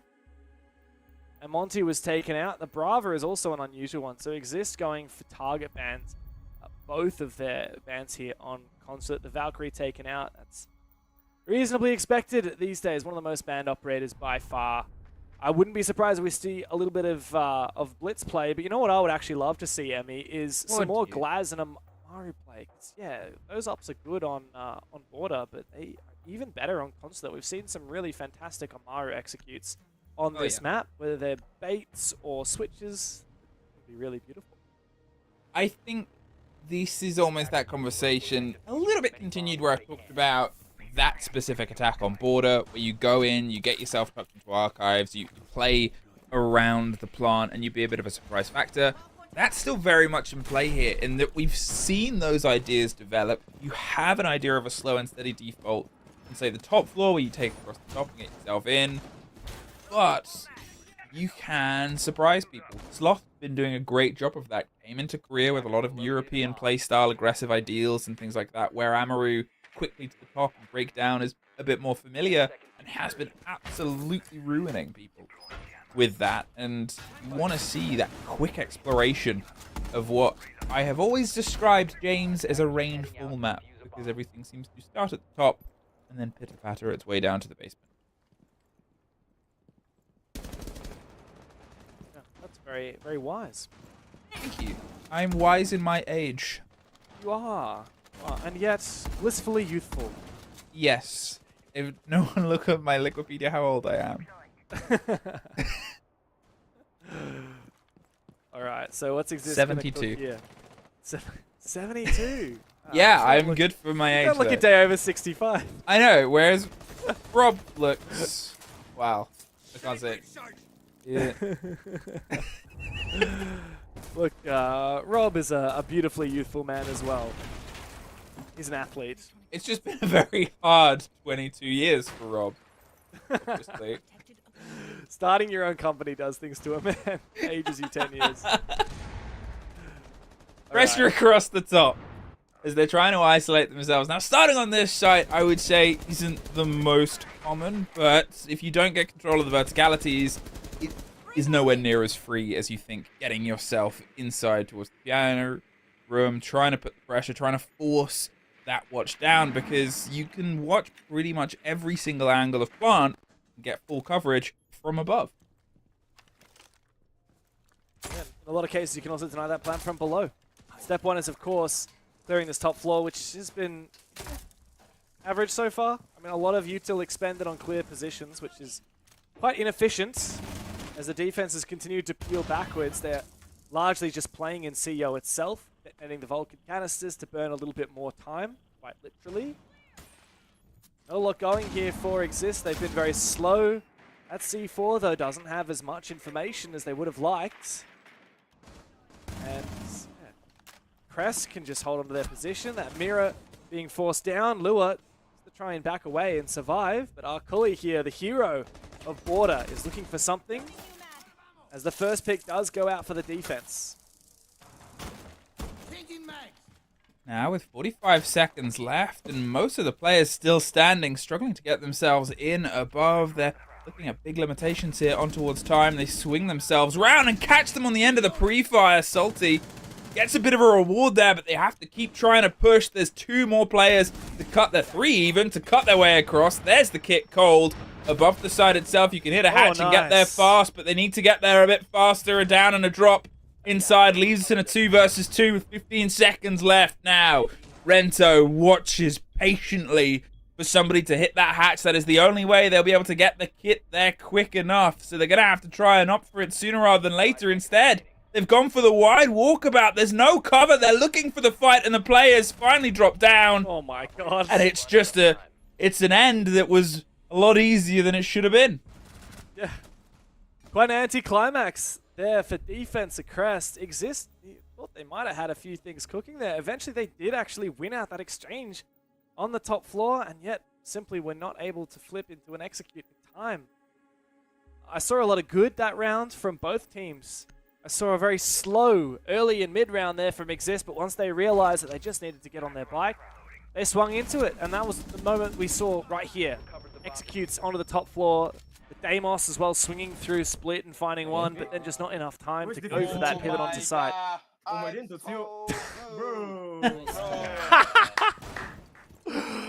That is amazing. I love... Was that Rento? I think that was Rento. That is an amazing reaction.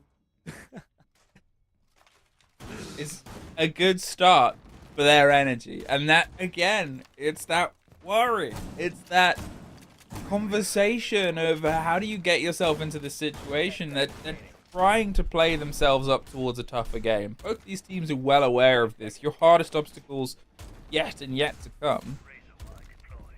But if you don't have yourself a smooth sailing time here, then you know that that next one is going to be a tooth and nails fight. And at the start of this playday, statistically, Crest are on the upswing and Exist won. And that is something that, if that continues on the first day of playoffs, spells a pretty bad omen for Exist.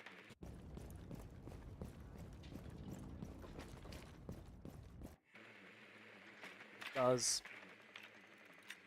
Quite a polar opposite story here on Consulate to Border in terms of the side favor, like we always talk about. Exists. At least there were good moments in that round that might lead them to finding 2 or 3 rounds and a half, and that would be more than enough. Crest going down to the basement. Not much of a roam so far, and that's allowed Exist to make pretty quick work of the map here. The camera is dead, my friend. The camera is dead. Acerola, you can feel.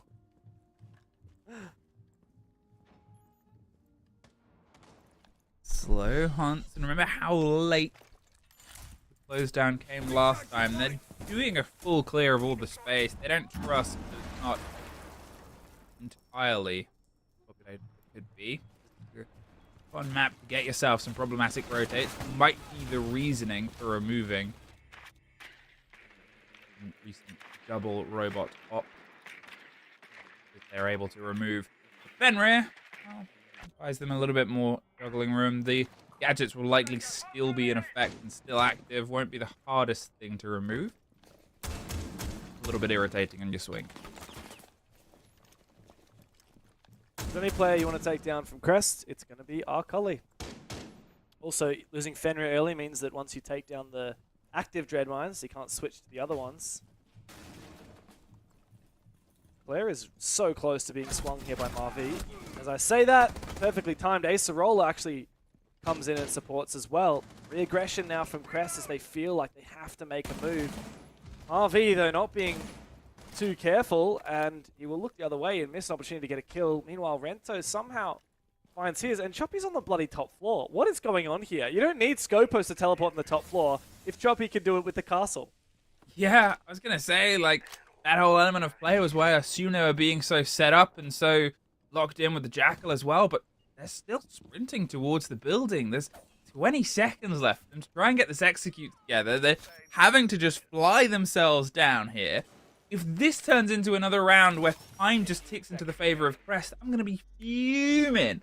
The calls come out, or the track at least. There's 10 seconds now. They've still got to try and work that kit towards it. They're having to just try and throw themselves in. There's a great cover on the hatch. It's now a 2 versus 1, James. They're just out of time once again. Sifty's stuck in the smoke, playing on the plant. They've just got to get themselves in close. Where's the man? Where's the man? Where's the man? There's the man.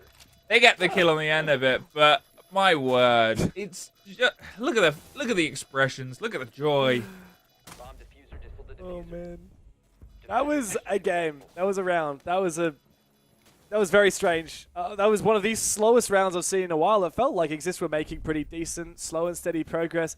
And then you said it. Wait a second. There's 20 seconds left on the clock, and Exist are in a 4v3 with no one near the site looking for an execute. All it takes in die moments like that is a quick C4 to completely pick apart the attack. Crest are looking very happy. This momentum is just going to spiral. And I expect we'll get a very good reaction in the face cams here after the win.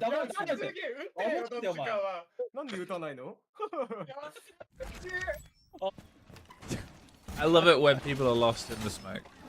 If they had been able to somehow get around the corner there, Sifty, like a ghost, just disappearing after the plant, that would have been amazing. But it's too little too late, and it's too worrying for my money right now, because this is everything I talked about very early on in the first game, was the team that's able to formulate more sort of step-by-step attack, which Exist were doing very well at the start of Border. They're the ones that are going to have success here. You cannot lose sight on the objective. Much further away here. there are a lot more corners to have to clear and clarify your way around. Exist. They're 20 seconds too slow. They're proving that by the fact that it's scraping by on these plants. They're getting themselves the advantage as well. They're getting this early body, or they're getting a body, but then because they're slow, they're then having to panic, they're then having to try and rush, and that's when Crest Gaming sat there comfortably, pulled the players apart. Loading new mag. Top 4 defense now for Crest for the first time. I think you mentioned it before. I mean, it's funny how a lot of teams don't go for what is conventionally the primary bomb site at first. They wait till the rotation is done. These guys went piano first. Ooh, ooh. LV, watch out. Deimos tracker comes out. Akali able to get back towards the site though. Crest have a solid setup here. And it's really going to test Exist what progress they can make in the mid round, because you've got so much time now in that late round. The Goyo and the smoke. I like the way that Acerola is clearing some of those Vulcans from below. Can they try and pull something out here? There's the quick juggle in and out. Got the lockdown. Deimos ready to the approach. Bees, everything is set up. With every player still standing, there's that bit of caution that has to be played. A smoke canister pops onto the plant itself. That is ready to try and rip against the chance of a C4 that comes swinging in, but Rento playing on it. Again, there's still the pressure of this time. They want to make sure they do not get caught out by a C4. This is fine. They're only a step away, and with every single smoke canister about to be popped, means all the utility has come together that covers the rotate of the Wamai. Big bit of motion. There's the attempt. There's the catch from underneath with all the bees. A bit of motion back in. Acerola does get the lockdown from the back of the Deimos and the Grim Bees. A lot of utility was spent, and the kit is still clear. The player's still ready to just do this. They hopped out the window last time. You know the game plan. They're back in to go for the second strike. There's nobody. Oh, apart from a self C4. Oh no, Rento gets a teammate, gets the kit. They're still going to go for the plant on the back of it. Great reaction. There's the crossing. There's the drop again. They're just throwing themselves in. 20 seconds, a bit of motion coming round either side. There's the Nomad that somehow wins it out. Oh, that was closer than it could have been. Yeah, it was. That was a very strange round. And Exist finally on the board here. A great attack, to be honest. I really like the way they use that Grim Deimos combo to clear out those positions inside a CEO. And that execute, it's something that we've seen so much these days. I see teams in all regions doing it. You get the Nomad, you get the Thatcher, you get that Amaru. The Amaru goes in, goes for that plant. The Nomad can just keep chucking air jabs down to prevent the wide swing. And the Deimos is also there for the vert. Thatcher as well could potentially counter some of the C4s from being tossed on out. Nice. In the end, it didn't work out perfectly. That's the first round that these guys have found in a hell of a long time. Border was, yeah, quite a slaughter at the end of it for Crest, and then they found the first two on this map. So Exist have finally got themselves back on the scoreboard, showing that, yeah, they do have a little bit of teeth here on Consulate. I have some worries about it. You think about when they sort of got into position, there was a long period of time where they were all ready, all sort of waiting, and I assume discussing what to do next, right? Yeah, Deimos underneath, Grim was positioned outside the hard wall, ready to pop in those bees from the side, and whether they were going, look, let's just go in, we can do the juggle, we know we're going to play against utility, that's the play, that's the fail-safe. You hop in, you hop back out. That's recharge, hop in, hop back out, try and pull utility out that way. The fact that we got down to a very scrappy, was it 2 versus 2 at the end there, with 15 seconds left, from being in position to start everything and every player still alive at about 1:45, still puts a bit of fear in my heart that of Exist, but now is their chance to roll with that, push it a bit further. Marvi sneak their way in underneath, being droned ahead, slightly pulling themselves in a different direction. Camera, so they'll at least know someone has been under there. I don't know who yet.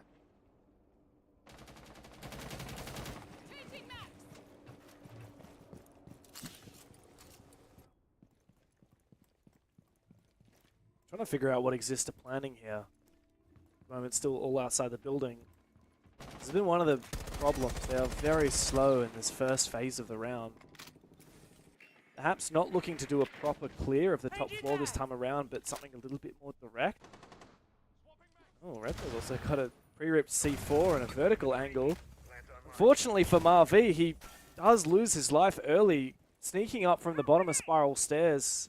I think the idea maybe was to go for a kind of bottom-up take for Exist, but it just did not work at all, and now they've got very little to show for the 2 minutes that have passed in this round so far.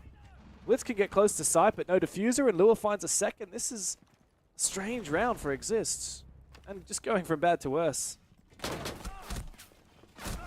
Well, the Blitz just shredded out at the top. You know that the take is a shield sort of driving its way around here. It's a player that wants to have their own unofficial timeout, whether it rolls into question mark.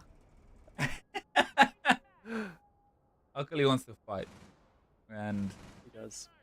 At this point, yeah, fair enough. Stay in their head. Do anything to disrupt this, which is just a team talk of how things are going so wrong. I mean, it did entirely fall apart there. You looked at what they had, you looked at what they started with, and as you said, what are they going for? Didn't even really feel like they knew. 15 seconds remaining. Yeah, if I'm to try and read into what Exist were doing, I think the idea was, the top floor hold is really strong from Crest. Let's not address that head on. You can't just bum rush the site because of the denial from above and below. Let's take downstairs. Let's try and sneak in the back door, if you will. But it was completely shut out, and at that point, they was just like desperately, okay, let's just sprint into site and see, or sprint into the top floor, see if we can find anything. They found nothing. Very separated, and quite a pitiful attack there from Exist. And Crest another advantage, 3-1 up, and really 1 or 2 more, and this may be done and dusted. This is Exist's map pick. We certainly haven't seen enough from them as of yet. Hey, James. Hey, Emmy. You said that almost like Pokemon. Jesse. James. I used to, back when I did desks with Jesse, it was just like that. Oh my Jesse, god. James. Have you two ever considered cosplaying as... Because I would Team fund Rocket? that. Yeah, I would love to see that. I think you Yeah. would kill it. I don't want to put the pressure onto Jesse to dress like Jesse. He's a powerful character. Powerful. Who would be who though? That's the question. So would I be James and he would be Jesse? Yeah, I think we would have to go for the namesake. Okay, Otherwise, okay. you know. It's too confusing. Is Milos Giovanni? Is Carter Meowth? You're saying a lot of names I do not know, but How do you not know Meowth? Okay. My Even my I know Pokemon Meowth. knowledge. Okay. My Pokemon knowledge extends to Ash, Brock, Jesse, and James. Okay. And Pikachu. Right. And Charizard. Yeah, no. I'm Team Rocket focused right now. Okay. Giovanni's their boss. Meowth Oh, is Team their- Rocket, they have like a little Pokemon as well. What? That's that? Meowth. Oh, The talking cat. Red. Oh, I see. Anyway, this Well, point coming back, I have not watched this since I was like quite a small kid, so... Yeah. Well, my original... You were never a small kid. You're always at least 4 foot tall. My original point... Came out of the womb and I was already 6 feet. Came out of the moment you were a baller. My original point is... We talked about this map being an Exist map before we came into this, and their attack stats, I think, were actually okay on this map. Which is more worrying now and shows the effect of coming off the back of bad border, where you're supposed to have a better attack time and they didn't. That Crest have been able to shut that game down here. And that was the bit I had. And whether you've got the stats to hand or not, I don't know. Whether you're looking them up, they get the read on the players. But every player is still standing. Once again, not being able to get this early kill, not being able to get this early engagement. Almost a freebie. Not even cash at those least- ones in. Yeah, it's a shame, but Lua stays alive, and that will really benefit Crest in terms of the time management. Of course, there's 3 gas babes still in pocket as the Vulcan canisters start to be burnt. Time is ticking. Look at those Wamai magnets. It's going to be very tough to clear this position. There comes the Vulcan. That Candela is going to be caught as well. Only a minute to play, and there's still 3 Gas Babes in pocket. Lure peeks out and finds one. A second Gas Babe goes out now. This is nigh impossible. Exists are very slow. This is going to be a massive struggle. They have to get desperate. Acerola jumps into his death. 3 versus 5. Sifty finally gets something. A double kill for Sifty. Maybe the gridlock has been able to bring it back. Crest still hold firm. Now, with a limited amount of time, a 3 versus 3, and again, Exist trying to find a way to just formulate a plant in a hole that's free for Rento to swing around. Our Cully might be nowhere, but Rento is everywhere. This game so far, maybe about to find himself into double fingers as Lily flirts without anything kills at all. Wow. That looks like a dominant closeout to the round, and potentially what could be a dominant close to the half as well. I don't see a lot in it now for Exist. That attack just looked so well read. They didn't have a backstab, even though they had one of the players, I believe it was Sifty, just go big with a 2K. It still didn't find much. I think that Crest have just got such a good read on how Exist attack on this map. Barring Crest being absolutely shameful.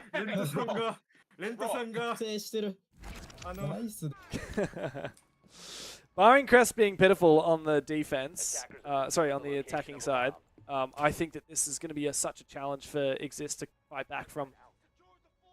Crest have a chance now to go 5-1 up on their opponent's map pick and set themselves up very nicely to close this out in 2 maps.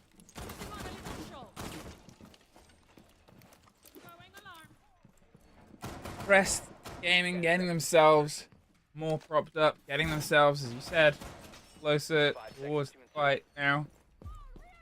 It isn't a million miles away. I'm just seeing how different the roster was when obviously Crest themselves were able to get towards those playoffs and get themselves up towards Atlanta. They were on the international stage. Yeah, that was before they had Arcully. I believe Arcully played that event before CAG. Yeah, so you've got a team that's technically improved at this point and that's done the run on the gauntlet before, getting a really good bit of momentum. As I said, you don't want this first game to be a long one. Not that they're playing again today, but over the course of this weekend, if you can make a big statement here, saying, look, we are a cut above, regardless of how things have gone before, you can really just develop yourself as a sort of strong suit here and get that energy. The prize for winning this match is a date with the best team in the region. Yeah. Scars in a semi-final. So it's not going to be... it only gets exponentially more difficult from here on out for whichever team wins this. Exist, though. They find the opening pick. It's a good start. Choppy going down. Good breach as well from the Buck to open up the hatch. Bit of map control taken. The Ram comes through as well. This is a heavy commitment onto the ground floor roam from Crest, but it is being addressed nicely by Exist. I mean, they need to try and lock this down, get themselves a second attack, get themselves some positivity and cutting off the chance to rotate. They were droned out. They have a very quick escape. They can get there before things become too dangerous. I stay as Lure and Eclair. Actually, they step back up. It looked like they wanted to rotate away for a second. They didn't hand the territory over. Lure's in a position to offer some support. They pick up another drone and the smokes come out, so the Vigil steps in instead. Tag team Arcully is up. Hasn't been able to get anything this time, but the Boss G's great at getting things. It's Lure, in fact, bottom of the spiral. Steps out as Marvi tried to get round the back. They entirely drew attention towards Kaid and Eclair there and said, look, I'm over here, I'm over here. What a take of the bait exists. They lose that. Now this, moving into the free space. They're watching and waiting. This kill is one that goes into Arcully's favor. And they have ripped any map control out of the pockets of Exist. How can you focus up on side? How can you look for an execute when you can't even contain these roamers? You can't contain that re-aggression. Opening pick was found in favor of Exist. Had the Buck and the Ram, and yet they are struggling. And it only goes from bad to worse for Exist as Eclair's found his C4 desperately now. Sifty and Lily try and make something work from the breach, but Players in abundance on the site, and the diffuser still lies in Sifty's pocket. Nice shot there onto Eclair, but Lua to mop up the final 2 kills. Crests are untouchable on their defense of Consulate. They go 5-1 and are inching closer and closer towards a semi-final. What a break on towards form here. This has been from Crest. They have carried themselves high, and we sort of said, what happens?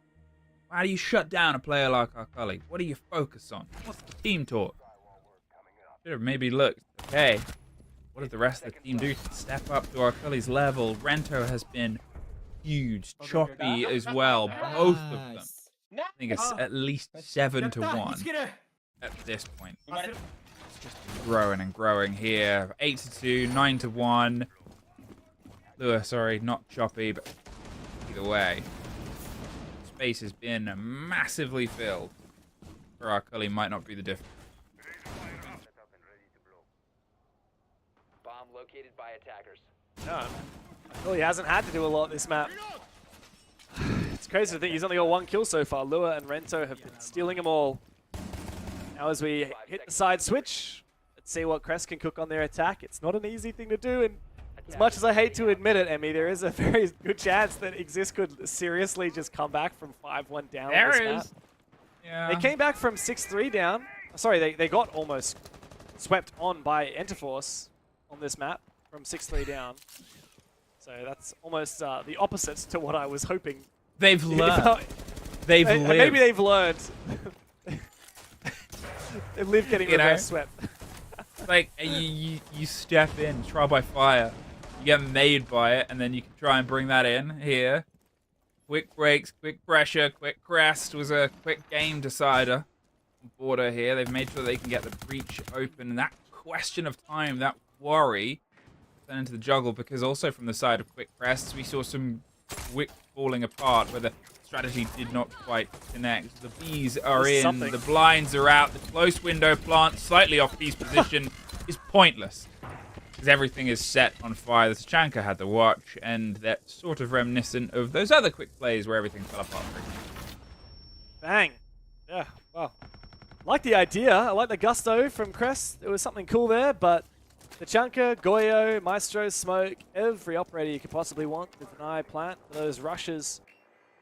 Now it's just up to Arcully. Hero of map 2. Not likely to find this in a 1v4, but he's, credit to him, gonna give it a go. He's not just saving for a kill. But this is pretty much done now. This will find their second round. Crests, he put a little bit back into their place. Just having fun with it. I mean, Arcully's done Magic before, but isn't anywhere near the level that he was earlier on when he was able to make Magic on border. Yeah, an easy pick up there. When you're dangling, look at this. Look at this free. Yeah. A lot more revealed than he thought he was. Yes, well, credit to Exist, they know how to prevent one of those fast rushes, but I like that Crest still went for it. If we keep seeing lineups like that with Maestro, Tachanka, Goyo, though, it's going to be very hard for Crest to rush. They might have to do some slower and more methodical takes. This could be very much a roam-centric attack as well, based on the lineup. Of course, plenty of time to repick. Let's focus on the defense for now. Go down to the basement. No wall denial.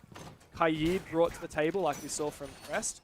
Really focusing on that plant style in the late round. And if I'm Crest, I would hopefully spot out that Maestro and repick into a Brava to counter it. Because at the moment, we don't see a lot of util that's good for countering that Brava.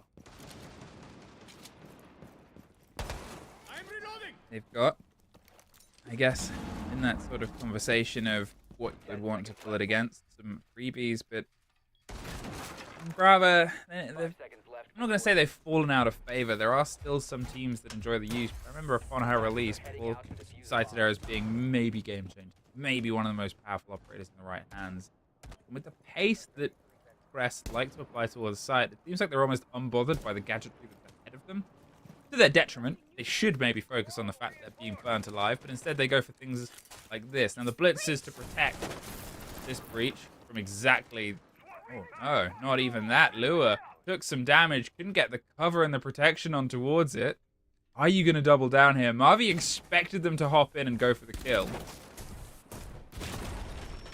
Yeah, just lent in, got the breach, got themselves a route through, but it's still not safe. You see some support. And pull away before they get surrounded. Here comes the blitz, though. Drone ahead as well, some yellow pings. What information is there? Aware of a player on the other side, I believe that's Ace Roller. He's the drone up for himself. And ideally get some support from a teammate as well. It's too many crossfires for a blitz alone. Looks like the team is supporting multiple players coming this direction. That kid is pretty dangerous here, the Crest, but they get to it seemingly. Oh!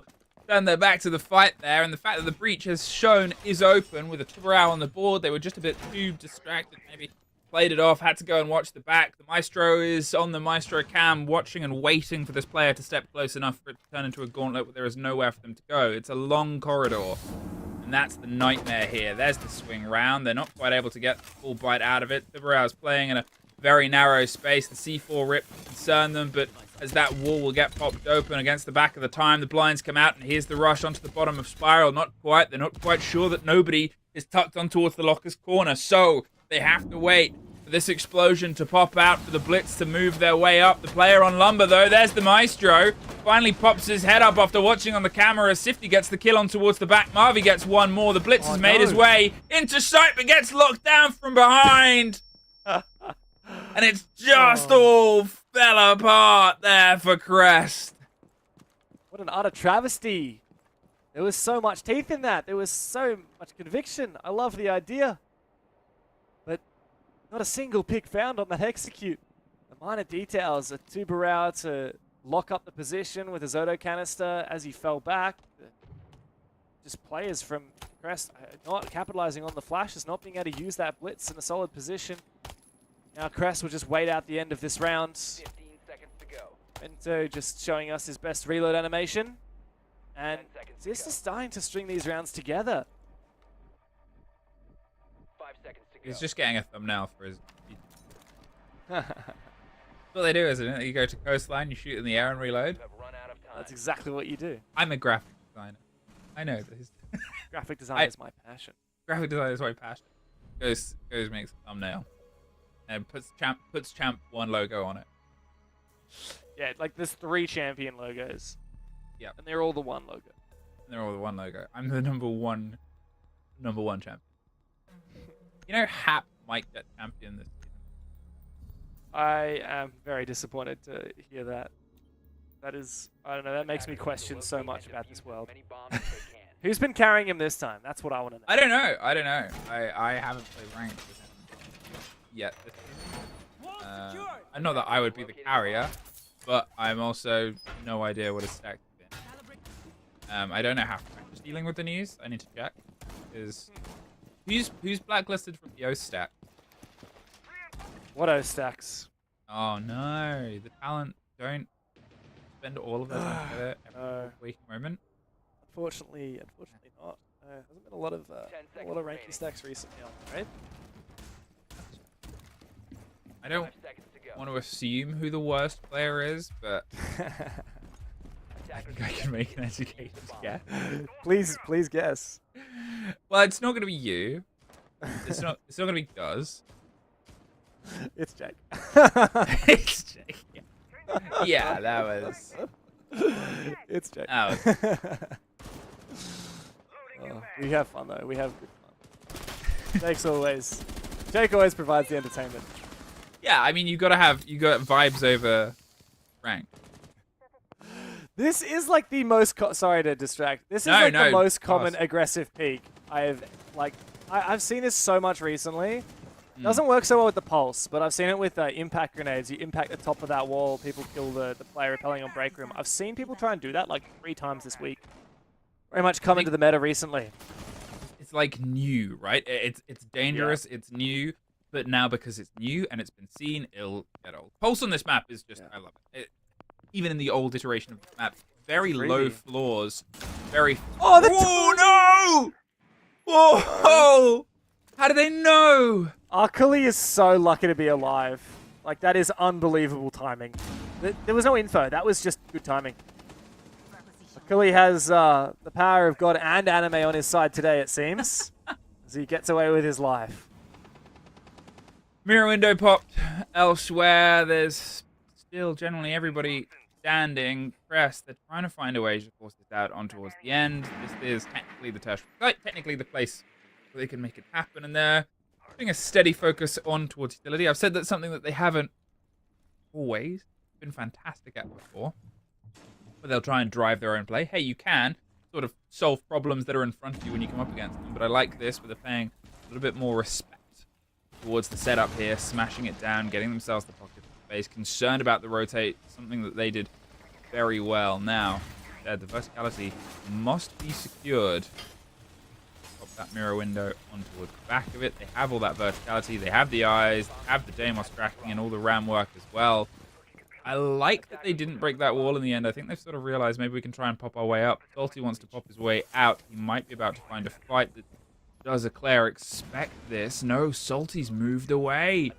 Ooh, 2 ships pass in the night, and Lua gets shot in the face. Yeah. So opening engagement goes the way of the defense of Exist. As Crest start to shape up, Akali is the Deimos, but he's also the one with the diffuser. He really needs to give that over to somebody else so he can focus on fragging out here using that tracker. Not much good having it when you have to get that diffuser down. He tries to find a safe spot on the site. This is on the concrete, so it's very challenging to C4 for this position. Salty not in position to use that C4. It's been wasted anyway, and the plant goes down. A 2 versus 4 in the post plant, all up to Choppy now. The 1v4. He's got this castle barricade to protect him, but if Exist play this right, they can kill him with the pulse. They can have multiple players go upstairs. They don't have to throw bodies just yet. They could time this well. Is it going to back out again? Multiple players are hunting him down. 3 of them all at the same time. Sifty through the vert gets him. Plenty of time to clutch up. Exist. Another round of defense to keep their head above the water. Yes, that's entirely the right decision, right? You saw it then. 3 of the players went up. They had the read on where they were. They had 30 seconds. They just played that perfectly. Why try and juggle out an engagement through the bars for 30 seconds when if you move quickly, it's a single hatch down to the rotate if it's open. Otherwise, they still left the player down below as well. They utilized the man advantage. Something it's been a long time since we complimented that on today. Locked rounds in a row. Crest aren't opting to take a conversation on the back of it. There it was. Oh! So close. Plant being confirmed. Just a lot of missed moments there. And Crest, they couldn't seem to find a single Exist player to have an engagement they wanted.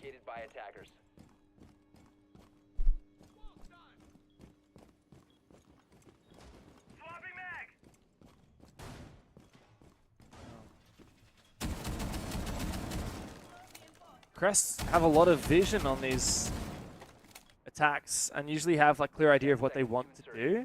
Very rarely will they actually pull it off successfully, and I think Exist have done a pretty good job of reading into where these pushes are coming from and getting just enough chaos in that mid to late round to make it work. Still yet to find an attack round win. Crest starting to lose me a little bit, Em. I had full faith in them. I thought that after a 5-1 first half, it would be nigh impossible to let slip second. But Exists have weathered the storm so far.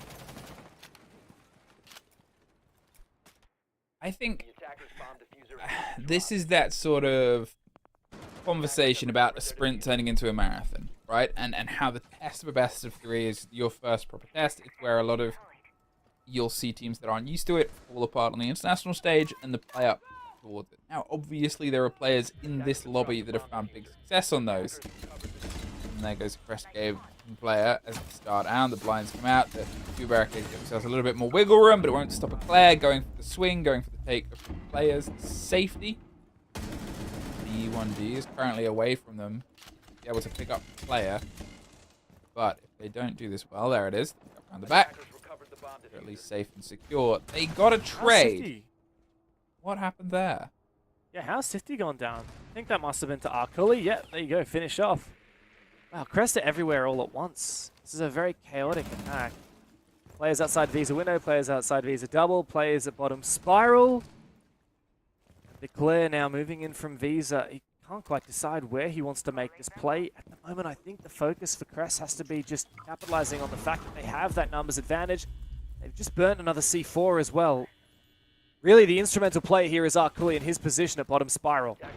Trying to hunt down that last remaining player underneath the C4 pop. They don't have that utility, but they lock down Choppy on the entrance. Eclair gets sprayed on the back end of it. There goes Arculi underneath. There are 2 versus 2. They know they don't have the security to plant safely. Both players are now trying to formulate. It's a split of a site of 2 stories. It's a split of 2 teams, 1 on either side of those stories. They do have the kit above. Eclair's just going to tuck the plant. At this point, surely. There's the motion. There's an easy catch. Too little, too late. Now a 2 versus 1. They go for the plant again. They've gone 1 step further around. The shotgun's trying to make work from underneath. They will confirm it and get out of there. Bit of a misplay from the side of Exist, and now they've got to go for the 2 versus 1 player hunt. But at this point, Rento, he can do exactly this. He's gone the floor above.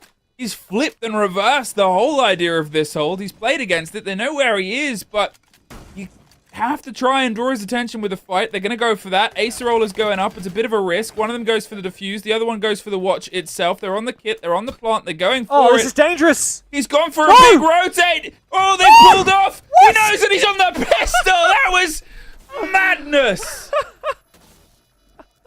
What on earth was that? Wow, okay, Exist. You've tied the scoreline from 5-1 down, 4 defenses in a row. And on the back of that round, oh, what a roller coaster that round was. I thought surely Rento had it in the bag. He had the vert. He had 2 possible holes he could contest, but he was not brave enough to go and pick those holes while there was someone flanking him. And so he went and he rotated through Visa. There was not enough time for that. And in order to... Also, why not pick the windows? You're going to be way safer picking the windows instead of sprinting towards the door. He didn't have much time, so he had to sprint it, and that just meant there was plenty of audio and it could be faked. Nice. That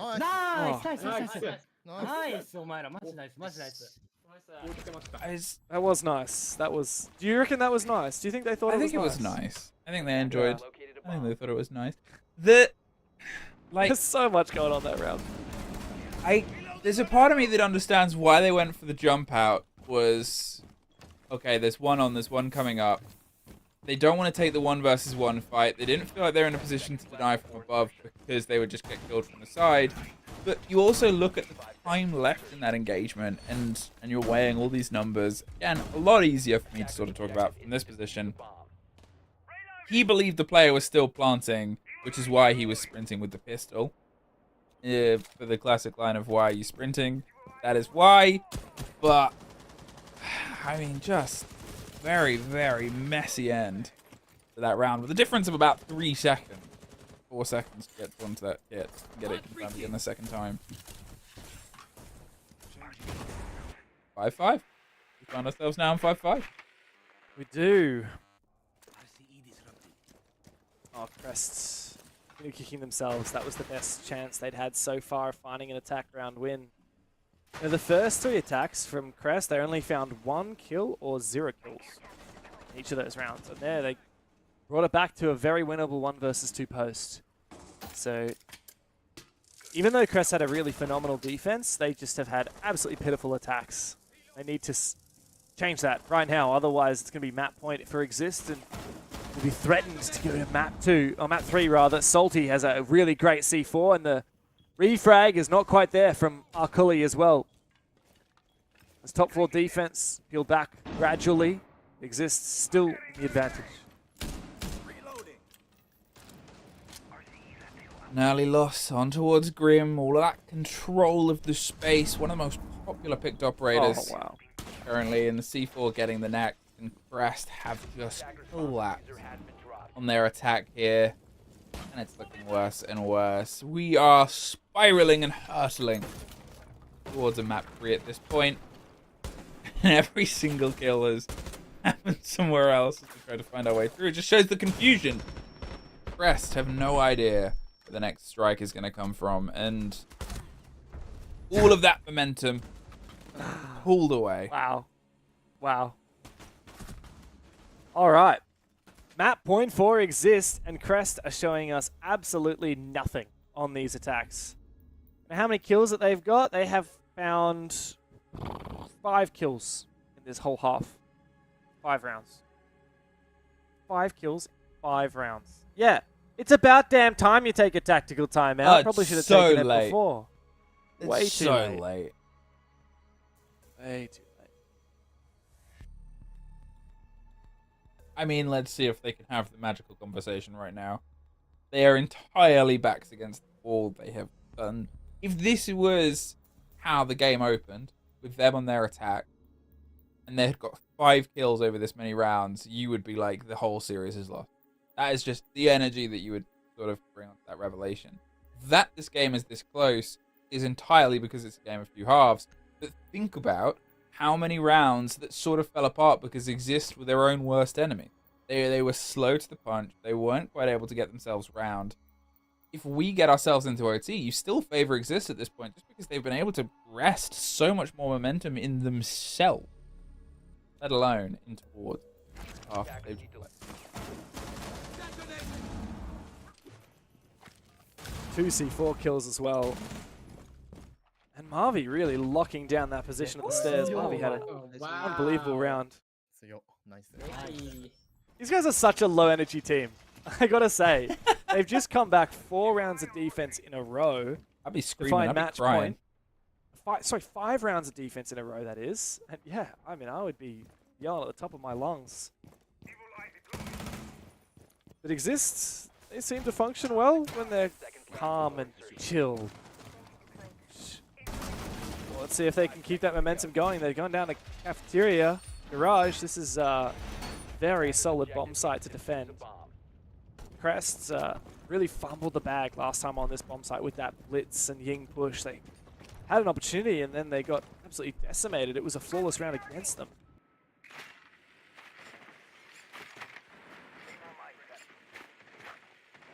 At this point, Exist, you just have to push one over. You have to get yourself back into Skyscraper, a map where, said before, you know, it's something that plays more similar to this than it does towards Border. You have that advantage in your favor. The break comes through on towards Garage. That is only step 1 of a lot left to do. The control of those roamers is something where, to be honest, Exist haven't really massively tested that roam game. They haven't played it the same as Crest, who kept on trying to step back up, fight their way back in, but it's been equally successful. Instead, they do this, set up the line, pull back, pull back. Okay, we've wasted 2.5 minutes. Now let's see them try and execute. At this point, it's down to Crest to try and get that get that control put together. Loading new mag. Taking the top floor down as well. It's a huge amount of time. Previously, we've seen Exist do a lot of a roam on this ground floor, and it looks like they're doing that again with the hatch available to fall off. This ram will surely force them back. There's no one laterally here to catch these Exist players as they move around the map. And that's a concern, because it just gives them so much mobility. Look, they can all fall back safely.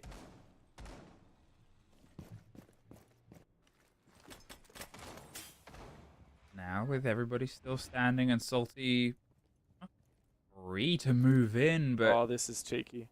I mean, setting himself up there. As I said, it's not been the big game that they've played, so Salty gets the double down element of surprise here. A, they'll think it's safe because the playstyle. B, they'll think it's safe because they think it's safe.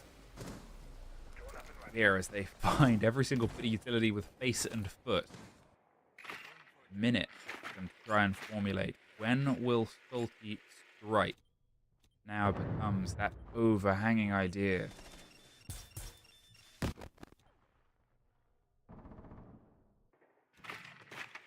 His Evil Eyes still haven't been cleared as well. As the Rotero comes in, going to be shot in a brief moment, I expect. Or it just won't find anything at all. Dokubi, of course, is a soft counter to the Maestro, and here comes the execute. In they go. Crest forcing that plant down, and I don't think Exist are aware of it. Okay, the Evil Eye does deny it for a brief moment. There's no C4. Sifty has to sprint across. He's fully flashed and caught out. Crest may indeed keep us going inches away from overtime.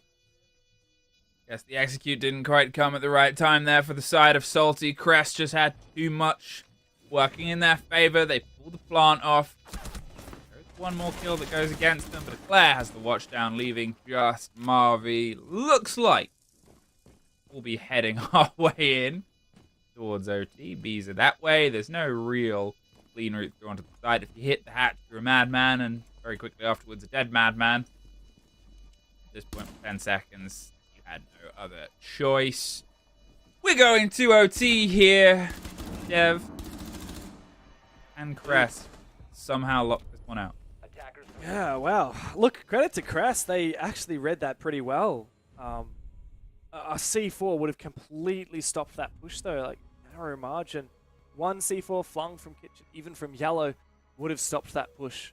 And I also don't know what was stopping the roamers up above from denying that plant, because I didn't think Crest had managed to clear out the full pressure onto that top floor. They did just enough to get that round across the line, and as a result, they now go into overtime. But what confuses me now is, concerns me now, I should say, for Crest is, even though we go to OT, Exist get that defense again. We've had 10 rounds of defense to only 2 rounds of attack, 1 thus far. Exist have the ability to go to the top floor again, which has been untouchable from Crest's side in this map so far. So Exist still very much favored, even though Crest have given them another chance, closing this in 2 maps. This is that round. This is that chance. That option and opportunity here for Crest. They're playing against the site where they've gone with a couple of different approaches, and neither of them have netted any reward. Now they have that conversation, that success story, and they would have expected this site as the lead one. Now, and they get a bit formulation in towards this approach. None of those shenanigan plays, none of the quick zip in with the cover of the smokes. Instead, play it slow and steady. They're also not opting for shield as well. The chance of split being a lead in as they've done before. Instead, on the gunfights, somewhere they think they can try and net some rewards, but let's be real, hasn't been their half on attack.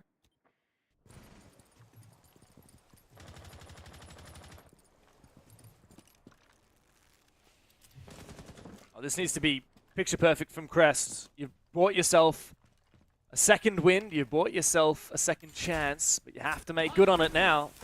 C4s were so deadly last time on this site as well, Emmy. We saw 2 kills come through from those C4s. It was Marvy that really saved it, playing on the Visa stairs. C4 kill and covering his back as well on Visa, and then finding a kill at the end of the round. That's what Exists really banked on. Early aggression. There's admin clear as well, ever so one-dimensional as we've come to expect from Crest.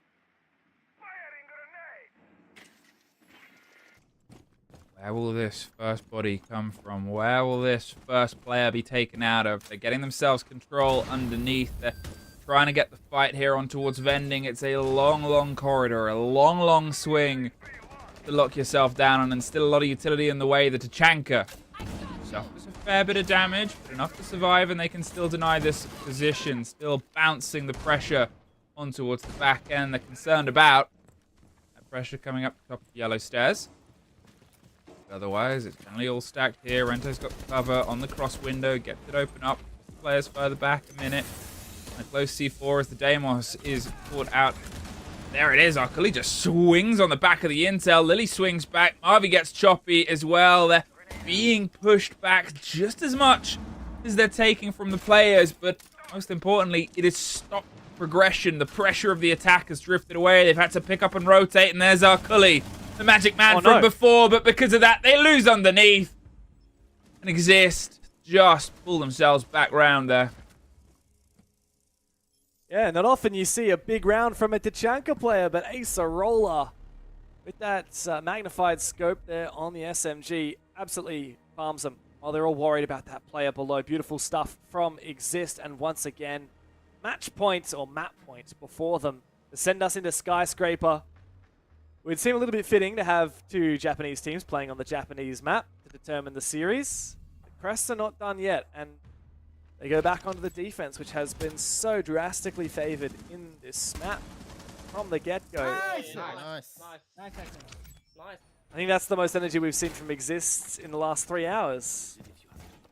I mean, maybe they were saving it for the repeat on Skyscraper and getting ourselves back there. It is horrifying how low the attack win rate has been on this map. But it was kind of similar when they met on Skyscraper. I think it was 2-4-2 half last time for defense. It ended up going all the way, and I worry that we're going to get a little bit more of this on a little bit of the next map, more attack, swing rounds, lessons that are learned, sure, but the momentum of this map has really slowed down what was quite an electric series towards the start. Because it kind of felt at the start of this map that it was going to be a bit punchy, a bit back and forth, a couple of rotates, and you had a couple of rounds that came down to not executing, and you're like, okay, one of them.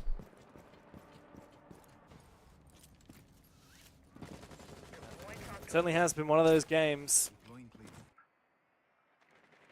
Neck and neck series, these teams so difficult to separate. And I did kind of expect this, to be honest. Every time these teams have played each other in the last year, it's been an extremely tight contest. Every BO1 to overtime, every BO3, the distance on 3 maps. See if Exist can finish it off here on the attack, or if we need to see another round. Bit of a lurk. Does Exist look to try and contest from the ground floor? If anything, I'm somewhat surprised that Crest have decided to go defend the top floor bomb site, as this is the only bomb site that Exist managed to win on their attacking side.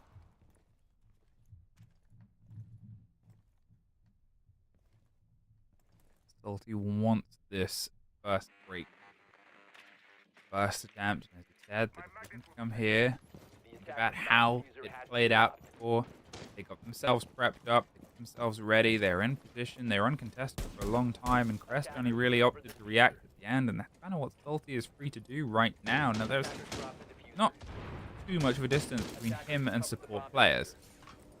But with all the cover, you worry here that Crest is just giving them a little bit too much. They have AC4 and 3 smokes.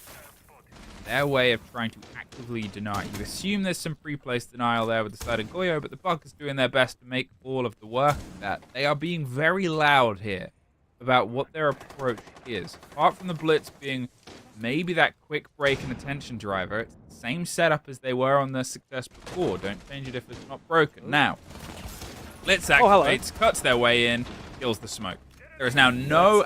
doesn't even kill the smoke even. Got the mute instead. The smoke is happy to pop off and slows it down 40 seconds. But the Blitz here knocking on the door. You assume they'll follow their way through. There's the swing round. Concerned either side. Good idea. The Warden isn't going to suffer it. Wow. And there's great bit of motion. 30 seconds. The blinds come around on the top. The Buck still uncontested below. He can kill people, but he can't get the plant confirmed as they're trying to fight their way up towards the top themselves. 20 seconds now. A 3 versus 3. The plant has been held back, but this worry on time as they wait for the smoke to dissipate. There's no gadgets, no utility, only guns, raw firepower, and throwing themselves into the fight at this point. No. Caught out, cold kit. This is all the way to the end, Dev. And we are indeed going all the way to 15th round here on the second map of the series. Crest pushing deep on their defenses. Exist had something there, but Crest were not afraid. Pushing deep onto that Blitz player. Now that was genius. The Wamai and Warden 2 timing him. I thought that Exist had that round in the bag. And now we go to another round. And with 1 left in the tank, Exist take their tactical timeout. Better late than never, I guess. I mean, at this point, it's a best of 1, right? They've got to win this round or they're dropped down. And you know, the pressure of playing the next game is, sure, it works out who's in 5th place. I'm not entirely sure what the difference of prize pool is at that situation. But when you're playing with the chance of getting into LCQs and open qualifiers, it's an important game. But either way, you're back to square one of best of 3s. You're back to square one on this. You want to try and get that bye. Even if you're up against the toughest team in the region, you want to try and beat the toughest team in the region because, well, you have to beat one of the top 2 to guarantee yourself in a seat. That's just how this region works. And it's, if not Scars now, then maybe Scars later. If not them, maybe CAG. Maybe even Crest again. Who knows? And that is all in the back of one round, getting themselves one step further along. Nice. Nice. Vocab doesn't have to be particularly complicated in a round like that. For the first time, we've got match point Emmy. Crest could finish it off here. Though it does feel like Skyscraper's been calling us for a while now. Crest have struggled immensely on their attacking side. But both teams have only managed to win a single attack so far in 14 rounds. 10 seconds left. Exist having that favored side advantage now for this final round also means there's a lot of pressure on their shoulders. Make good on that. They'll go down to Garage. Objective is to defuse a bomb. Top floor is locked out. Garage is the only bomb site that Crest have actually found success on their attacking side.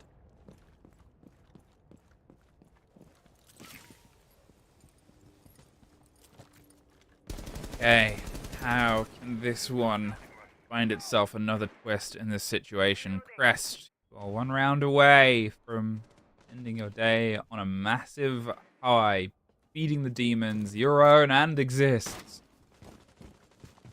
Pushing yourself one step closer towards a similar, if not improved run than the last time you made a major based on these best of 3 games. This. They're able to stop their downswing now.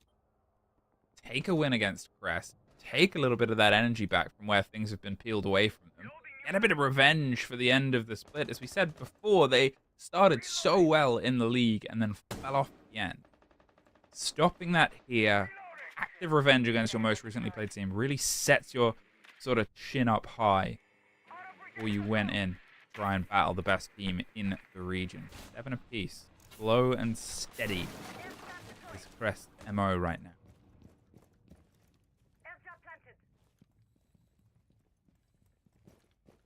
Very slow. Half the round is done.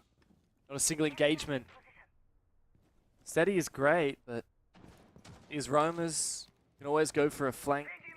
Crest haven't taken control of servers. Like Salty is just confirming, okay, yeah, we definitely still have control.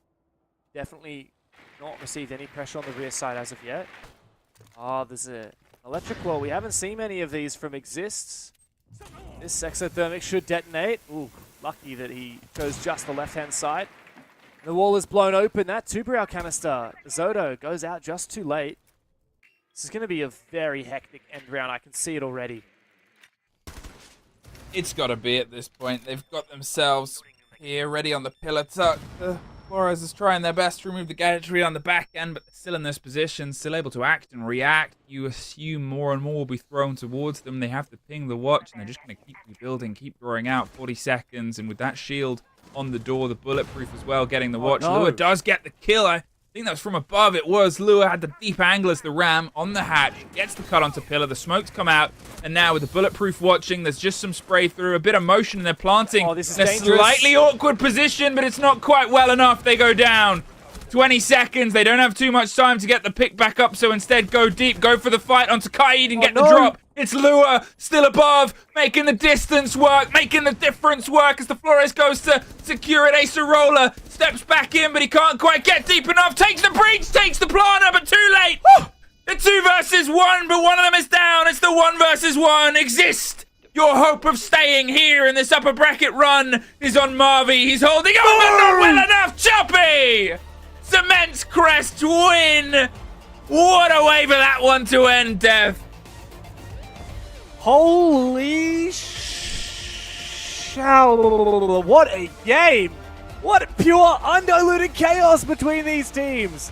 I cannot believe that Crest made it back from a 5-1 defense half to getting utterly destroyed on their attacks to finally winning at the very end of the line. A well-deserved series, 2-0, but not dominant, no, not at all. They were given a massive fight by Exists. But through sheer grit and determination, they pull it off in the final round in a 1 versus 1. The take the series, and they've got a date with Scars in a semi-final. What a way. What a way for things to feel together. And, well, we'll go to a break before we're back to talk about it with Manic.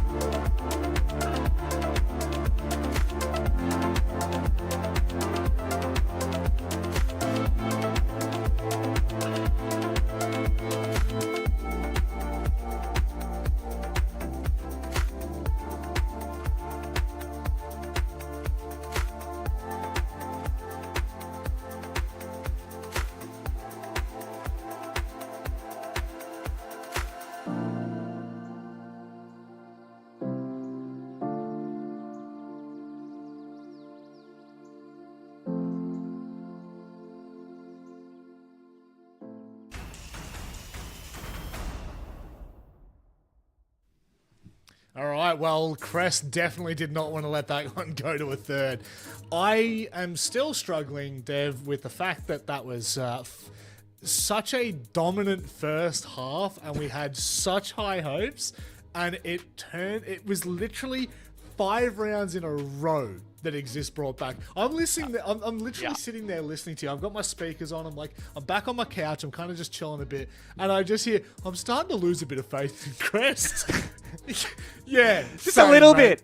Same. Just this much faith. Yeah, man. 5 rounds in a row that Exist, one on the defense, and we saw a grand total of 5 kills in those 5 rounds got by Crest. That's how dominant the second half was in favor of Exist. So the fact that they came through and won an attack at the end of the half gobsmacked me. The fact that they then staved off match point again in overtime and won on the attack again, it's a testament to Crest. They were not going to let this one slip.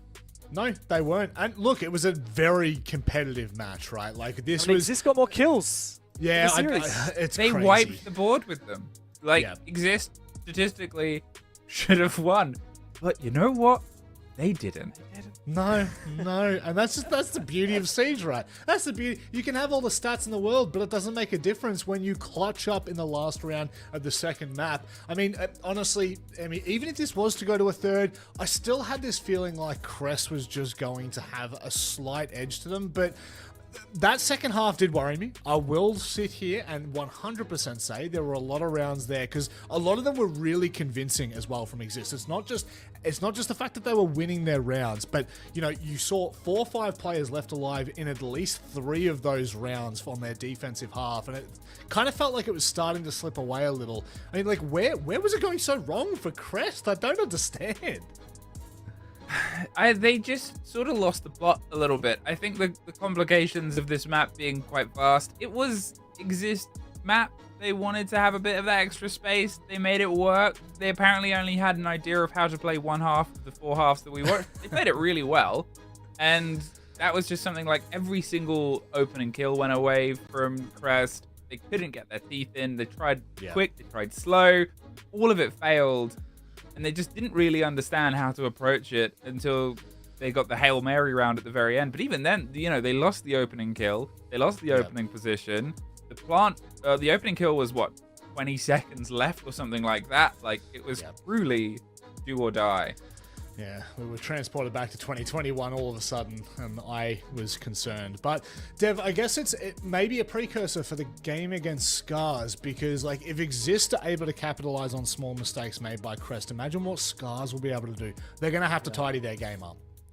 That's right. I hate to say it, but I think we're in for some pretty one-sided semi-finals. Maybe Kinatrop will give KAG a run for their money, but honestly, I think that we're probably going to see 2-0s in both of those matches. Scars in particular should really wipe the floor with Crests.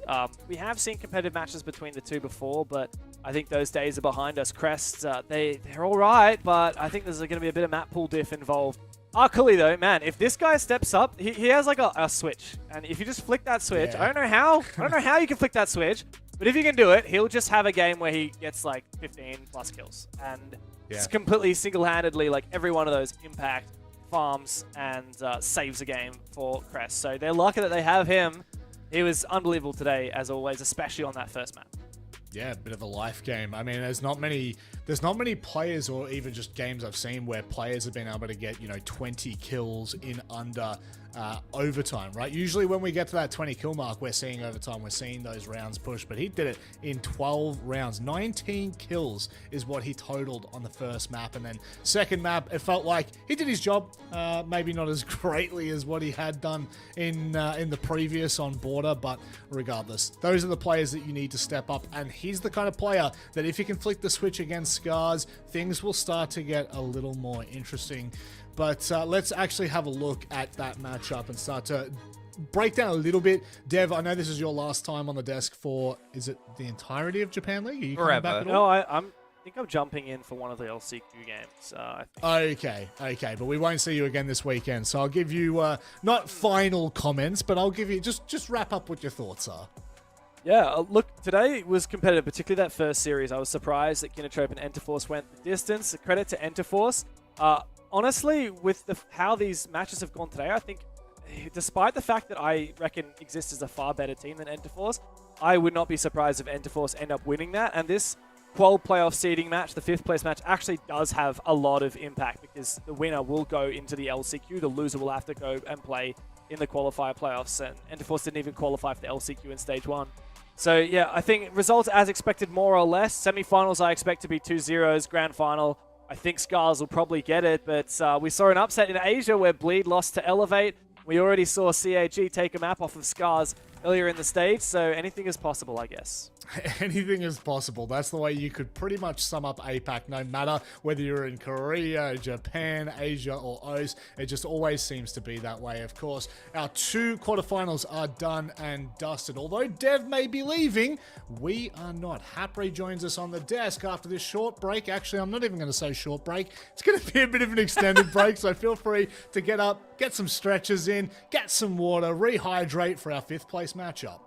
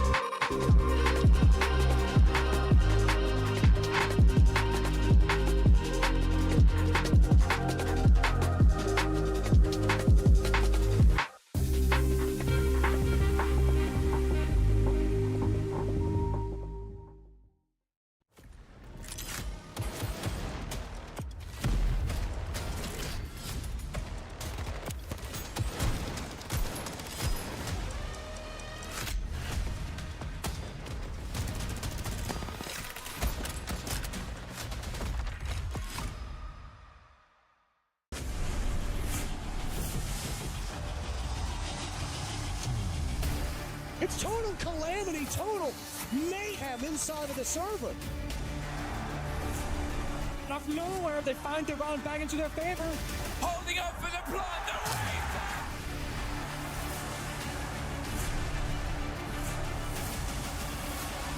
And I think he might just find it!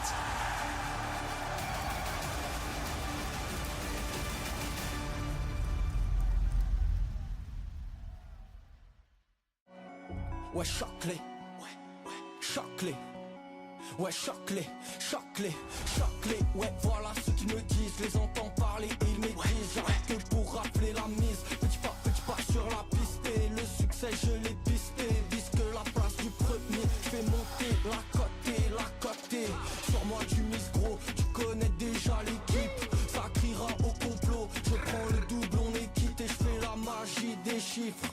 La somme je la triple, la concurrence la dribble et le stade est en délire, ça fait choquer, j'arrive pour tous les choquer, toute la foule elle est choquée, j'espère que t'es accroché, gauche, droite, esquive rageux, coach m'a rajouté du temps de jeu, dans l'action ouais je me sens en feu, je suis on fire, je fais la différence au compteur, money time ça shoot sur le buzzer, switch, je suis on fire, choqué, j'arrive pour tous les choquer, toute la foule elle est choquée, j'espère que t'es accroché, choqué, j'arrive pour tous les choquer, toute la foule elle est choquée, j'espère que t'es accroché.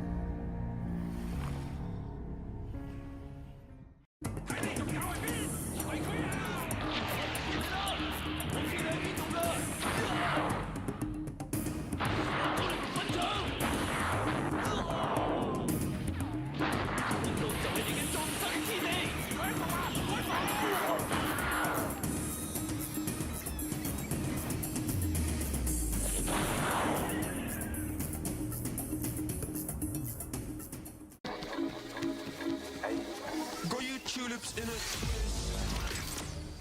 Hand out bars like communists. No, I can never ever get back all the things I missed. But I'm that man here, think you got the gist. Got your tulips in a twist. Hand out bars like communists.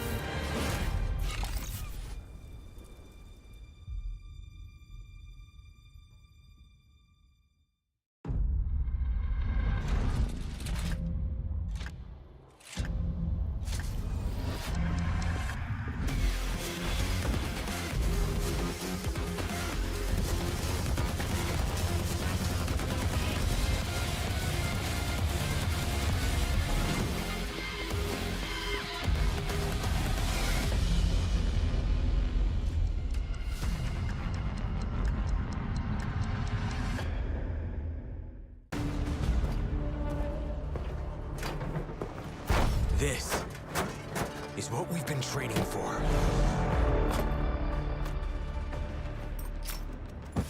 There is no angle we can't cover. We are Rainbow. Reporting for duty.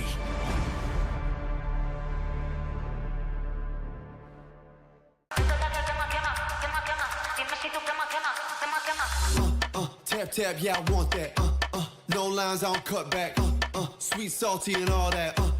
Let loose, come get that. Can you play that back, back, back? Can you run that back, back, back? I'm trying to play that back, back, back. I want that. Tap tap, let's go, let's go. Tap tap, let's go, let's go. Tap tap, let's go, let's go. Right here, can you feel? Let's go.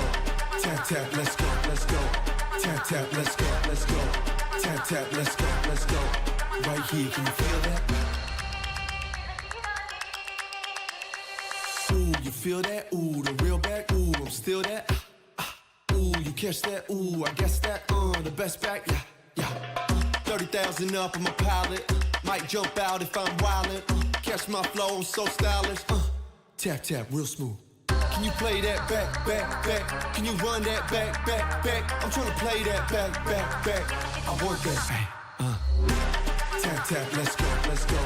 Tap tap, let's go, let's go. Tap tap, let's go, let's go. Right here, can you feel? Let's go.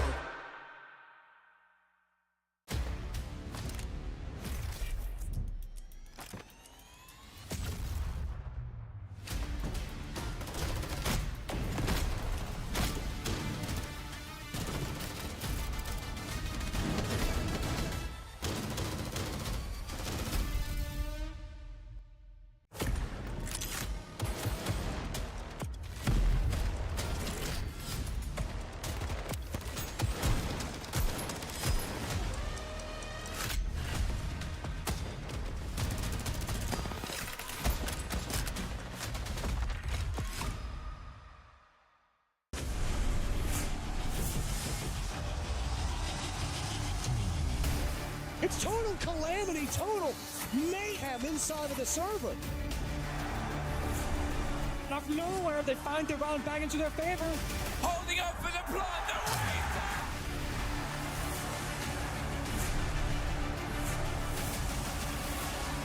And I think he might just find it!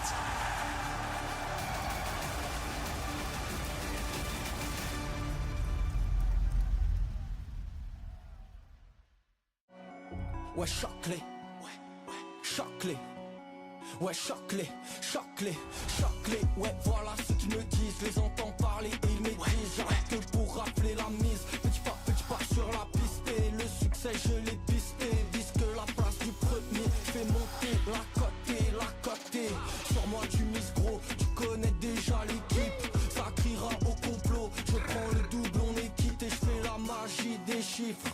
La somme je la triple, la concurrence la dribble et le stade est en délire, ça fait choquer, j'arrive pour tous les choquer, toute la foule elle est choquée, j'espère que t'es accroché, gauche, droite, esquive rageux, coach m'a rajouté du temps de jeu, dans l'action ouais je me sens en feu, je suis on fire, je fais la différence au compteur, money time ça shoot sur le buzzer, switch, je suis on fire, choqué, j'arrive pour tous les choquer, toute la foule elle est choquée, j'espère que t'es accroché, choqué, j'arrive pour tous les choquer, toute la foule elle est choquée, j'espère que t'es accroché.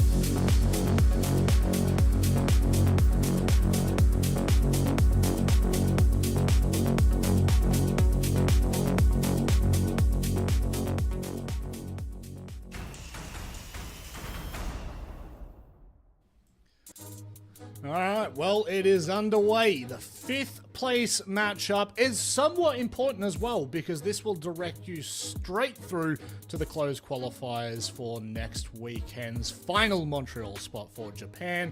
So these teams still have a fair bit on the line. I now have the incredible Fluke and Hap joining me back for the final desk for the final game of the night. It's a 3BO3 night, and it's always a lot of fun. Hap, did you get to watch much of that last game, or did you take your break? I did watch it. I had some breakfast, and yeah, no, I'm fully rested now and ready to go for this 5th place decider. So looking forward to it. Yeah, it's.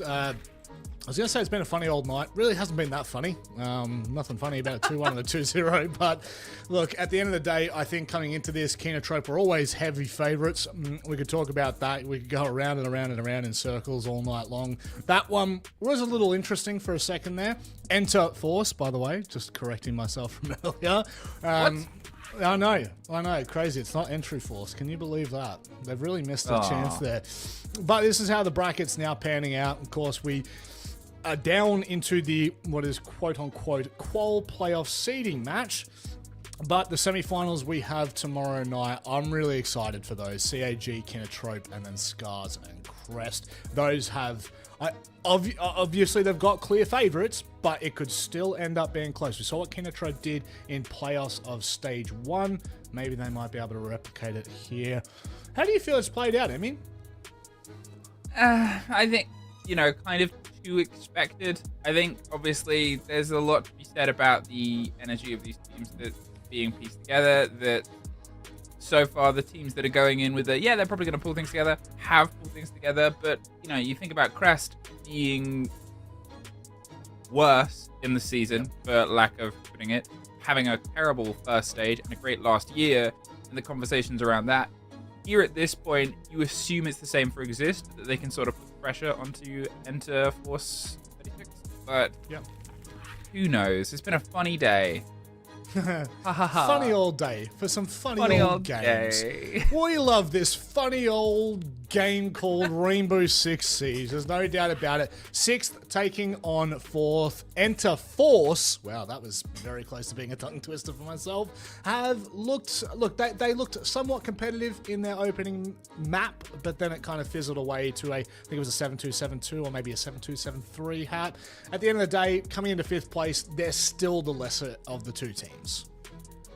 Yeah, and we also got to remember that 5 of those rounds were won of huge individual plays. It's like 3Ks and an ace in there. So it's like, it's great having that, but I also said it, like, you don't win championships with that. You might win a couple rounds, you might win a map or two, but you need to have more than that. You need to have everybody firing on all cylinders here. And then the age-old question comes in, is this break beneficial for them, or is it more favored towards Exist? Well, I guess it's always an interesting topic when you start looking at like teams that have come off the back of a best of 3. The problem is as well, Emmy, like you're riding a real low, right? No matter what team you are, you've obviously lost out in the quarterfinals, so there's only one game left for you for the season before we head to last chance qualifiers. It's always a somber note to end on, but at the same time, if you were to be any team, I'm going to ask you this. Would you prefer to be the team that's just come off the back of a close series, or would you prefer to have had a break? Well, as you said, I'm always familiar with riding a low. So I think I would prefer to be the one that's come back in. Really, like the one that's been able to take a moment and sort of piece things together. Because if you look at how long the series were as well, going from the back of a long best of 3 immediately into would maybe change the answer here. Yeah. You want to break after that. You need a reset. You've just lost, but you still have a chance here, and their fan favorites sort of go in with this. Yeah. Let's have a look at the quick little veto system. No clubhouse, no cafe, no lair, no skyscraper. I just like to read them out just in case people aren't watching for it's those like an at eye home. test. It is. We're on the radio. Like honestly, what's kind of messed up is I'm a little dyslexic, so there's a good chance I actually get a name wrong here or there. It's mainly the pictures I look at. Yeah, it's mainly like Can you do jokes it? on me. Can you do a radio voice?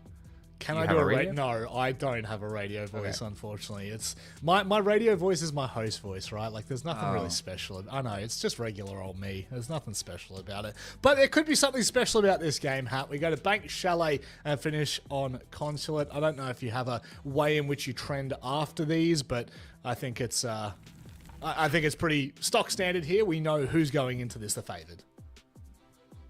Yeah, I mean, Enter Force was not going to be the favorite here, even though, you know, they managed to win a map. The other two were kind of blowouts, whereas Exist, honestly, that name, when I was just woken up, that was like the bane of my existence. Either way, you know, they've managed to put up quite a close fight out there, so I definitely feel like they will be favored on these upcoming maps here. Bank, first and third preference. Always intriguing to see how teams end up faring on this one, but nice and open for both of these teams to try and play around some shenanigans. But Emmy, so often on Bank, I feel like the enormity of the actual map ends up consuming some of your, let's just say some of your strats. And if you're not a team that's well drilled, Bank can become almost like a maze for you. Yeah, it being a third preference is weird when they've not played it or lost it, and they banned it. It's like saying, yeah, we love it, but we're not going to see it, and no one's going to see it. It's a nonsense statistic. I think there's definitely cradles in the favor of Exist, just because they have the gumption to play this map. But Consulate was the one map that Enter Force 36 won. I would be surprised if we see it as a third map and get through. Well, let's get underway. Let's not waste any more time. A fifth place match, a spot in the last chance qualifiers. If you lose this series, you will have to go through the open qualifiers, which we've seen teams in Japan falter in. So you do not want to have to run that gauntlet. But it's time to kickstart fifth place matchup with the incredible Happen Fluke. See, this time it was incredible Happen Fluke. I actually wanted to ask when I just went on, is like, is that Incredible Fluke and I Hap, thought or is it the Incredible Fluke and Incredible Hap? Yeah, I Hap? assumed it was Incredible Fluke and Hap. Is that ego? Or is that just pride? Maybe both, who knows? So Now it's the Incredible Hap. So now we're both incredible. It's like you're a Hulk situation, I'm like a Dr. Jekyll Miss Hyde situation. Why did they lose their doctorate when they transformed? I don't know. These are the big questions that we ask during the operator Maybe bans it's before anything's been revealed. This is a big question that will require more research. Well, I would assume it has something to do with their physiological appearance and that's being. Deimos banned. They've had a rise to fame and a ban to fame as well. People are a bit sick of them in the right hands. Some describe them as being one of the best entry operators in the game at the minute, or in the case of someone like Draco, just the best. Monty as well, and you know, add those two, add Grim onto it, and you have pretty much 80% of all bans across Siege this split. It's quite funny because, like, a while ago, I mean, Grim, of course, received some love over its life cycle in the game, but it's like, at the start, everybody was like, nah, we can't play this. And now it's, like, such a staple operator in, like, a lot of actual takes and holds. It's funny how those things, like, evolve over time. Monty being banned as well, you mentioned it. Very annoying to go up against in this current time. Cade, nothing too weird. And then Valkyrie, a lot of information with that off the board, so. I like the idea of Cade, nothing too weird. Cade's not weird. I mean, it's not like an odd ban, it's just annoying to play against if you don't want to bring Thatcher, right? Like, yep. Thatcher is open, you can bring it, but why would you if you can just ban Cade and then get different means of dealing with the Bennett batteries? Enter Force 36. You know what? I like that a lot of the team jerseys I've seen today, they've always had a slogan underneath. Enter Force is 36. I'm saying it now because bloody Rob. Entry Force. Yeah. It says underneath for world peace or something along the lines. Oh. I'm like, now I want to back. I can't. I'm impartial, but good message. Anyway, highly unrelated segue. Let's see if they can bring some peace towards here. Now, as I said, you know, they had a win on Consulate earlier today. 2 quick defeats on different maps. If Exist get their foot up here and you head over to Chalet, you know, I'm kind of curious how much of that is going to be Enterforce 36's map. Yes, they might have a bit of a game on it, but the momentum that Exist will be carrying on the back of this, going into that, how we've seen them wrest control, will we see a different turn of force there? I mean, it was casting with Alpha James in the first one, and we were also like, can Enterforce, you know, show up here? Is this going to be a quick 2-0? And that's when they had like 3 people drop 15 plus kills in the first map, and we're like, oh, they got some bites. After that, quickly fell apart though. But we gotta be careful because, you know, before we know it, we've just caster cursed them into breaking kill records. Is this quick play? Might be. I mean, they're going for a quick snap onto just the single player on the back end who cannot slip out of there. Now, there is still one above. There is not too far away from drifting in towards stock, but obviously it's dead terrain at that point, and he would just get himself caught in, so he has to try and fight potentially his way out on the front. He doesn't trust that they're not behind him waiting at the bottom of the right stairs. An easy catch. Watching through the plants. 2 quick takes here from Exist. Get themselves locked through. Get themselves a bit of an early lead on, but with everything sort of falling away, with that player still quite aggressively up in blue, how long are they going to sit and hold on? Not very long is the answer. As soon as this hatch goes, I was going to say he's going to move past it, but no. He wants to snag a free kill. They've already opened up the other hatch as well inside the A-bomb side, which means that there is basically no safe way back anymore. So at this point, he probably just has to take a fight. It's a 3v5. You cannot just sit and wait at this point as the Candelas are starting to come through. There's still so much utility left in pocket for Exist to try and get this done with. Still that Logi Bomb, which will most likely be used any second now when they want to go for the execute. And 2 Candelas, which are not going to be used to clear out the main stairs here. Sylvia will find Lily. That's going to be that Logi Bomb off the board. And you instantly see Vanish trying to go aggressive as well. Over the top, but just perfectly hidden. The Nitro Cell is not going to get the kill confirm onto Sifty. Oh, they just slipped out of the shot of Vanish. They're holding and waiting for it to come back round. Sifty's not going to give their life to that engagement. The rest of them, they've actually pulled themselves off, opening up the hatch drop here. They don't think they've got enough to try and drive on towards the break of the sites itself, and you sort of look towards the hard breach that they've got, the Habana pellets, the pressure they can try and apply. Salty goes for the bit of width here on towards Garage, get around the back of them, draw some attention. They've left Zafia above the hatch as well, but as Kibas and Fire stop the drop here, they're really running low on time. Salty and Sifty have to try and lead the team in. The blinds go across. Acerola misses the player behind him because they've hopped and rotated. Gets the drop. There's at least one back. Marvi gets the trade. They're moving on towards the site. They've got to go for the plant. The cover has to come through, but it's a 2 versus 2. They don't have the time. Holds it, and you do wonder where things have fallen apart there, because for what was a quick start, fell to a crumbled finish. There's a couple of points where that kind of fell apart because we still had the Warden effective, like, on that roam, on the server stairs. We also still had the player onto the main stairs. There was so much utility left at that point. You have a 5v3. They could have used a Logi Bomb. They would have been aware of those players and either forced them back or, with that, get an opportunity to pick up the kill. They could have also used Candelas to try and clear out those staircases. Of course, one of them was a Warden, so not really ideal, but as soon as you realize where he is, you can also try and completely circumvent that.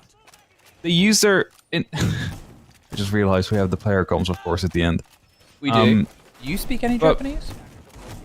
I know, Naisu. Alright. Yeah. So, for some of the teams, that's a lot of their after-round comms. Yeah, exactly. So we're getting there. But like, just they used their utility so well in those first 2 kills, in those first 2 engagements. They were quick, they knew where they were, they opened up what they needed, and instantly fired upon them with like 2 or 3 guns firing. 2 clean kills. And then they just didn't use any utility anymore. So it can be said, like, you have the Habana pellets, you can open up every single hatch. I think they did, but then they kind of harped too much on just the vault hatch, and they had drones in there. So I'm kind of like wondering, why did they not know where Azami was? It's ahead. And there it's gone. Vanished. First body off. They're obviously the big sort of problem player around blue last time. This time they're not going to be able to get themselves as deep towards the round itself. There's the work can start to be done outside. Now Salty is hoping to get a free glimpse at a player. Not fully on the jump out, but at least I'm paying attention towards the windows itself. There's nobody that's stepping in. Akuzu Star can rebuild. Oh. No, they can't because they're dead.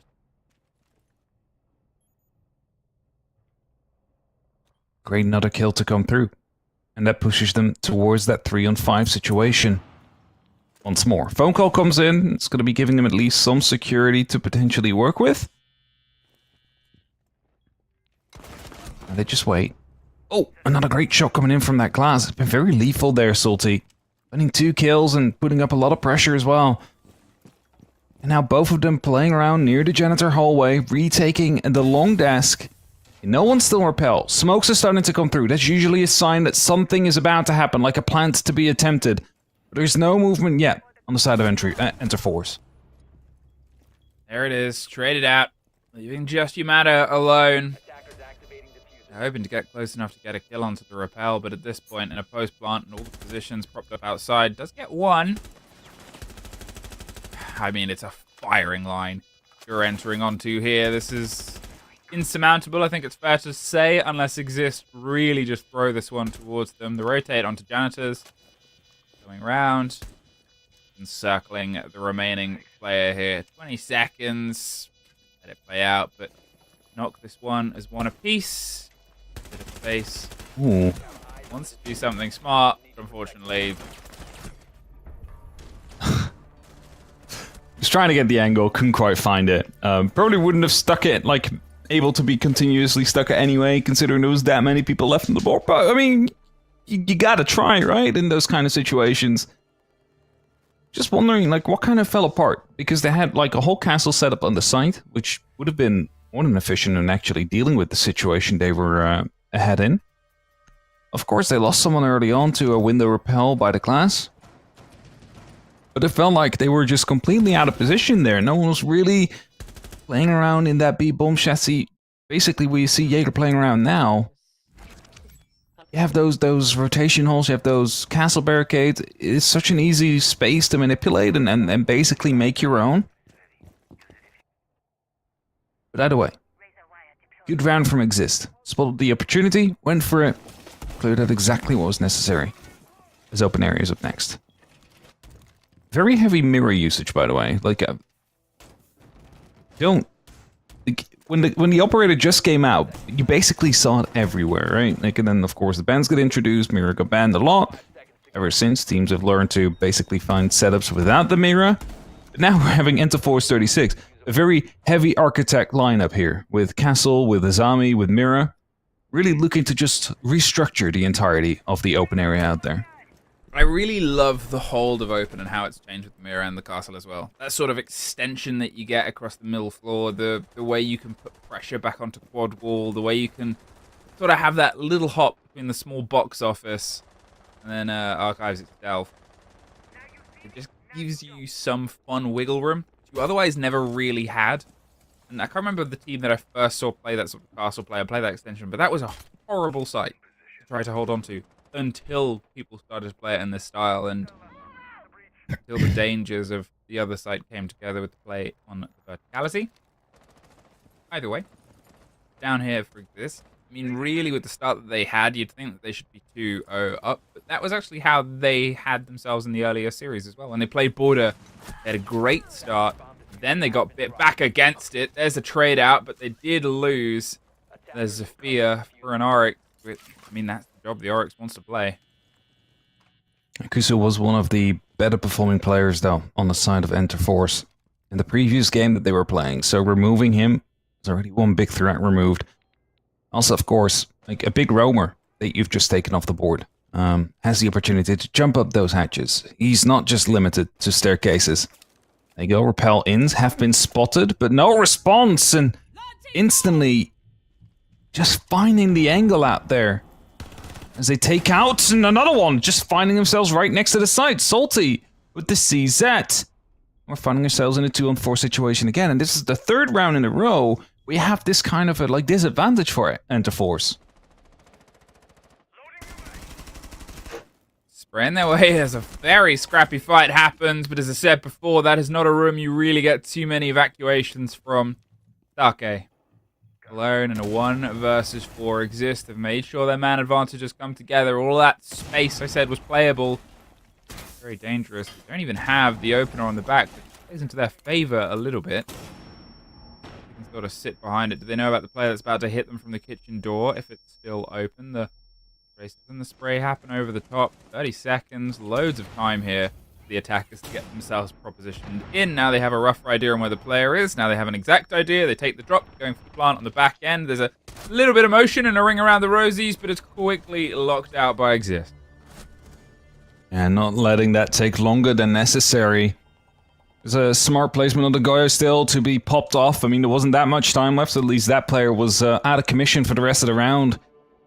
Still, like, you're finding 3 other members at that point, which are slowly but steadily surrounding you. And Exist. So far, I mean, in complete control of the game. Yes, they've lost a round, but that was also a 4v2 situation. Kind of ran out because of time and a lack of util usage, you can almost call. Because they had so much available, and there was 2 players aggressive on the staircases, especially on the side that we're going to now. You see the jump out, by the way. Almost for the second, he was very close to hitting the head there.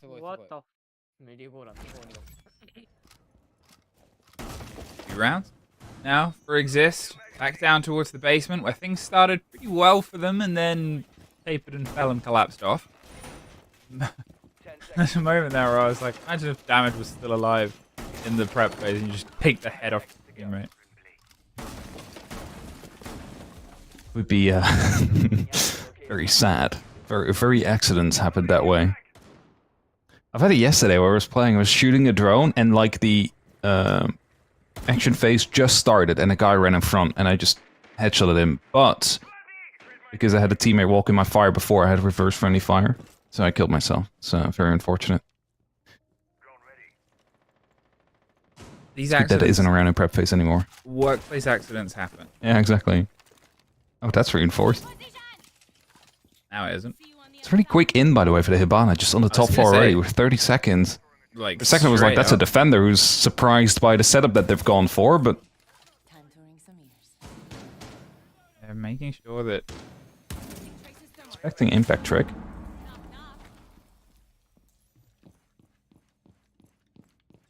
At this point, nothing has been able to pull things together. Nothing's been able to pull them apart. They're waiting for the pressure on towards the hold. They haven't given early bodies, as they did last time around. You remember at this point there was already, what, 2 dead from the side of Enterforce 36. You pulled it back, but it's not the way that you want to start the round, and they've made sure that that is partially corrected. Sylvia just keeping themselves at a little bit of arm's length from the approach here. They've got the rotate, they've got the hatch open beneath them. They're playing this sort of extension. No matter when you're caught off from the side. Up on the car, gets the cross angle. There's 2 bodies. And there's the quick removal of Office. It was a very heavy roam they were going for because they had like 3 people around in the open area. You had the castle was playing around in the elevator. But somehow they managed to find those angles just from like outside. Just basically threading the needle on some of these. And again, you have the 2-man advantage here. Minute left on the clock, still, again, plenty of utility on the board. They have an E1D, they still got some X-Carls, they have 2 exothermics, but as the wall is soft, well, the Buck will do with the skeleton key, just misses the opportunity to go for the kill out there. And now they're going to get themselves ready, opening up to provide cover, smoke canisters start popping. That's the first out of 3. That means they have about 5 seconds after all of this dissipates to try and get that plant going. So you might want to go right behind the bomb chassis and try and plant there. They want to tuck it. We're hearing a lot of smokes pop off from either side, and with 1 still in pocket, they could play this out to the 5-second wire. It means that they're going to have to find somewhere else to try and get this kick confirmed unless they want to dice with the smallest amount of time possible. There's the plant attempt. This next canister doesn't quite get the connection. Caught out. It was shot out and locked out, and there's a post-plant situation. Exist thread the needle, stabbed in the dark, sprayed through blindly in the smoke. And there's some smiles on the face of Salty and the team. We hadn't seen a lot of those in the series earlier today. That must have been just such a jump scare moment for the Hibana twice. Like, twice someone just pops up right next to them as they're trying to provide the cover.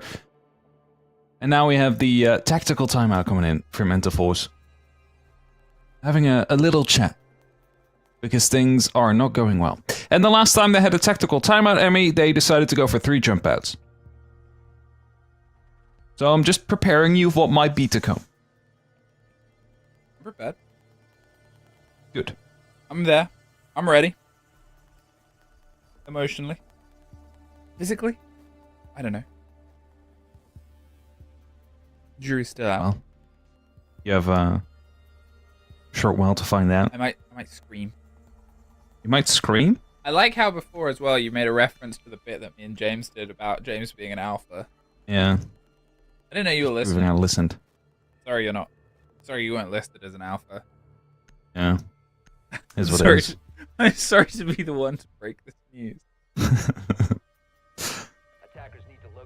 But where do I fall, though, on the Greek letter scale? Listen. You have to ask James. You have to ask me. Who the Parker is shifting the blame here. He watches his YouTube compilations of Peaky Blinders and goes, "So me." With Ryan Gosling and Drive. "So me," says Parker. Timeout has called. How many jump outs will there be? I don't know. There is an entire team swap around, pretty much, from the side of Exist. Turkey survives the culling and the change of plan and play, but the Echo alongside the Mirror maybe means that they want to try and push the end timer onto the round itself. Think about how many of them were caught out and destroyed sitting around the site. They've said, no, maybe not. Let's instead be something a little bit more active outside. Let's not have the keep barricades going up late. Not play with the castle. Let's give them a bit of an open play space and say, are you safe? Do you want to move in? Here's 2 C4s and an Echo drone. That way they also have to play off-site, because if they're staying on-site, I'm not going to see that work, considering there's less security now than they had before. Open the feet holes for top square, watching through with the mirror window you see in Janitor just now. The issue about that, though, is that it is destructible from below. And I believe that mirror window is going to be opened any second now. And as soon as that gets open, the entirety of Janitor is just going to basically be a weak point of that. Like, Janitor is inherently a strong point. It's often where, like, the last line of defenders is to stop from a repelling, or basically, there you go. Lily takes down the mirror, and another one falls. I don't know what happened. It's just all falling apart.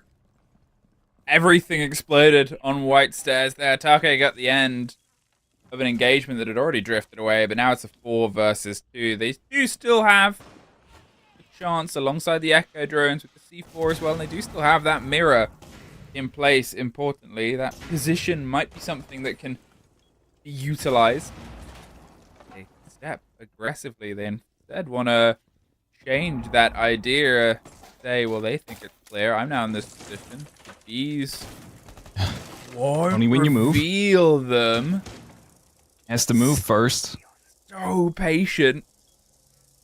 Can Take pull an entire blinder here? Take them by surprise. There you go. As soon as he moves, that's when the bees will be spotting him. At least Vanish will find himself with a kill on the board. That's a minute left on the clock. Still having Yokais, I presume, around. They need to make sure that they have full security. And I also am not really sure where that kill came through, but I see one on top square. I see one still near the window, so it's still going to be a multi-directional approach. No heart breach, though. So they're going to have to deal with what they have. Don't tell me you're going to try and jump out, Vanish. You're going to be off the site for the rest of the game, basically putting your teammate in a 1vx. But if they got the kick carrier, then they win the round. That'd be great, but he gets blocked from below. And Atake doesn't know that there's 2 coming up from the top of square, and he gets taken out from the window as well as he tries to rotate back in out of a panic. And Exist to pick up yet another round. And they were knowledgeable about his position there. There was a drone that was sitting on that like capsize cupboard is just standing there on the side. You know, it was often the default planting spot. There was a drone in there, so probably seen him move, use that buck to just get him from below, remove that big threat, and 1-4. Attackers need to locate and defuse. Quite a convincing house so far. I mean, it could be 5-0. Let's be honest, the way the first round Probably started should have was been. It was a false start from the side of Exist. They overcomplicated things in their approach, and they've since learned to maybe try and slow things down, simplify it, play your advantage, build on the ground that you've been able to take here, and definitely dictate it. Bank up to the point. Obviously, it's a game of two halves, and this is when I get to point a finger. You know how at the start we had our map information come in, and we had a conversation about preference. This is how map. This is how many times they've played it. I haven't played it at all. Ha ha ha. How is it a preference? I doubted myself. Because I thought on my notes with all these preferences of what I had and what I didn't have, and it's not as black and white at that point. Exist. I definitely think it's much higher preference. Enter Force 36. Just not there. It doesn't exist. I guess that is being calculated based on how many times they've bended and how many times it's been bent against them, together with how much they've played it and I made the a actual joke at the round start win of this day percentage. because there was a conversation about everyone's different algorithms, and I said map preference is just vibes, and then I drew the tarot cards for Rob. I didn't actually read what the outcome was to that one. It's not good. I have to go back. Oh. Having a rough. Oh, I did read what the outcome was, yeah. I can't remember what I said. Because it's cruel, and it's a personal joke with Rob. I said he might you should just look out when he crosses roads, he might get hit by a car. But I have a bad tarot deck. Swing around and a drop. There goes Sifty. Second time now, he's been taken down whilst rappelling on windows. It's They just weren't hit by a not his car, they rappel were- today. They were shot. Attackers recovered the bomb diffuser. Yes. They were shot. Wasn't on my tarot. Oh. Maybe get a new deck. Okay. Do you think that's on one of the cards? You'll get shot. While you're I rappelling need from to a stop window getting- in the game Rainbow Six I need to Siege. stop going to my tarot readers. Damn, this is cruel. A minute 10.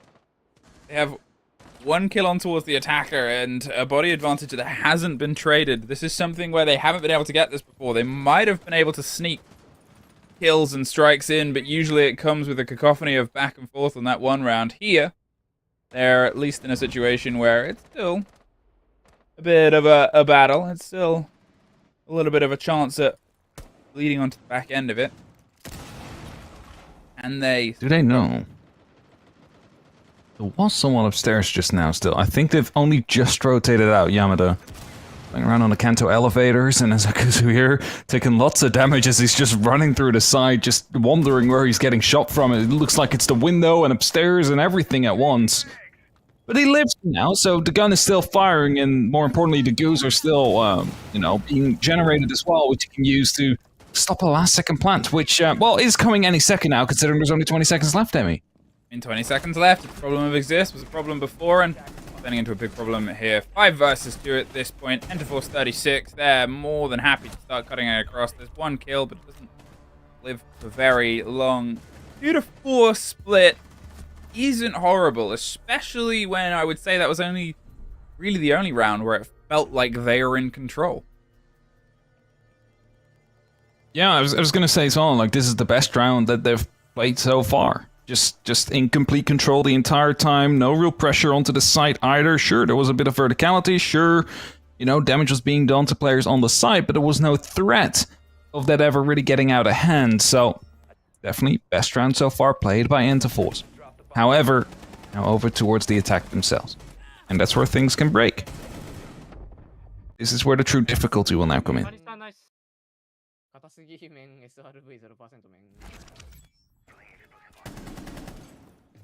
Exist. They've got the defense. They've got a bit of space to play with. Now, they weren't always the most adventurous on their defensive half. the previous map. They often found themselves a little bit of a victim of the pace that was applied against them by Crest, and I'm not going to say they were sort of sitting and resting, and you know, you can play the game in multiple different ways, that's the joy of Siege, but they weren't really roaming, they weren't adventuring, they weren't trying to retake territories most of the time until very late in the series, and to my point, their detriment. I'm hoping what we get is a bit of Salty roaming around, causing some problems. I'm hoping we get a little bit of Lily potentially engaging with the map itself, because Bank can offer you great routes, great places to explore now. This side itself, obviously, they've got themselves the core extension. The Pulse is playing that connecting role. Let's see if they can try and... Whoa, find a fight almost instantly. Double white stairs, juggles back and forth. They're waiting for the approach here, and oh, they knew about you, Mozzie! The Ashe is the worse off for it. Akuzu needs some support here, and it's coming in from the shoulder of Yamada, but if they lose both of them here, including the hard breach now, the Ashe is gone. They're limited to the Hibana. Sylvia cuts their way underneath, and Antiforce 36, they're finding a lot of fights in a lot of different places, but losing that opening body. Exist, get that leg up. Managed to find Akuzu through Nitro when he was still playing around in stock, I believe. Now openings are being made, however, still control of that first floor. Minute 45, still left on the clock. But the opportunity to fall back instantly for the side of the Exist players make this a lot more difficult. Forces them to actually go for a full-on clear now, and I believe that it's only up to the Pulse now. Salty's still up there, trying to hold off for as long as he possibly can, and this is an X-Kairos in hand, as there is still a player on the hatch. Gets dropped, though, by the player dropping in from stock, and saves vanishes his life. At this now, being able to pull this control back into their favor, Exist. Being shut down, cut across as well. Oh no! Saw a tip on a player, tried to sneak past, but it was being watched elsewhere. Leaves Lily alone. They can hear the smokes popping off behind them. The plant is being secured. Enter Force 36. Get it confirmed. Have the player in the back of the vault. And at this point, Exist. They got their leg up, but everything got ripped away from them in the follow-through. Credit to Enter Force 36 for finding the method amongst the madness. Rome might have been a bit too heavy out there, as a lot of kills came on the back of that. Sylvia, I think that is for a 4K. Able to shut down 2 or 3 players from just the soft walls inside of servers. Able to manipulate that space, just hold tight with the DMR. I mean, you only need 2 shots for an injure. Able to find those kills, lock off the round, and into Force get themselves within a round here of Exist, who are headed towards open area.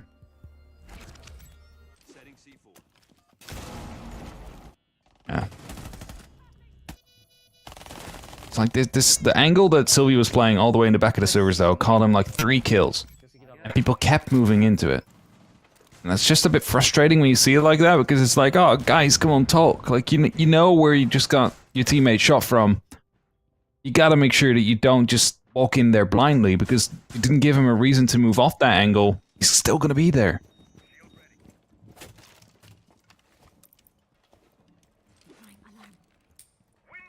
Plus 36 over the course of a couple of rounds. I'm not going to say they've entirely tipped the scales. Very early to call it, but 4-3 from where we were, just as a comparison to look at, regardless of whether every round should have gone this way or not.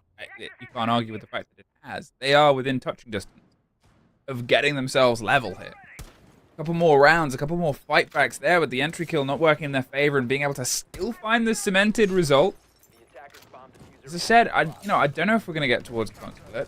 I worry to see how it comes out as the map that they both played today, as the map that we've seen these 2 teams play against each other before, earlier this split. At this point, if they get onto Chalet with the momentum of taking Bank, I mean, hey, maybe they have this rocking Chalet game. Oh no. What do you do, man? Why do you repel in at the moment the fuse charge is going off? After I spend like a minute there, picking them up. Why? Talking about their possibilities. Talking about where they could go. It's by no swing in. means Yamada's fault.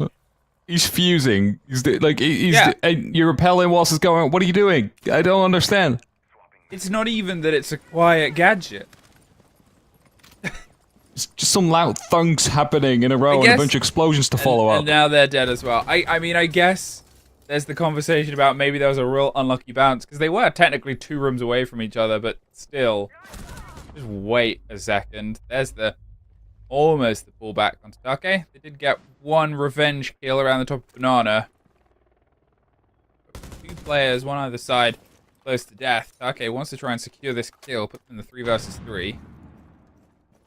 Really don't have a lot to work with right now. Well, at least they know about the Solace. Uncle's going off. That gives them the opportunity to move in whilst those are being turned off. Phone gets caught. So push to come in. It's not actually often anymore. We see Teller's Archives. Fuse team kill and the fuse being picked up upstairs definitely didn't help for the actual test of this site. Sylvia down below is going to be putting up some pressure onto the main stairs, but, you know, camera's still out there. There's a player on the main stairs. As soon as that door's open up, they know exactly where you're coming from. A very tight shave there, almost taking down Mavi as they're trying to chase up the top floor. He gets tagged a little bit, but it still survives.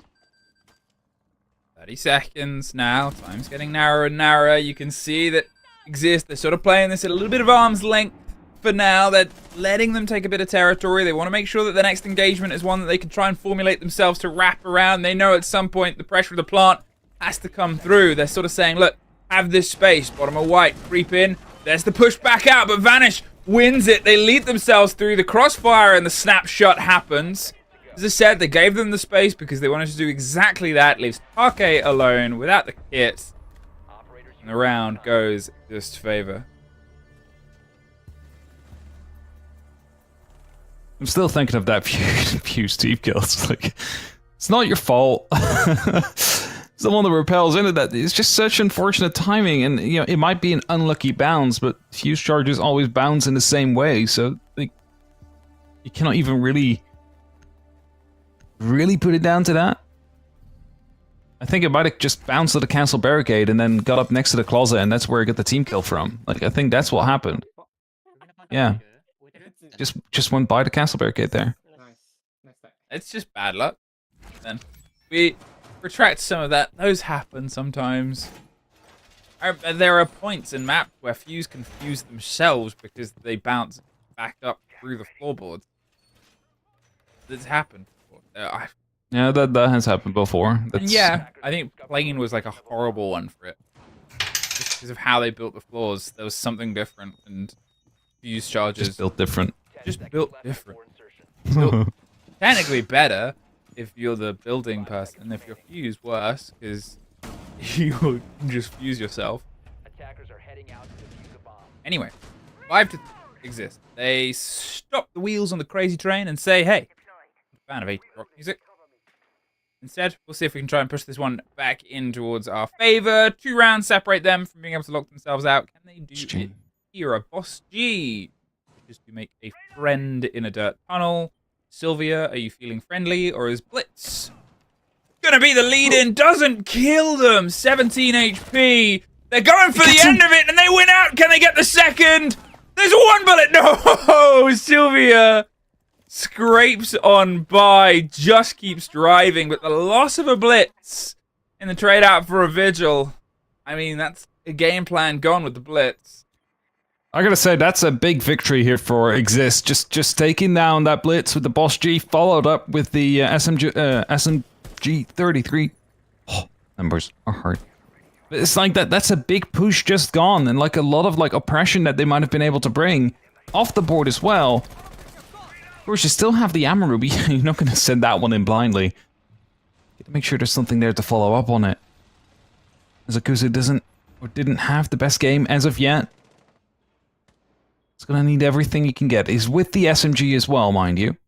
So, limited ammo capacity. Shotgun as the primary. Seems to know about one. Mavi just strays right into the crossfire out there, and another kill to follow up on it, and suddenly Talers is under the control.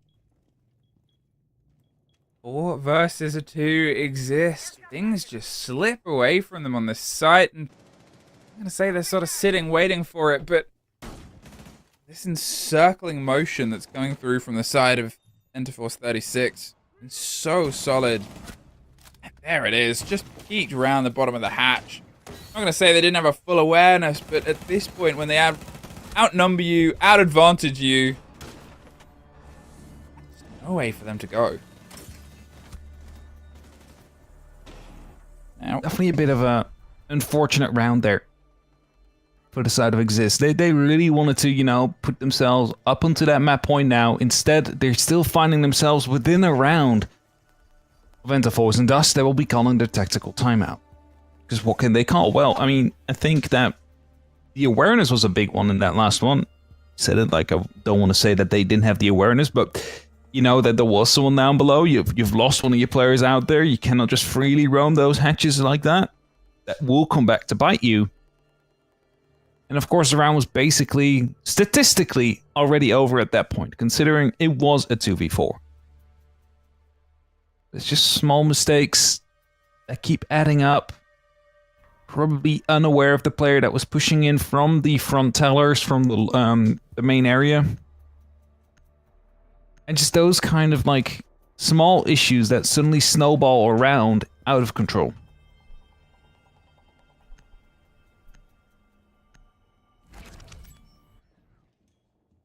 their timeout, what will they talk about? The space, suffering. 2 kills. Entirely the unaware players.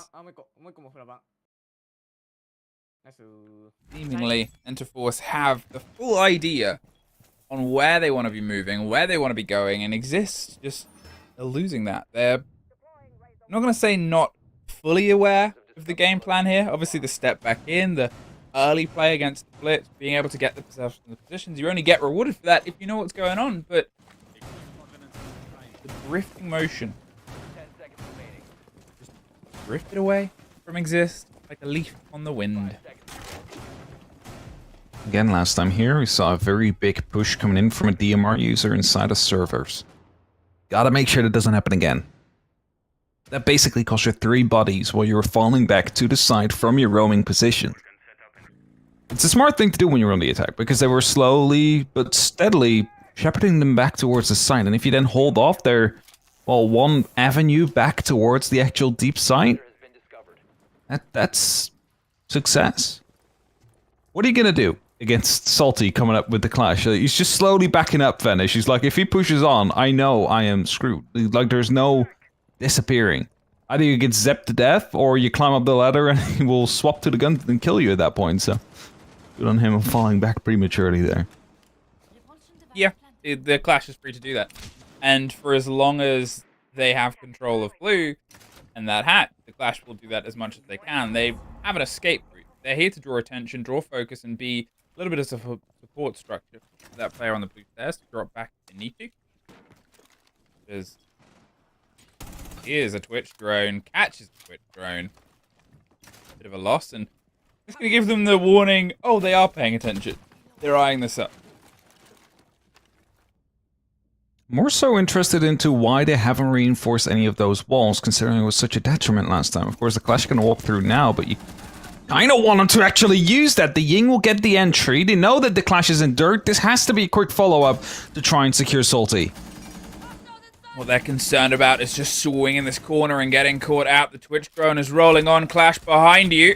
Ooh, oh, almost swapped in time. You can see Yamada was aiming high and then shifted low at the end there. But as you said, now it's just a free set of walls and a gauntlet for the Ossa to move up. A bit of damage done to the player behind. But even with the powerful kick of that gun, it's not enough. Now, Exist. They don't have the choice of a rotate because it's being watched here by Sylvia. They don't have a choice of anything else as Akuzu's got the lockdown on the front. The blinds are coming across. The smokes are in place. This C4, very important. The throw and the catch and a team kill. Gifted.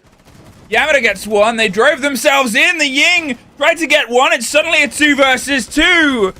I talked about the wheels falling off a post plant. But from where we were to where we sit now, tragedy has struck Exist.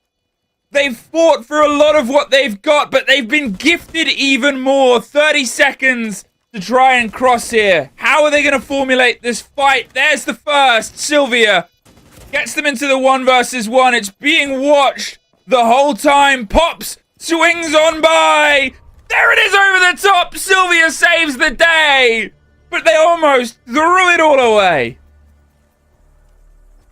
They almost did. Again, like, it was such a good play initially coming in from Interforce that they realized, okay, we have the blue stairs, we can go for the clash right now. All those walls have been opened up. Again, I'm questioning it. Why do you open up those walls like that? Of course, you can try and challenge. However, they can challenge you right back. They have also shields. And the clash being with the gun up at that moment in time, like, couldn't get it raised quick enough. Got punished for it. So the smoke there trying to shoot the Candela with the shotgun. Not finding the success necessary. And as soon as they were behind this also shield, like, you have no business losing that round.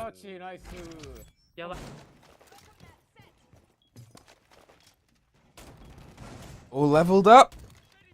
And from, again, where we were to where we sit now, you're wondering why things have drifted so far away from exist. They seem to not have the foot on the gas. This is their map. This is where they wanted to get themselves set up. Force 36 have just seemingly had that extra. And yeah, okay, on the grand scheme of things, on the league table, these two teams weren't too far removed from each other. And it went to OT the last time these two teams met as well. But it's more the sort of, you know, setup of the history of these rosters, where they're able to get themselves into everything. Obviously, there's been roster changes since, but last time, Interforce 36 didn't get a single win. And Exist themselves, they were beating CAG. They were getting themselves close to the fight. They got 3rd place in the region, and here they haven't been able to really get their teeth into a game that should be demanding more of them.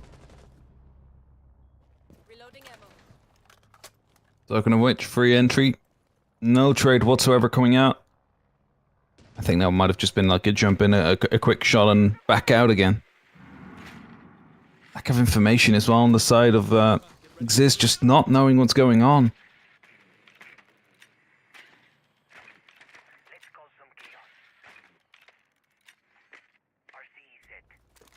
And like, they're trying to get themselves ready with Elder's Drone, Interforce. They already have the entry.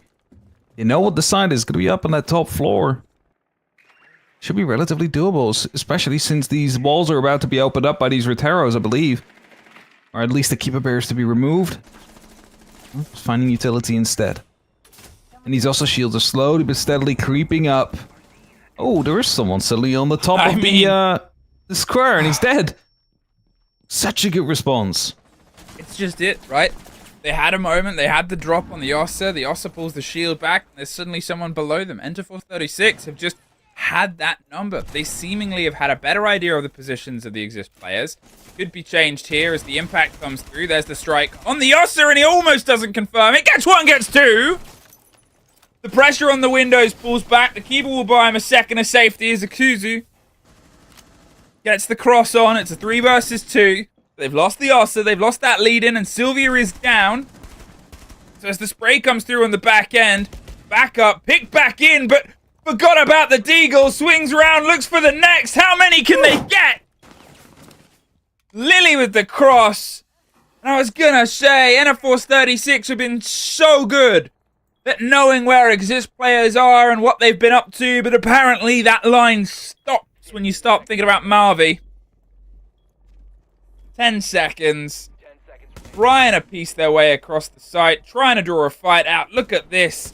They've got themselves ready to fight on impact. They're either side. The play has to come through. One to his left and one to his right. No time to find either. Exist. Against odds, get themselves to map point. Definitely pulled that round back. A little bit of a reverse of what happened in round 1, where they should have won it, but weren't able to quite drag it across the finish line. Now, they find themselves on a map point. A single one. before it reaches to overtime. Of course, they would like to prevent that from happening. Just lock it off now. They don't want to play this long best of 3 series, probably. Just focus on getting themselves to LCQs and see what happens there. A beautiful play there from Mavi, by the way. The triple. 2 with the Deagle, 1 with the Deagle, 2 with the 9x19. And a castle from the backline with the zoomed scope. Able to provide those accurate shots as well. But back to the basement, which has been a bit of a questionable site in terms of setup, from my opinion. No, I think it's a fair opinion to have. And they've reinforced the walls. Reinforced the walls, gone off the clash, realized it didn't work. We're not going to try and replicate it. At the same time, you know, you look at the lineup that we've got coming in towards it. We've got the Twitch to try and remove those Goyos, get rid of that. Maybe the Brava to steal some cap cans. They can get lucky, steal some Mozzie Pest as well to allow the Twitch to get some room for entry. And just burn them out at some point. But you want to try and get rid of the Goyo canisters if you can. From that point onwards, see if you can try and manipulate Catchment Roma with the Candelas. How much of it is going to be offered is my question here.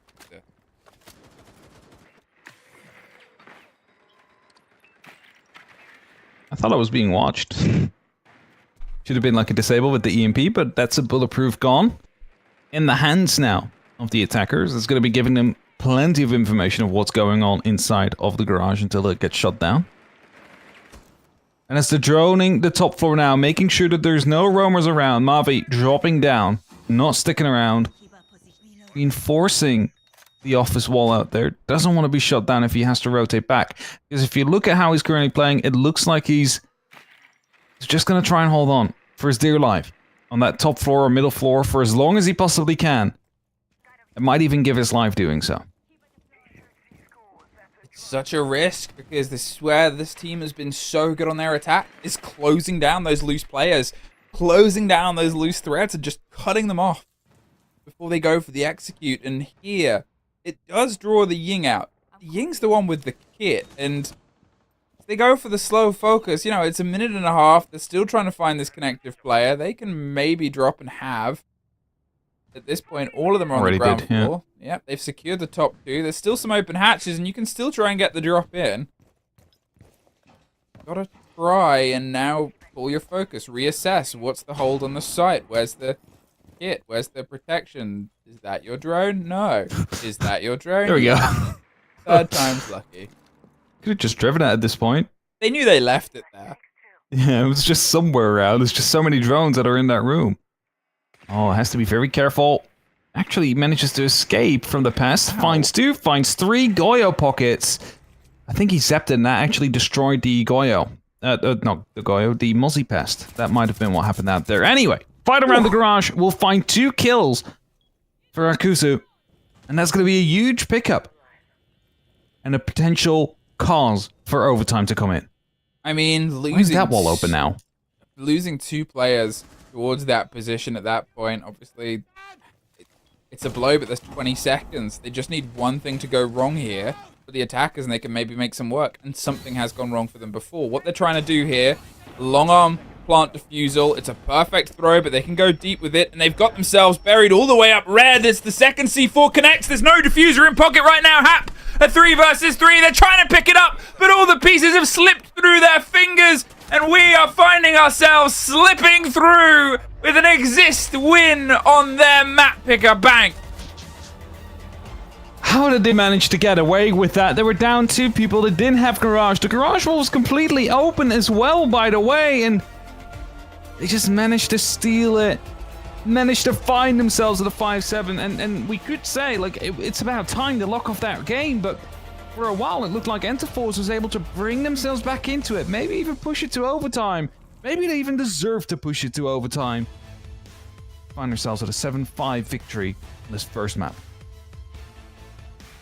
I mean, they got it. Do they deserve it? I don't know, but they got it, and that's all that matters. And now they are 1 map away from getting themselves 5th and above, and we are 1 break away from talking with Manning.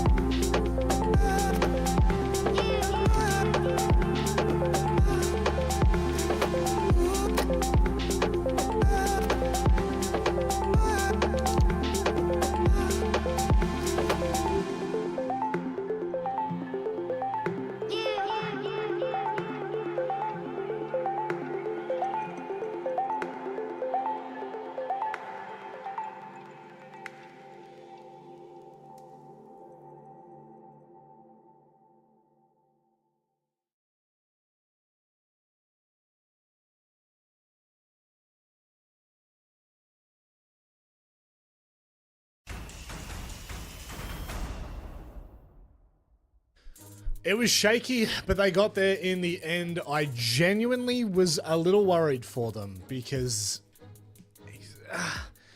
how rough do we want to be in this conversation? I feel like we want to be positive. We're positive people. We're fair. Yeah. We're fair. I'm not gonna lie. The one for me was that that basement attack that we saw from Enterforce where they sat behind the shield. I thought, okay, maybe this is it. Maybe this does go Enterforce's way and we're 1-0 up in the series. But no, Exist, they actually reset after that, which I honestly, Emmy, I think that'd be a pretty like ground-shaking round for a team. Enterforce lost this themselves. Exist were able to make opportunities where they struck, but truly, that second half, I don't want to be too cruel, but it was nowhere near good enough. It was missed opportunities. They were sitting and waiting. Enterforce, as I said, not only had the full run of where the players were, but also as much of the map as they wanted. I don't think I really saw a single successful retake that wasn't aided by Enterforce messing up. And whether it was an overextension or a team kill, they'll be beating themselves up about losing that. And I think rightfully so. They were in that. They were absolutely in that. You know, they were pretty much in the driver's seat up until the last 2 rounds where Exist managed to find a way back into the game. And unfortunately that now, I mean, it leaves a sour taste in their mouth going into Chalet. I mean, you can see here we've still got the same kind of players popping up that we saw in game 1 all the way back. God, it was like nearly 8 hours ago that we started that game. But it literally just feels like Enterforce are getting so close to the markup, but they're just so far away at the same conversation. And I mean, does Chalet, does that follow them into Chalet? It's a little bit of a different kind of map. Chalet is a lot more like compact. There's still a lot of like free like play that you can have around Chalet. Roaming is also like, you know, an important part of it, can be done quite well.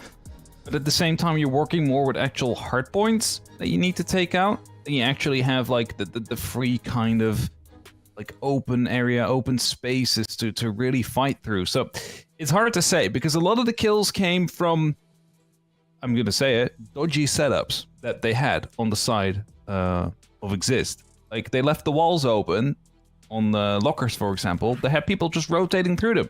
And they had people dying through those walls every single time.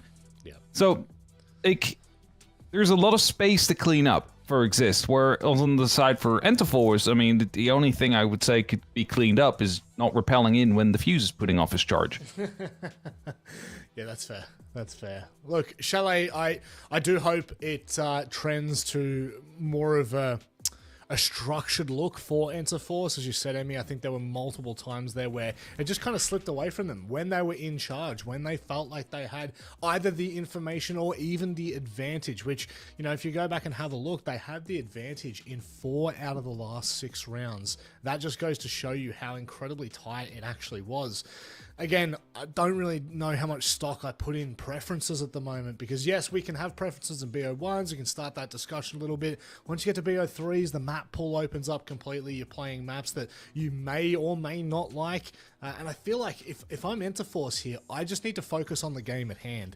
And Chalet is a map that, I mean, your mistakes are going to be punished, that's a damn sure, but you also have that ability to maybe claw back here and there just because of the natural compactness of the actual map. I don't know whether compactness is even a word, but I'm making it up now. Emmy, we're heading into this one. Where's your favor lie? For this, after that previous Enterforce, I think obviously there's a huge dislike of this based on the amount of times that it's been banned. Both these teams have lost it 2 times. As you said, you know, that control of information and that control of... Chalet's a gun skill map. Chalet is a yeehaw lockdown. If you don't punish your other team, things are going to go away from you. Enterforce are their own worst enemies here, but this should be theirs. Hopefully. We keep our fingers crossed here. Who's... in terms of, you know, kind of force mistakes, where are the win conditions here for Enterforce? Where do they need to find their ins after what we saw on Bank? Okay, so Enterforce, like, historically has been having a pretty good entry rate. It's almost like it's in the name, but they need to really start like converting those into round wins. They have so many times have like a 4v5 situation, and they just cannot get away with it. Like they just keep dropping the ball there, and that's, you know, if they can clean that up, if they can get those entries still, but also this time convert them into wins, that's how they take Chalet to their side. Yeah, they had 13 missed opportunities in the series that we had at the absolute start of the day.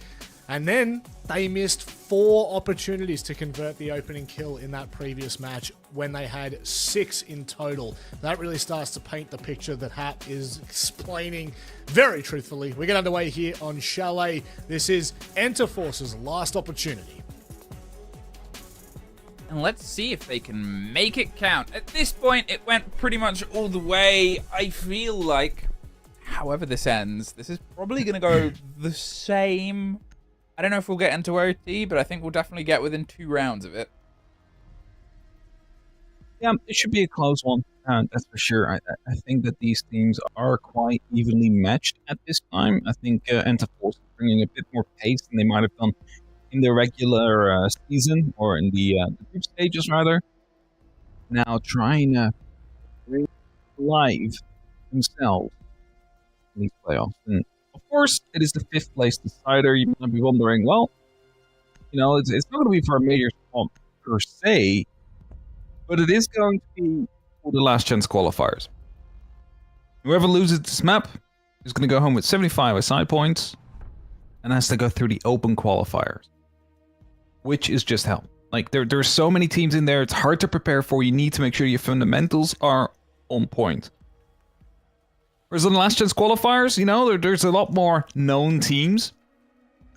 4 of them come out of this league directly, and then you still have the open qualifier teams that come through, which is also mixed in with teams that you know. So it's just a lot more predictable to that extent.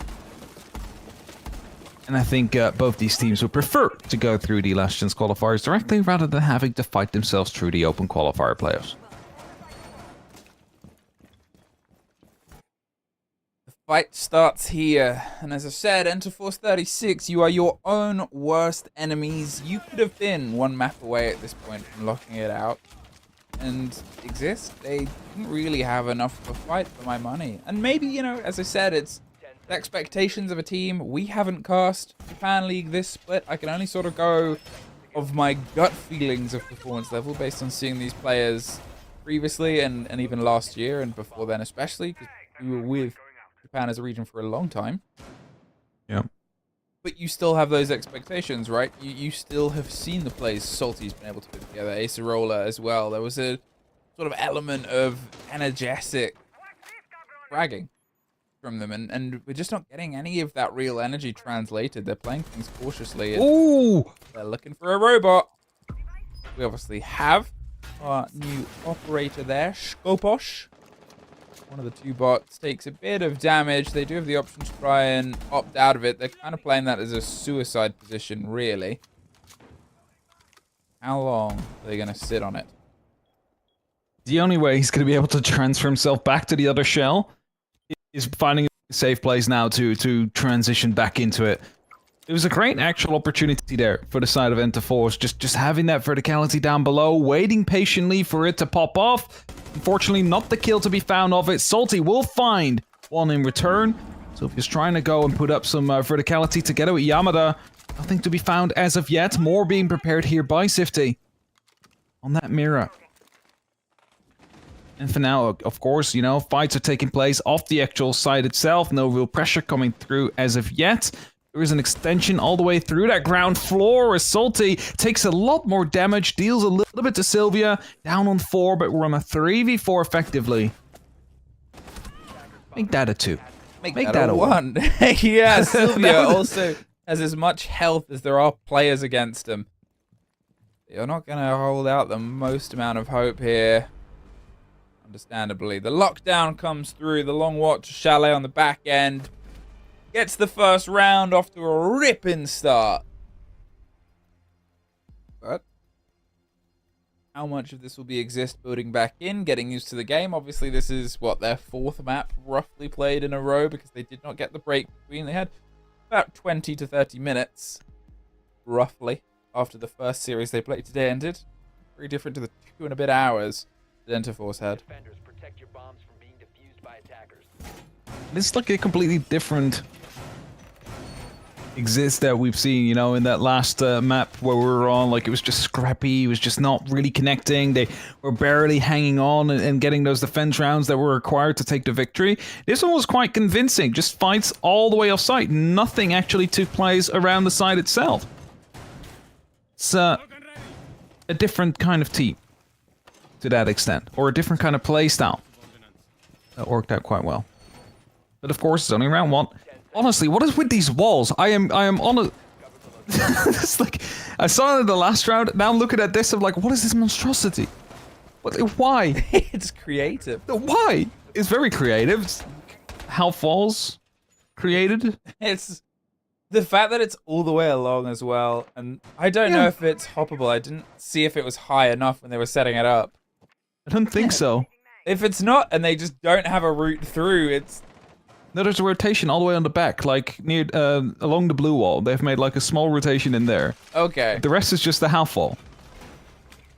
Well, first one gone as an Ash. You might have been able to have some fun with the destruction of that. Got themselves the control up above. Sifty laid that. I don't know if they dropped the hatch. It is open. They had the option to, but they definitely killed the player up here with Harvey now on the long watch. That's your entry gone. 0-2. Pick up on the next kill. The drone games come out. Been a lot of a cost of drones in the early phase. There's the pull, there's the pressure, but there's not a second person to push them here. Oh wait, there is. There is. See the outline. There goes me being very wrong very quickly. Finds the kill at least, so that means library under control, but there's still like a lot of ground that needs to be covered out here. Minutes past, you already see like a lot of opening actually happening. The hatch is being taken down by an exothermic. It's also not something you see every day. And this just feels like it is going to be a Snowmo kind of push. They're going to open up that wall next. At least you would assume so. Stake is holding off on what he thinks is a potential roamer, but everybody's just on site in the same 10 square meters or so. Because why would you spread out if you can all just hug and have the power of friendship next to you to guide you through the round?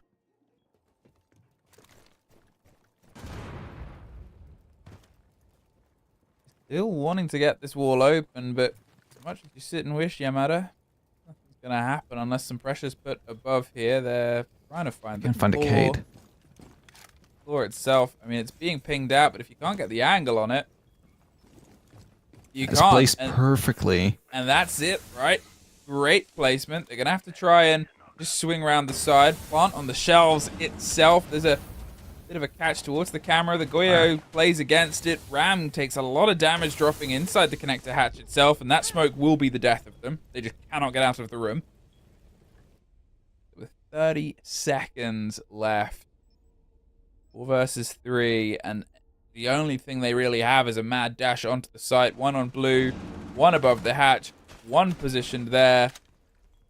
On towards the stairs of Snowmobile as well. They're going for cover. There's 2 caught out and the last.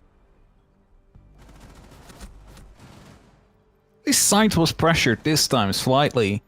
Couldn't find the Electro Claw. They knew where it was, but didn't have any utility to deal with it. Had the ram to open up, but there was a beam blocking it off. They thought it might have been like above the window first, so they used an explosive out there, weren't able to get it. And that puts us 0-2 up for Exist. Again, pretty dominating round for that one. It's just a wait until they finally committed, and then they could just lock all the doors. Slam them shut. So they've done this in the first game as well. They bring Kali when a Thatcher is available. The drone's up. Above you. Look up in the blind. It's not in there. It's higher. Well, either way. They bring the Kali when a Thatcher is available. There's the drone, by the way. Nice little spot for your ranked games from now on. Perfect vision. Something I've always said about this map is hiding drones and plants is an app. The beams, plants, plant pots, all the different irritating places for you to be droned at that just don't consistently exist on other maps as much as they do here. Scary. Terrifying. Smelly. Like plants or like drones? Both. Oh, drone plants. The worst. Salty punched a window. They have no idea because the drone didn't actually... Oh, no, actually just saw it down there. He's going to be trying to rotate off another drone just to follow up. I believe there's also a player somewhere behind him. Just entered into trophy. You want to drop, baby? Oof, just escapes with his life. Is there also a player in big garage? Not yet. Definitely putting some attention towards it. Might have actually... Do they have a claymore? No, they don't. So no claymore there. Has the opportunity to go for runouts. They chase him down with those drones.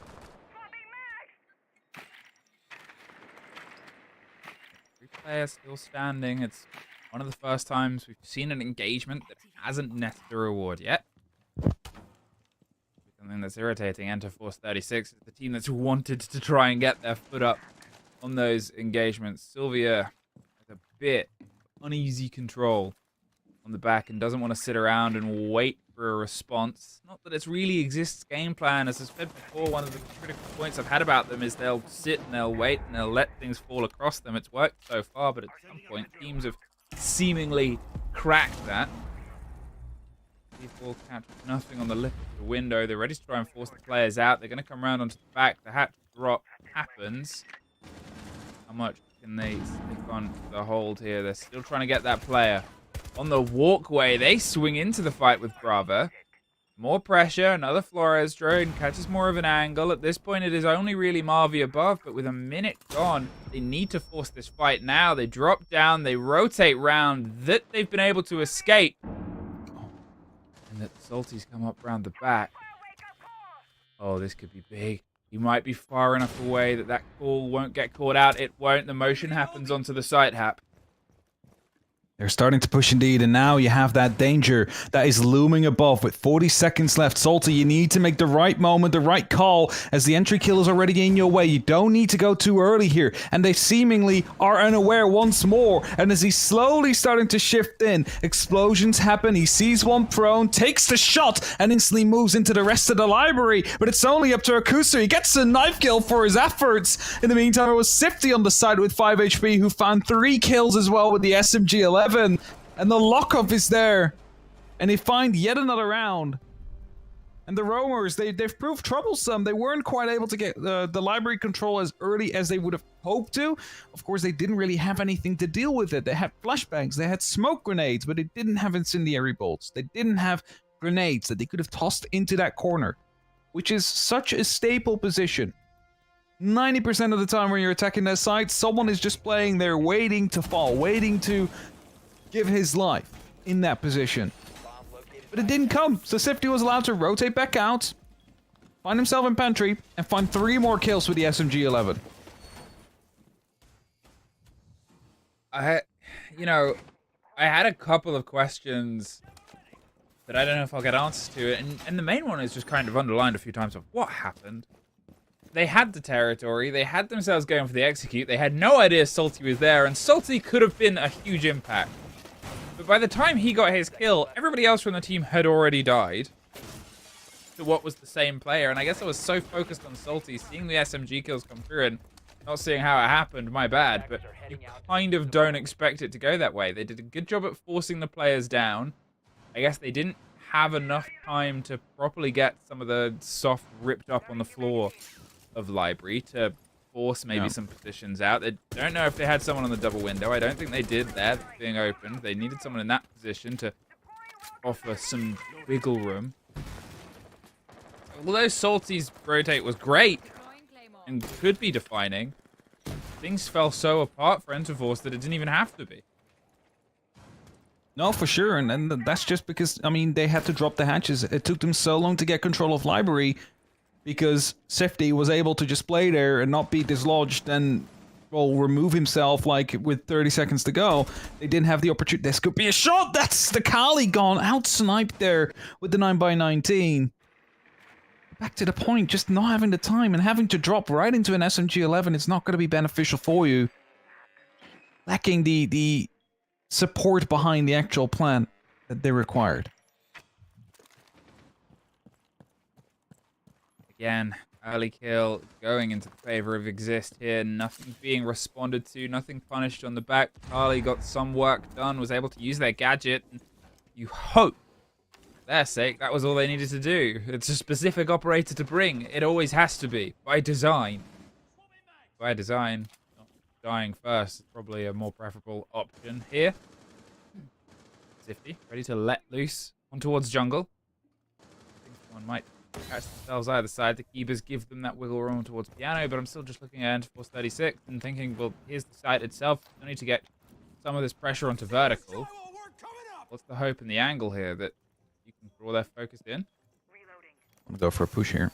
As soon as the breach goes through, the smokes are coming in as well. They want to go for a quick plant, hoping that they can actually get the upper hand here. The grenade team kill! Oh, this is the second time they've team killed. At least there is a return on the other side of West Main, as the plant is now looking to be attempted, but lots of verticality around there. Yamada needs to just start to commit, because otherwise this is going the wrong way. Do they have verticality? Yes, they do. That's the lock off. At least the kill and return once more, but the top floor is under control of the defenders, and Sylvia takes so much damage. Both of them effectively one-shot now, as Vanish hopes to challenge, gets punished for it, and so does Sylvia from the main breach. And this is just an immense disconnect. We've had it with the fuse charge where they repelled in a little bit too early, which got them blown up. This is the same thing. A grenade gets tossed in from above. This is worse. And you die by it. This is worse. Yeah, this is definitely worse. Because the grenade, you know, I don't know if it was over the top of the wall and it bounced left, or it was from behind, at the bottom of, you know, sort of blue stairs, thrown deep down the long corridor. But either way, that is you running into the active grenade. We'll get the replay here, hopefully, and see it. So that grenade comes from the shoulder. It wasn't from above. Because above was still in No, that's what I was thinking for a second as well, but no, he wasn't above, he was right behind him. Yeah, they had the ping on the player. So what they were trying to do, that grenade was to try and get rid of utility, right? That is the sole purpose of that grenade. And it was either over the wall, and it bounced a bit left, but it's still going over that wall to get rid of utility, or it was down onto that corridor, this is the worst version, which might have been, which is it's onto that corner corridor to get rid of utility there, to allow the player to run in. The player ran in before the grenade had finished, and it's just... It's definitely thrown into the corridor, because Slanch was before that in Blue Hallway. So I think he tried to maybe get it underneath the footholes, but it might have bounced back off like a beam. Maybe that's what happened there. Either way, it's just such a sloppy way to lose your like entry when you're starting to try and get a push down. And a Frost just putting a Frost mat outside.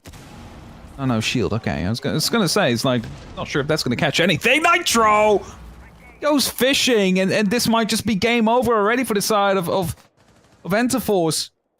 Losing Vanish out there, hasn't had the best of days. His entire first game, not too great. 0-5 now. Also, just problematic. It's just a salvage run from now on. Like, what can you do? Smoke canisters as well on the window. You're not going to be able to repel in from there. That's going to take you so much damage. Comes the fire at least. Trying to push him out. Waiting on trophy window. But I think he's fine if he stays where he is. He spotted another smoke canister in there. He doesn't need to move out. He's not really being forced to. They do have another incendiary ball, but they're not really using it the way they should. I think it's about to be shot in. No, just send... Yeah. You gotta do those together! Oh, you can't just do one of them! He's dancing! He's dancing around him! There's the kill as well! The second into the smoke takes a lot of damage! And they're almost at the end of their tail anyway, but with no gadgetry left, they may as well be. The Grim gone, Zofia caught out, Capitao bolts, and you're just sort of looking at that clear and thinking, what happened there? It's a known position. And if there was a disconnect in utility that cost a life in the previous round, there was a disconnect in utility that just failed to take one. Capitao's going for the plant. This is down to the Clash to react potentially and lead in, but nobody's there. Not exactly sure what Exist are doing, but apparently it's not stopping the plant and not playing a little bit of Rainbow for a second. Akuzu's able to get it. There's a player on 8 and a player on 4. The Clash goes for the kill, They don't know how close they are to killing people with zaps. Salty with the run out, doesn't catch the window player. 25 seconds. They just need to turn on this zap for a second, and there is Capital gone. Now, just use the shield. Just use the shield. Simple. Hits an air jab. There it is. They're in the way. They've got to make motion. They've got to move. Salty's on the defuse behind. They can't even get there in time. Oh, great clash work, but they get it. Oh, that was close. Oh, man. What is this game? Like, maybe, okay. I'm gonna go off at the Capital here. I don't know if you were thinking that you could get it with one.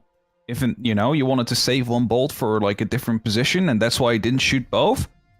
But to shoot one, then to have your guy tell you, hey, he's still on the staircase, he hasn't moved off, and then to be like, okay, let's just wait until the fire runs out, and then we'll send the second one in. That's one sure way to get that smoke to, you know, be able to just juggle around you two. You should have sent in the second one as soon as the person on trophy window says, hey, he's not here yet. He's still on the stairs somewhere. Can you send one deep? They'll confirmed that's a smoke on that wouldn't have cost you another life and a half when you were going for the repellent. And maybe the post plan would have worked at that point. 10 seconds to go. Because you had 2 full health players left at that point, rather than 5 seconds remaining. just a single one on 8 HP. Attacker's objective is to defuse a bomb. But fair enough, they got closer this time, even with that disconnect. They almost managed to win that round. Well, I don't even know what happened there for Exist to let the plant come through. They entirely pulled off and said, we'll play for the retake. Just had no one on their side. Like, I don't know. They heard the repel in. They should have known one was there, but no one bothered looking. But it's so weird, I guess, for my money, to have one player playing so aggressively on the Solarium stairs. No, you don't have time. What are you doing? Get out. He was laughing about it. He was having a good time. If you have a player playing so aggressively on the Solarium stairs, and then you don't have anyone else on the bedroom side or the bathroom side, it's like, okay, cool, that's a decision. They pulled out the win in the end, but it should not have gotten anywhere. If they'd have been able to land a down on the player behind the clash, which they almost did, it would have been round over. That would have been a 360 attempt that had to be made at that point. And even then, but they had no time to win the round. Yeah. It was 5 seconds left on the kit when they were able to get there with their pistol. And either way, they're in. They're out. Even the visuals were confused. There's traded kills though. Salty gets the back of one. Take's trying to hold onto the hatch itself, but swings the corner whilst reloading. I don't understand it. Neither did the free kill pick up there. It has just vanished inside the site. Just get a great drop onto Salty above the hatch. What's his choice here? He might have time to rotate round and go and pick up the player. It looks like that's what he's going to do. It is the wise decision at this point. Put it into a 2 versus 2. It's the best position you've been at, and you had the drone making sure that nobody was here. Take is picked back up. Now they have the wall open. They have the hatch control. Vanish. Going to rotate their way back round. I assume Take is going to watch from the hatch. They are. Make sure that they can maybe try and just force this player open as well. Marvi is the sticking point. C4. Go main breach. They're rotating over to Snowmobile. So they're trying to maybe cause some havoc with Take? I think they drew attention. Take shot above the hatch. They made them think it was going on the hatch side. They swing out. There's Marvi. Rotating a 1 versus 1. Waiting for the fight. The jiggle round. They pulled off. They have the ping on the kit. They know exactly where it is. There's swings and a shotgun. He knows he's going to be moving in to the gun set of a British operator. Both of them are hurt. There it is! Shotgun versus shotgun exists. Get the punctuation. Again, questionable decisions. They got very close. Is this where we cue Tim's monologue about the importance of the dining hatch when you're going for such a plant? Oh, the dining I know, like a couple seasons ago, he was very, very, very, like, focused on just that single hatch. How important it was if you want to go for a plant there. The defenders had access to that hatch. They were using the hatch. They shut down the entire push from that hatch. was they had a person in trophy who was unable to shut him down. And that's kind of like that disconnect once more. They should have had that hatch under control first before you go for that push, or at least have a drone on there to confirm that there's nobody watching through it, because now you just walk into a breach and you all get shot in the back, and you're on the back foot for the remainder of the round. You're 0-6 down on map 2 after what was a pretty close first map. Could have quite literally gone either way. Just nothing of that is to be seen right now. 5 seconds to go. Attackers are heading out to defuse a bomb. Exist. I mean, I said they might probably win this series within 2 maps. After the first, I also said I think we're going to get 2 rounds to an OT. We still might. But, I mean, Enter Force. To correct my wrongness after saying I would be right, go back to being right, I said they would be their own worst enemy. They have struggled to get things working as a unit in this map. Definitely not getting or merging as well together as they should. And you're just wondering, like, where did this all go? Like, in the last round, you were able to just completely outclass them in some of these instances, and now, nothing. Nothing to be seen.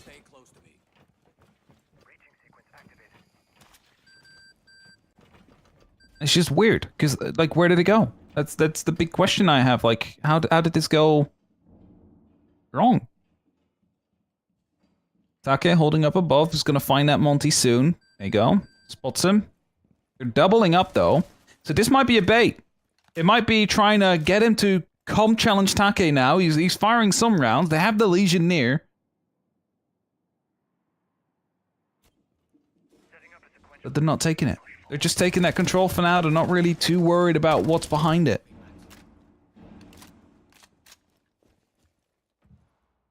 Looking for just maybe a bit of a loose thread player, but as demonstrated there, they've dropped off and rotated their way around. They have to focus on towards the plant. Maverick's still getting steady work done here.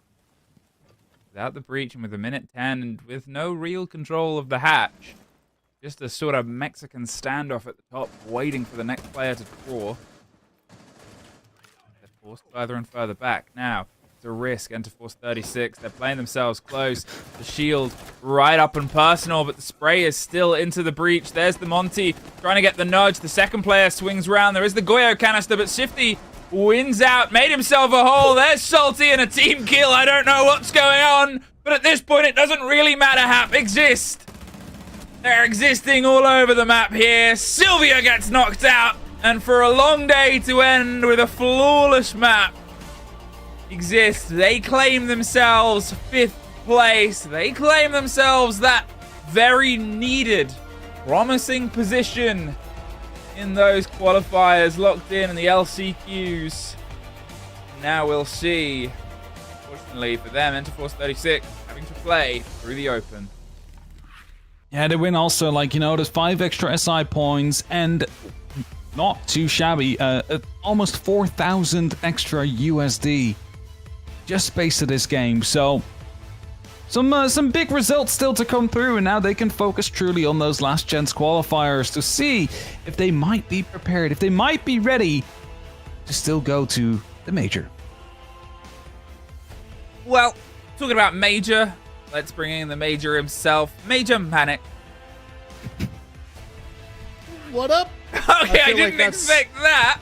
Is that good enough? I feel like that's as close to a major as you get with me. Is that what the Australian Army does? Is that what the Australian Army does? Instead of salute, you just go, yo, yo, what up? Yo! I did salute, but of course I was off screen and I realized as I was saluting that it's just not the way. I mean, like, I could throw an American accent and start yelling at people and abusing them. That sounds pretty stereotypical of a major, right? I don't really know what majors do, as you can well It's tell. more of a drill sergeant. Yeah, that is very true. That is very true. Well, when you've never been to a major either, you're just going to take a guess, don't you? You're going to take a stab at the dark. We now move on for the night. I mean, 3 BO3s, done and dusted, exist well and truly the deserved winner in this one, Hat.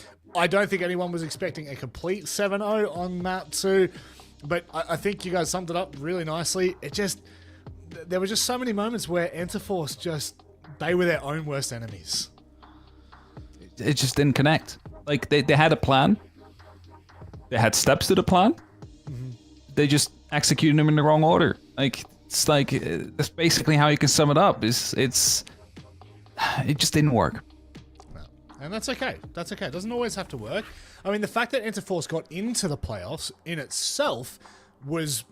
a miracle sounds tough, but it was a miracle. They had to beat Vitae in their final playday to do it, right? It wasn't like they just got the free movement into the playoffs. So the fact that they were here, it's already outdone themselves from last stage. I think that they can hold their heads high for a stage that...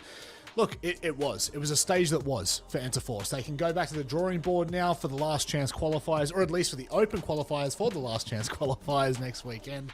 It's obviously going to be a lot more difficult because, this is kind of the free stab. This is the free opportunity to see where you are in the Japan region when it comes to BO3s.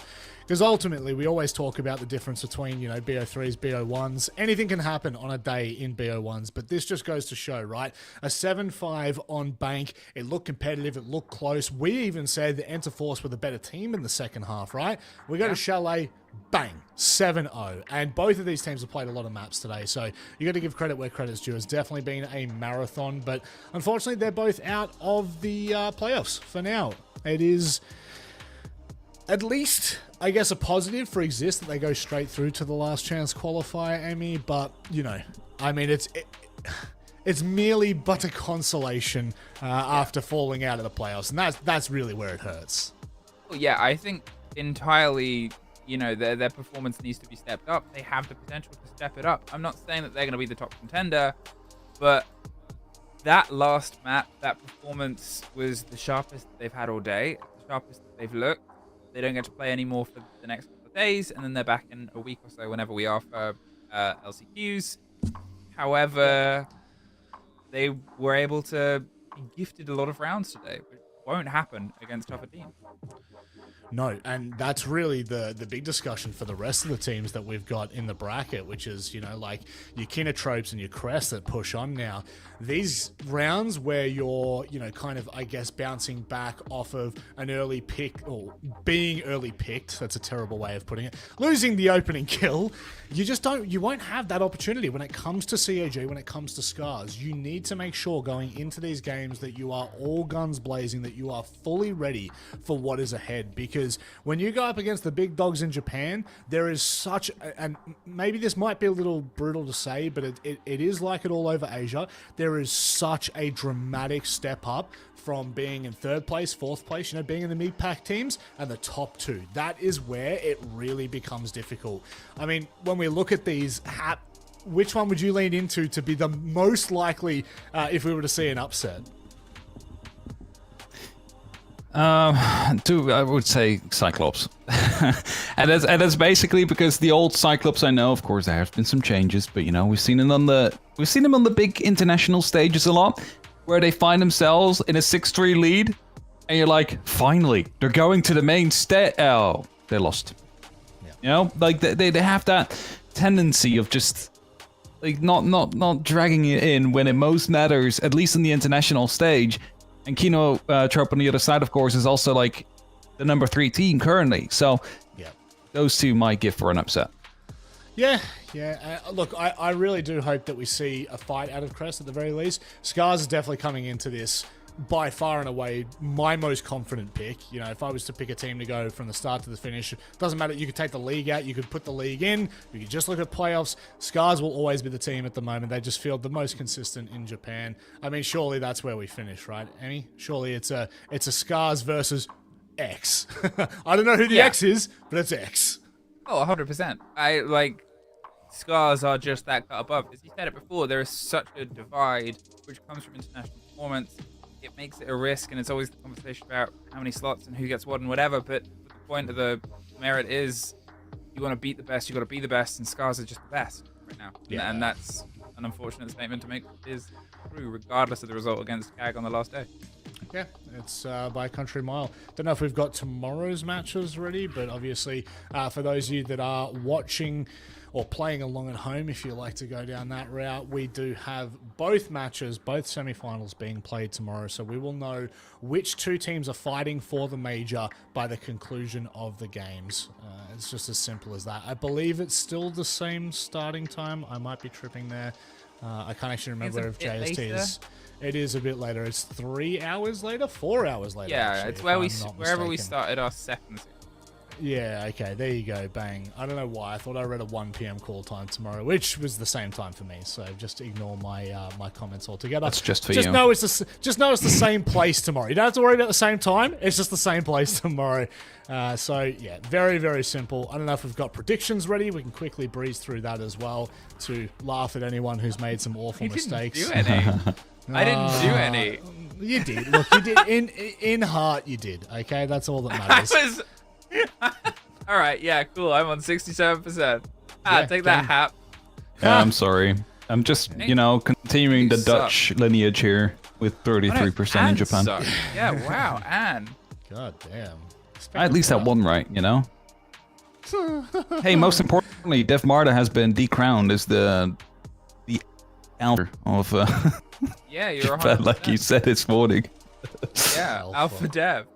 No, Yeah. I don't know about that one. I do not know. I can't even go along with that one. It's 100% from me, which is all that matters. Look, I think coming into today, I have not been able to witness anywhere near enough Japan siege. That's all I can say. But I went off what I saw from last stage and the vibe I've got from these teams. It's nice to see that we've still got some clear clarity on these matches and on these teams. Obviously, moving into tomorrow, kind of changes the story altogether because you are versing just the best teams, the best players. It just doesn't get any simpler than that. Hap, final thoughts on the opening play day of playoffs? I think today was a lot of long games still to some extent. I think it's going to be a little bit more clear cut what we will be expecting from those games, especially since there's a lot of experience. So I really hope that they bring their A game against the top. Amy? I'm excited for some Rainbow Six. Keep it short, keep it simple. It's nice and easy. Well, that's all we got time for the first day of the playoffs here for the Japan League. We'll be back tomorrow for the semi-finals. You don't want to miss it.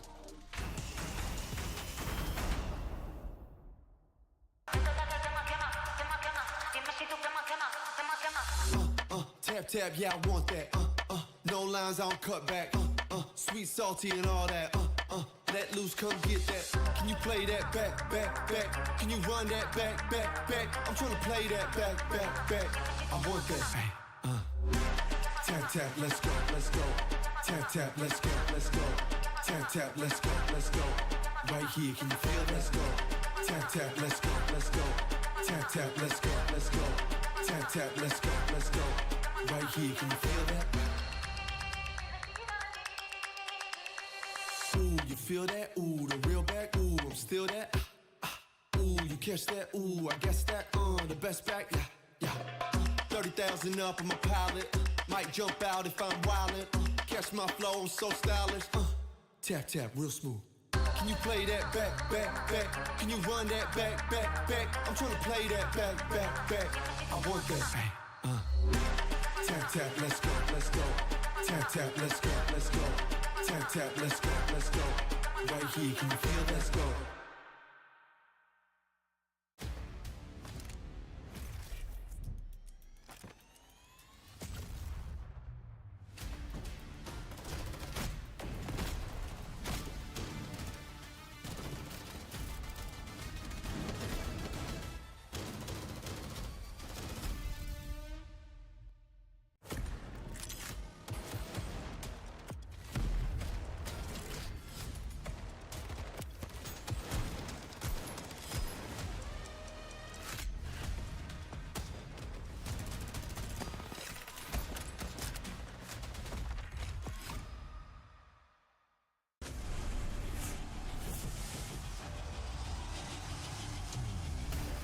It's total calamity, total mayhem inside of the server. Out of nowhere, they find the round back into their favor. Holding up for the blood. The wave.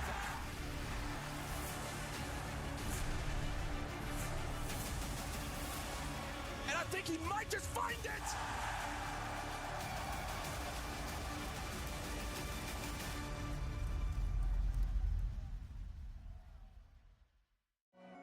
Ouais, choque-les.